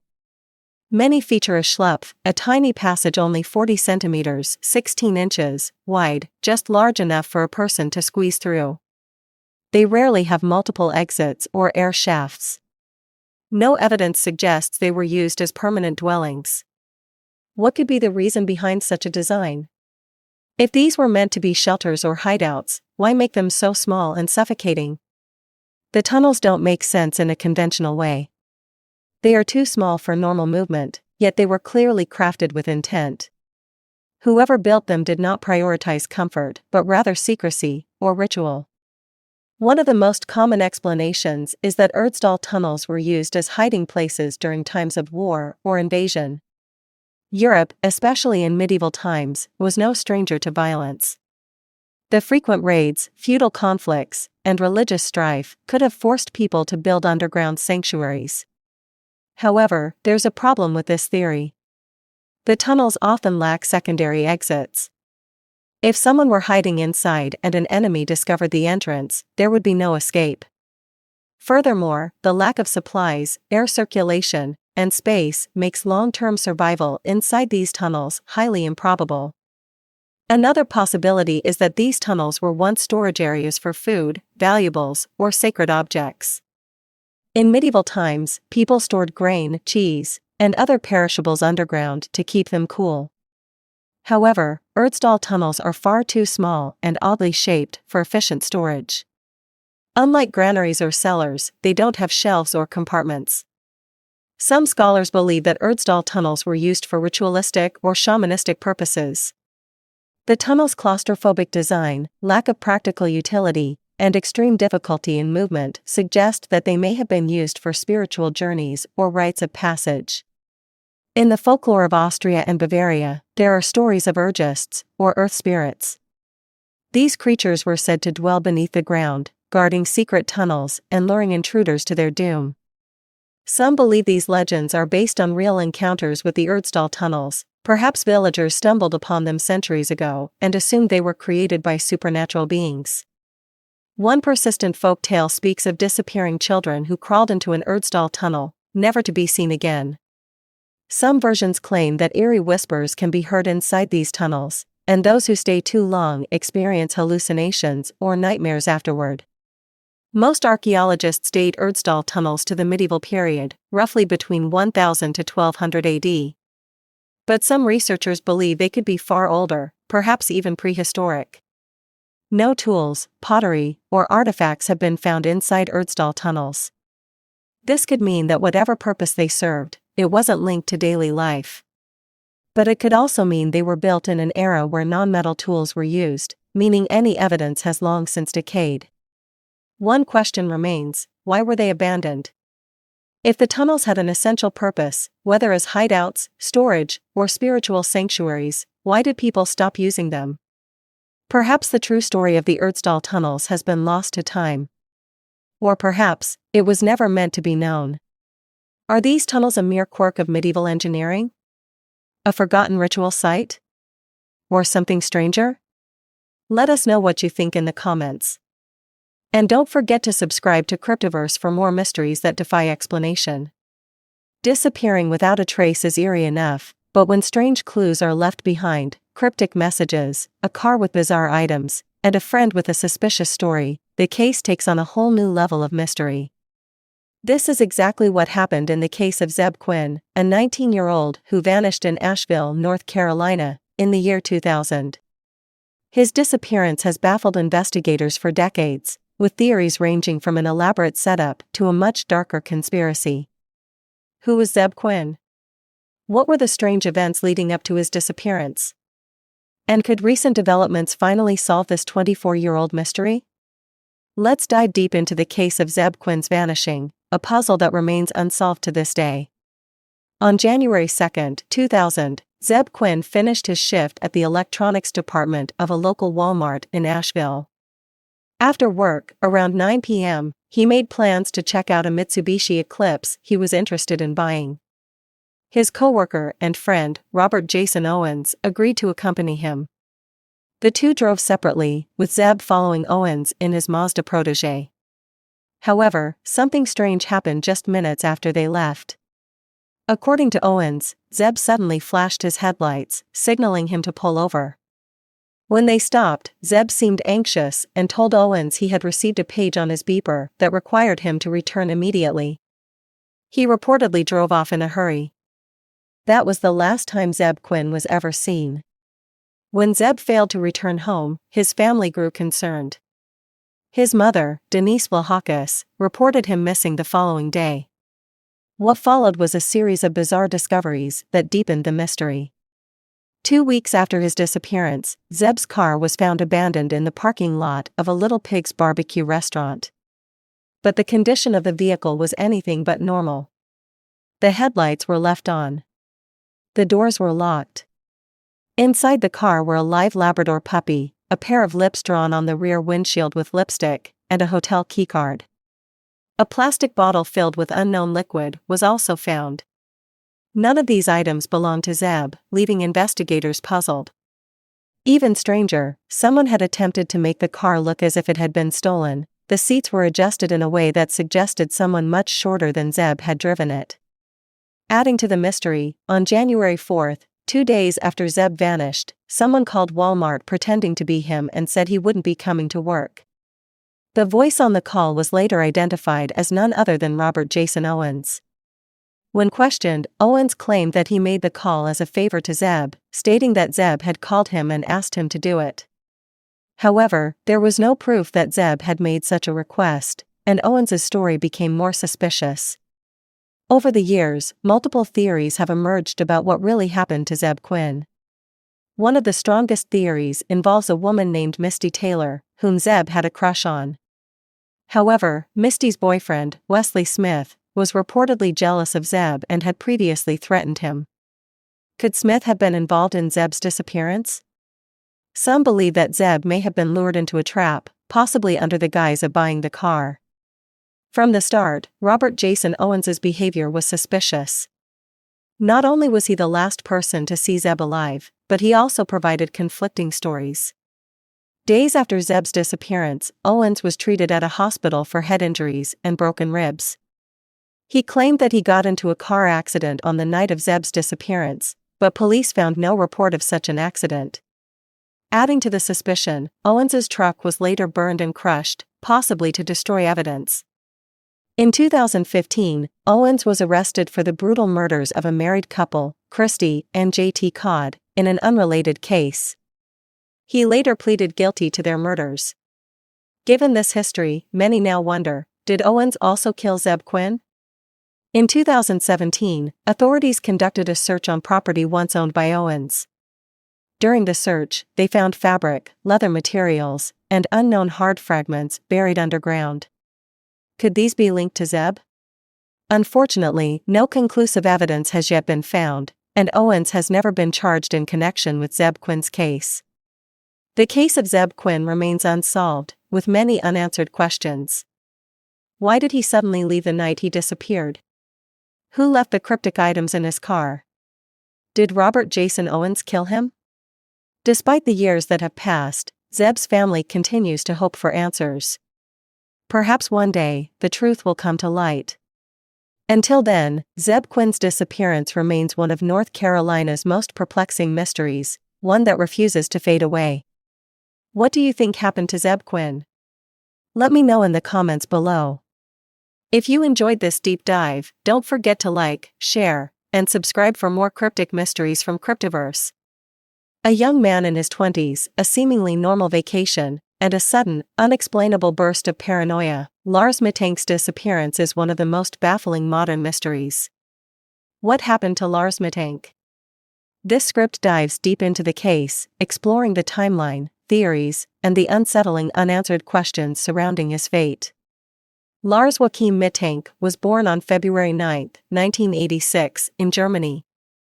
By all accounts, he was a regular young man. He loved football, supported the Bundesliga club Werder Bremen, and was close to his family and friends. He had no known mental health issues, no history of drug use, and was considered responsible and level-headed. In June 2014, 28-year-old Lars planned a vacation with his friends to the Bulgarian seaside resort of Golden Sands.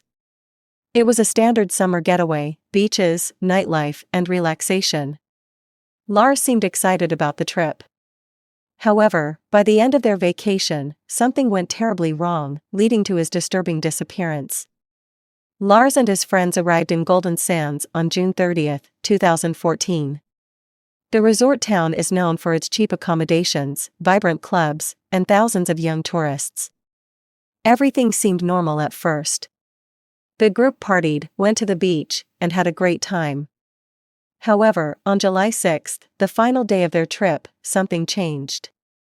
Lars got into an altercation at a bar over a football dispute. Witnesses claim he argued with another group of tourists, possibly rival football fans. Though not violent, the argument ended with Lars walking away. Later that night, Lars complained of ear pain. He told his friends he had been attacked by a group of men, possibly hired by the people from the argument earlier. He said they had followed him outside a McDonald's and beaten him up. However, no witnesses confirmed this attack, and his injuries were minor. Lars visited a doctor the next morning, who diagnosed him with a ruptured eardrum and recommended he stay behind instead of flying home with his friends. Air pressure could worsen his condition. His friends urged him to come with them, but Lars insisted on staying. They left, expecting him to fly home once he recovered. From this moment on, Lars' behavior became increasingly erratic. He checked into a budget hotel near the airport, but instead of resting, he acted paranoid. He called his mother, Sandra Mittank, in a panic, whispering that he was being followed and that he needed to leave. He even texted her, "What is ciprofloxacin?" An antibiotic, but he never explained why he asked. Lars was seen pacing the hotel lobby, hiding in elevators, and looking over his shoulder as if someone was after him. The hotel's security cameras caught him leaving in the middle of the night, only to return hours later. He told a hotel staff member he was afraid for his life. On July 8, Lars went to Varna Airport for his scheduled flight home. His mother had arranged for him to see an airport doctor to confirm he was fit to fly. But what happened next is the most baffling part of the case. As Lars sat in the doctor's office, a construction worker entered. Without warning, Lars panicked. His expression changed to terror. He mumbled something about not wanting to die, then bolted out of the office. Security cameras caught the next shocking moments. Lars sprinted out of the airport terminal, leaving behind his luggage, passport, and wallet. He climbed over a fence and ran into a nearby field, disappearing into the surrounding forest. No one ever saw him again. Since his disappearance, multiple theories have emerged. Some speculate Lars took drugs, either voluntarily or unknowingly, that caused paranoia and hallucinations. However, his friends never saw him take anything. Could his head trauma from the alleged attack have triggered a mental breakdown? Some experts believe a ruptured eardrum alone wouldn't cause psychosis, but an undiagnosed concussion might. Despite numerous searches, no trace of Lars has ever been found. His family continues to search, and his mother has appeared on multiple crime shows, pleading for answers. Sightings have been reported across Europe, but none confirmed. Some believe he perished in the wilderness, but with no body found, the case remains unsolved. The last known footage of Lars Mittank haunts many, a terrified man fleeing an airport, running toward an uncertain fate.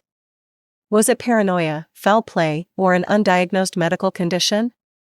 To this day, Lars Mittank remains one of the most mysterious missing persons cases in modern history. A man vanishes without a trace, only to be found 5 days later, dead, under bizarre circumstances. Burn marks on his body. A strange, unknown gel applied to his skin. No signs of struggle. And no logical explanation. What really happened to Zygmunt Adamski? A tragic accident? A secret experiment? Or was he abducted by something not of this world? Our story begins in the small town of Tingley, West Yorkshire, England. Zygmunt Adamski, a 56-year-old Polish coal miner, had been living a quiet life. Originally from Poland, he had settled in England years earlier and was known as a hard-working, kind man. On June 6, 1980, Adamski was in good spirits. He was preparing for his goddaughter's wedding and left his house to run a quick errand at a local shop. But he never came back. His wife, Lottie, was immediately worried. Zygmunt had never disappeared like this before. He had no health issues that would explain his sudden vanishing, and he had no enemies. Where could he have gone? Despite efforts to find him, Adamski had seemingly vanished into thin air. No witnesses, no clues, just silence. But then, 5 days later, something chilling happened. On June 11, 1980, a shocking discovery was made. Adamski's lifeless body was found, 20 miles away from where he had disappeared, in a coal yard in the town of Todmorden. But here's where things get really strange. His body wasn't just found lying anywhere, it was placed on top of a 10-foot-high coal pile. There were no signs of struggle. No footprints leading to the body. It was as if he had just appeared there. The man who found the body, coal yard worker Trevor Parker, was stunned. The last time he had checked the yard, just hours before, there was nothing there. So how did Adamski's body get there? And why did he look so unusual? Police and forensic experts arrived quickly, and what they found only deepened the mystery. Adamski's body had strange burn marks on his head, neck, and shoulders. Even stranger, a weird, unidentified gel had been applied to these burns. The coroner, Dr. Alan Edwards, was baffled. He had never seen anything like it. What was this gel? And who had put it on Adamski's body? His clothing was also odd. His shirt was unbuttoned, but his coat was missing. His shoes were loosely tied, which was unusual for a man known to be meticulous about his appearance. But the most chilling detail? Despite being missing for 5 days, Adamski only had about 1 day's worth of beard growth. Where had he been for the other 4 days? And now, we get to the most bizarre part of this case, the UFO connection. The police officer in charge of the investigation was Alan Godfrey, a well-respected officer from the West Yorkshire Police. At first, he thought this was just an unusual but explainable death. But that would change just a few months later.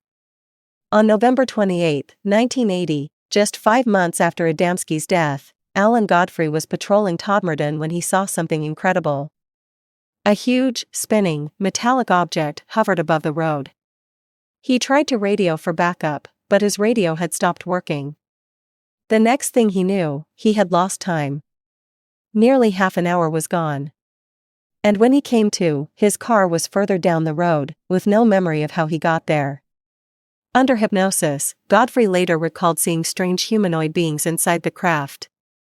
Could it be that both he and Zygmunt Adamski had been taken by the same unknown force? There are many theories about what happened to Zygmunt Adamski. Let's explore them. Some believe Adamski was taken by extraterrestrials. The burns and the unknown gel are consistent with medical experiments often reported in abduction cases. Was he abducted, examined, and then returned, dead? Another theory suggests Adamski was kidnapped for top-secret medical experiments. Was he an unwilling test subject? And if so, why was he returned in such a strange manner? Could Adamski have been kidnapped and murdered by someone he knew? Some claim his death was a result of a personal dispute. But if that's the case, why the burns? Why the unknown gel? And how did his body get on top of a coal pile? To this day, the mystery of Zygmunt Adamski remains unsolved. Who, or what, took him? What was the strange substance on his body? And why, after more than 4 decades, do we still have no answers? What do you think happened? Was this an alien abduction, a secret experiment, or something even stranger? Let us know in the comments. If you love mysteries like this, don't forget to like, subscribe, and hit the notification bell so you never miss an episode. Until next time, stay curious. In the realm of medical anomalies, few conditions captivate the imagination as much as fetus in fetu. It's a bizarre and incredibly rare phenomenon that has left scientists and doctors questioning the limits of biology for centuries. What if I told you that there have been cases where one individual carries within them another, not a tumor, not a parasite, but a malformed and parasitic twin? This is the enigma of fetus in fetu, a condition so rare, it has been recorded in medical literature fewer than 200 times worldwide. Welcome to Cryptiverse, where we unravel the strangest mysteries of science and the human body. Let's dive in. So, what exactly is fetus in fetu? The term originates from Latin, literally meaning fetus within a fetus. It describes a condition in which a malformed and underdeveloped twin is found inside the body of its sibling. Unlike other parasitic conditions, this is not an infection or a foreign organism invading the host's body, it's the host's own twin, trapped during development in the womb. Here's how it works. In the case of identical twins, two embryos develop from a single fertilized egg. Sometimes, due to an error in the process of division, one embryo becomes enveloped by the other. Over time, the engulfed twin becomes dependent on the host for survival. While it can't grow into a fully developed baby, remnants of it, including limbs, bones, and even hair, may develop. This condition is distinct from teratomas, which are tumors that can contain tissues like hair or teeth. The key difference? Fetus in fetu has an organized structure, resembling the formation of an actual human body. The history of fetus in fetu is as fascinating as the condition itself. The first documented case dates back to 1808, when German anatomist Johann Friedrich Meckel described it in medical literature. However, the phenomenon has likely been around for as long as humans have existed. Stories of people carrying mysterious growths inside them, often dismissed as curses or supernatural afflictions, were later found to be examples of this condition. Back in those days, medical understanding was limited. Cases of fetus in fetu were often misdiagnosed as monstrous deformities or treated as curiosities to be exhibited. It wasn't until the advent of modern imaging technologies, such as X-rays and CT scans, that the true nature of this anomaly was revealed.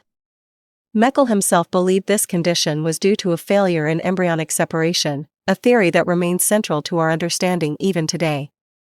Despite being incredibly rare, fetus in fetu has been documented in several extraordinary cases around the globe. Let's take a look at a few of the most striking examples. In 1999, a newborn boy in India was found to have a swollen stomach. Doctors initially suspected a tumor, but upon surgery, they discovered a partially formed twin inside his abdomen, complete with limbs and hair. The case baffled medical professionals and made headlines worldwide. A particularly unusual case occurred in Hong Kong, where a newborn girl was found to be carrying two fetuses within her. Each was incomplete but had developed to the point of having tiny spines, ribs, and limbs. This case raised new questions about how early in pregnancy fetus in fetu might occur. In Indonesia, a 21-year-old man sought treatment for abdominal pain, only to learn that he had been carrying his twin inside him for over 2 decades. The twin had teeth, hair, and rudimentary bones, a shocking discovery for the patient and doctors alike. These cases highlight the mystery surrounding fetus in fetu, why it happens, and why it's so rare. Now let's dive deeper into the science. The leading theory is that fetus in fetu results from an error during the first few weeks of pregnancy. Identical twins form when a single fertilized egg splits into 2 embryos. In rare instances, one embryo fails to fully separate and becomes encased within the other. The encased twin relies on the host for blood supply and nutrients, but can't develop normally due to its parasitic relationship. Over time, it may form bones, organs, and other structures, but it remains trapped. Scientists also debate whether some cases might be misclassified teratomas. However, unlike a teratoma, which grows like a chaotic tumor, fetus in fetu exhibits a more organized structure, resembling the human form. Fetus in fetu is a reminder of how much there is still to learn about the human body. It blurs the lines between science and mystery, offering a glimpse into the strange possibilities of life. What are your thoughts on this rare condition? Let us know in the comments, and don't forget to like, share, and subscribe to Cryptiverse for more deep dives into the world's greatest enigmas. Until next time, stay curious. Artificial intelligence is evolving at an unprecedented pace. While most of the world has its eyes on OpenAI, Google DeepMind, and Meta's Llama models, a new player has emerged, DeepSeek. A company that, in just over a year, has managed to shake the foundations of AI research with its powerful open-source models and groundbreaking efficiency improvements. But how does it work? What makes DeepSeek's AI so efficient? And why is it causing ripples across the industry? In this deep technical dive, we'll explore the architecture, training methodologies, and real-world implications of DeepSeek's AI revolution. DeepSeek was founded in 2023 by Liang Wenfeng, under the umbrella of Highflyer, a hedge fund based in China. Unlike many AI startups that began as research projects, DeepSeek's origins were rooted in financial markets. Its initial mission was simple: create AI models that are not only powerful, but also cost-efficient. In less than 2 years, DeepSeek went from an unknown entity to developing some of the most powerful AI models on the market. Their first models, DeepSeek Chat and DeepSeek 67B, were already competitive with OpenAI's GPT-4 in certain benchmarks. But their real breakthrough came with DeepSeek V2, a model that introduced one of the most sophisticated implementations of mixture of experts, MO, technology to date. At the core of DeepSeek's success is a highly optimized mixture of experts, MO, model. But what exactly is MO, and why does it matter? Most large language models, like GPT-4 or Llama, are dense models, meaning every neuron in the network is activated during every inference step. This is computationally expensive. MO models, on the other hand, work differently. Instead of activating all the parameters, MO selectively routes each input token to a subset of specialized neural networks, called experts.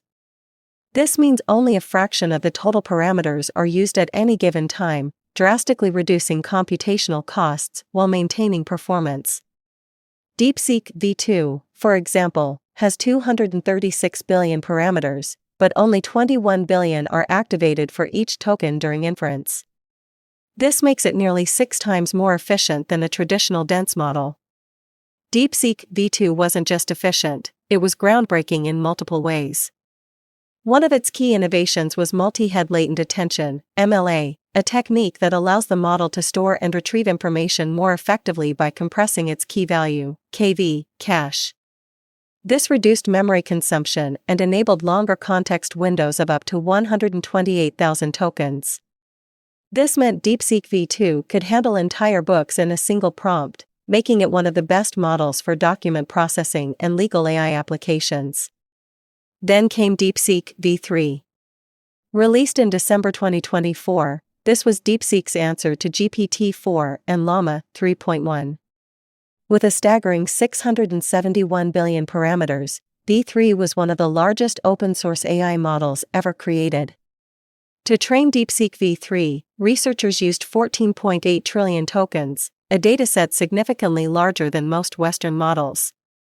The entire process required 2.788 million GPU hours using NVIDIA H800 GPUs, making it one of the most cost-efficient large-scale AI training efforts to date. One of DeepSeek's most radical decisions was to open-source their models. While OpenAI and Google have kept their best models proprietary, DeepSeek made V3 available to developers worldwide, leading to rapid adoption and fine-tuning by independent researchers. This move had unexpected consequences. Investors reacted sharply, fearing that the efficiency of MO models would reduce demand for expensive AI hardware, leading to a decline in NVIDIA's stock price. However, DeepSeek's rise has not been without controversy. Researchers analyzing its outputs found significant censorship, particularly on politically sensitive topics. Questions about Tiananmen Square or Taiwan's sovereignty resulted in vague or deflective answers. Furthermore, privacy concerns emerged when it was revealed that DeepSeek stores user data on servers located in China, prompting investigations in the US and Europe. With DeepSeek V3 proving that open-source AI can rival proprietary models, the future of AI development is at a crossroads. Will companies like OpenAI continue their closed-door approach, or will DeepSeek's methods push the industry toward greater transparency and efficiency? DeepSeek has demonstrated that cost-effective, high-performance AI is possible. But the bigger question remains, what's next? Will we see even larger MO models?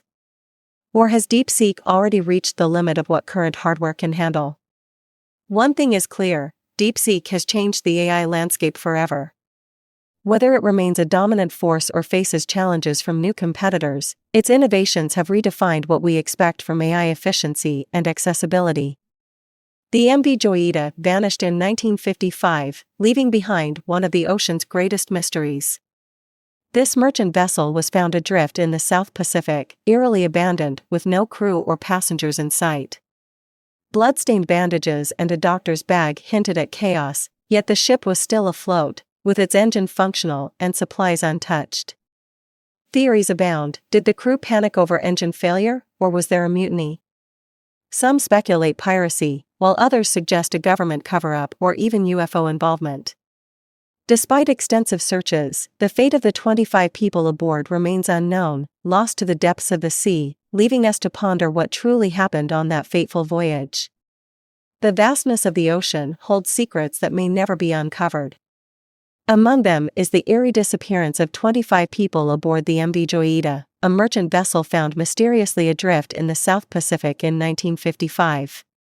Unlike many missing ship cases, the Joyita was found, but its crew and passengers were gone without a trace. There were no distress signals. The ship was found in an eerie state, badly damaged yet afloat, with blood-stained bandages on board, missing lifeboats, and a radio that had been set to an emergency frequency.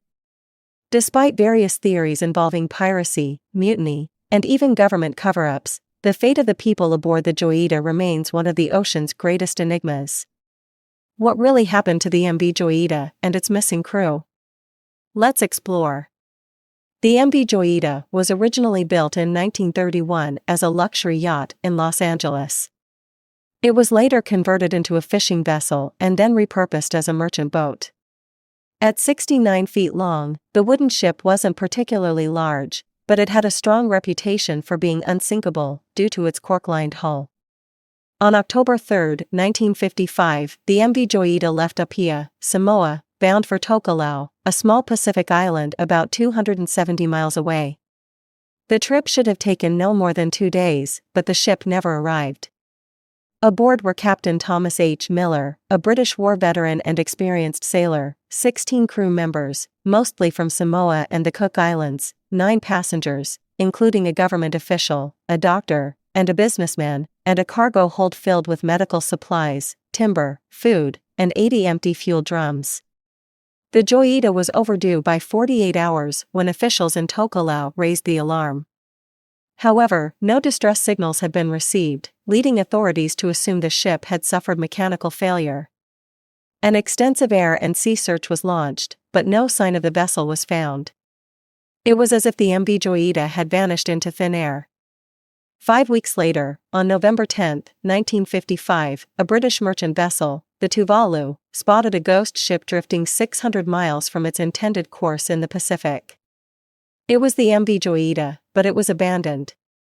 When rescuers boarded, they discovered an eerie scene: no crew or passengers.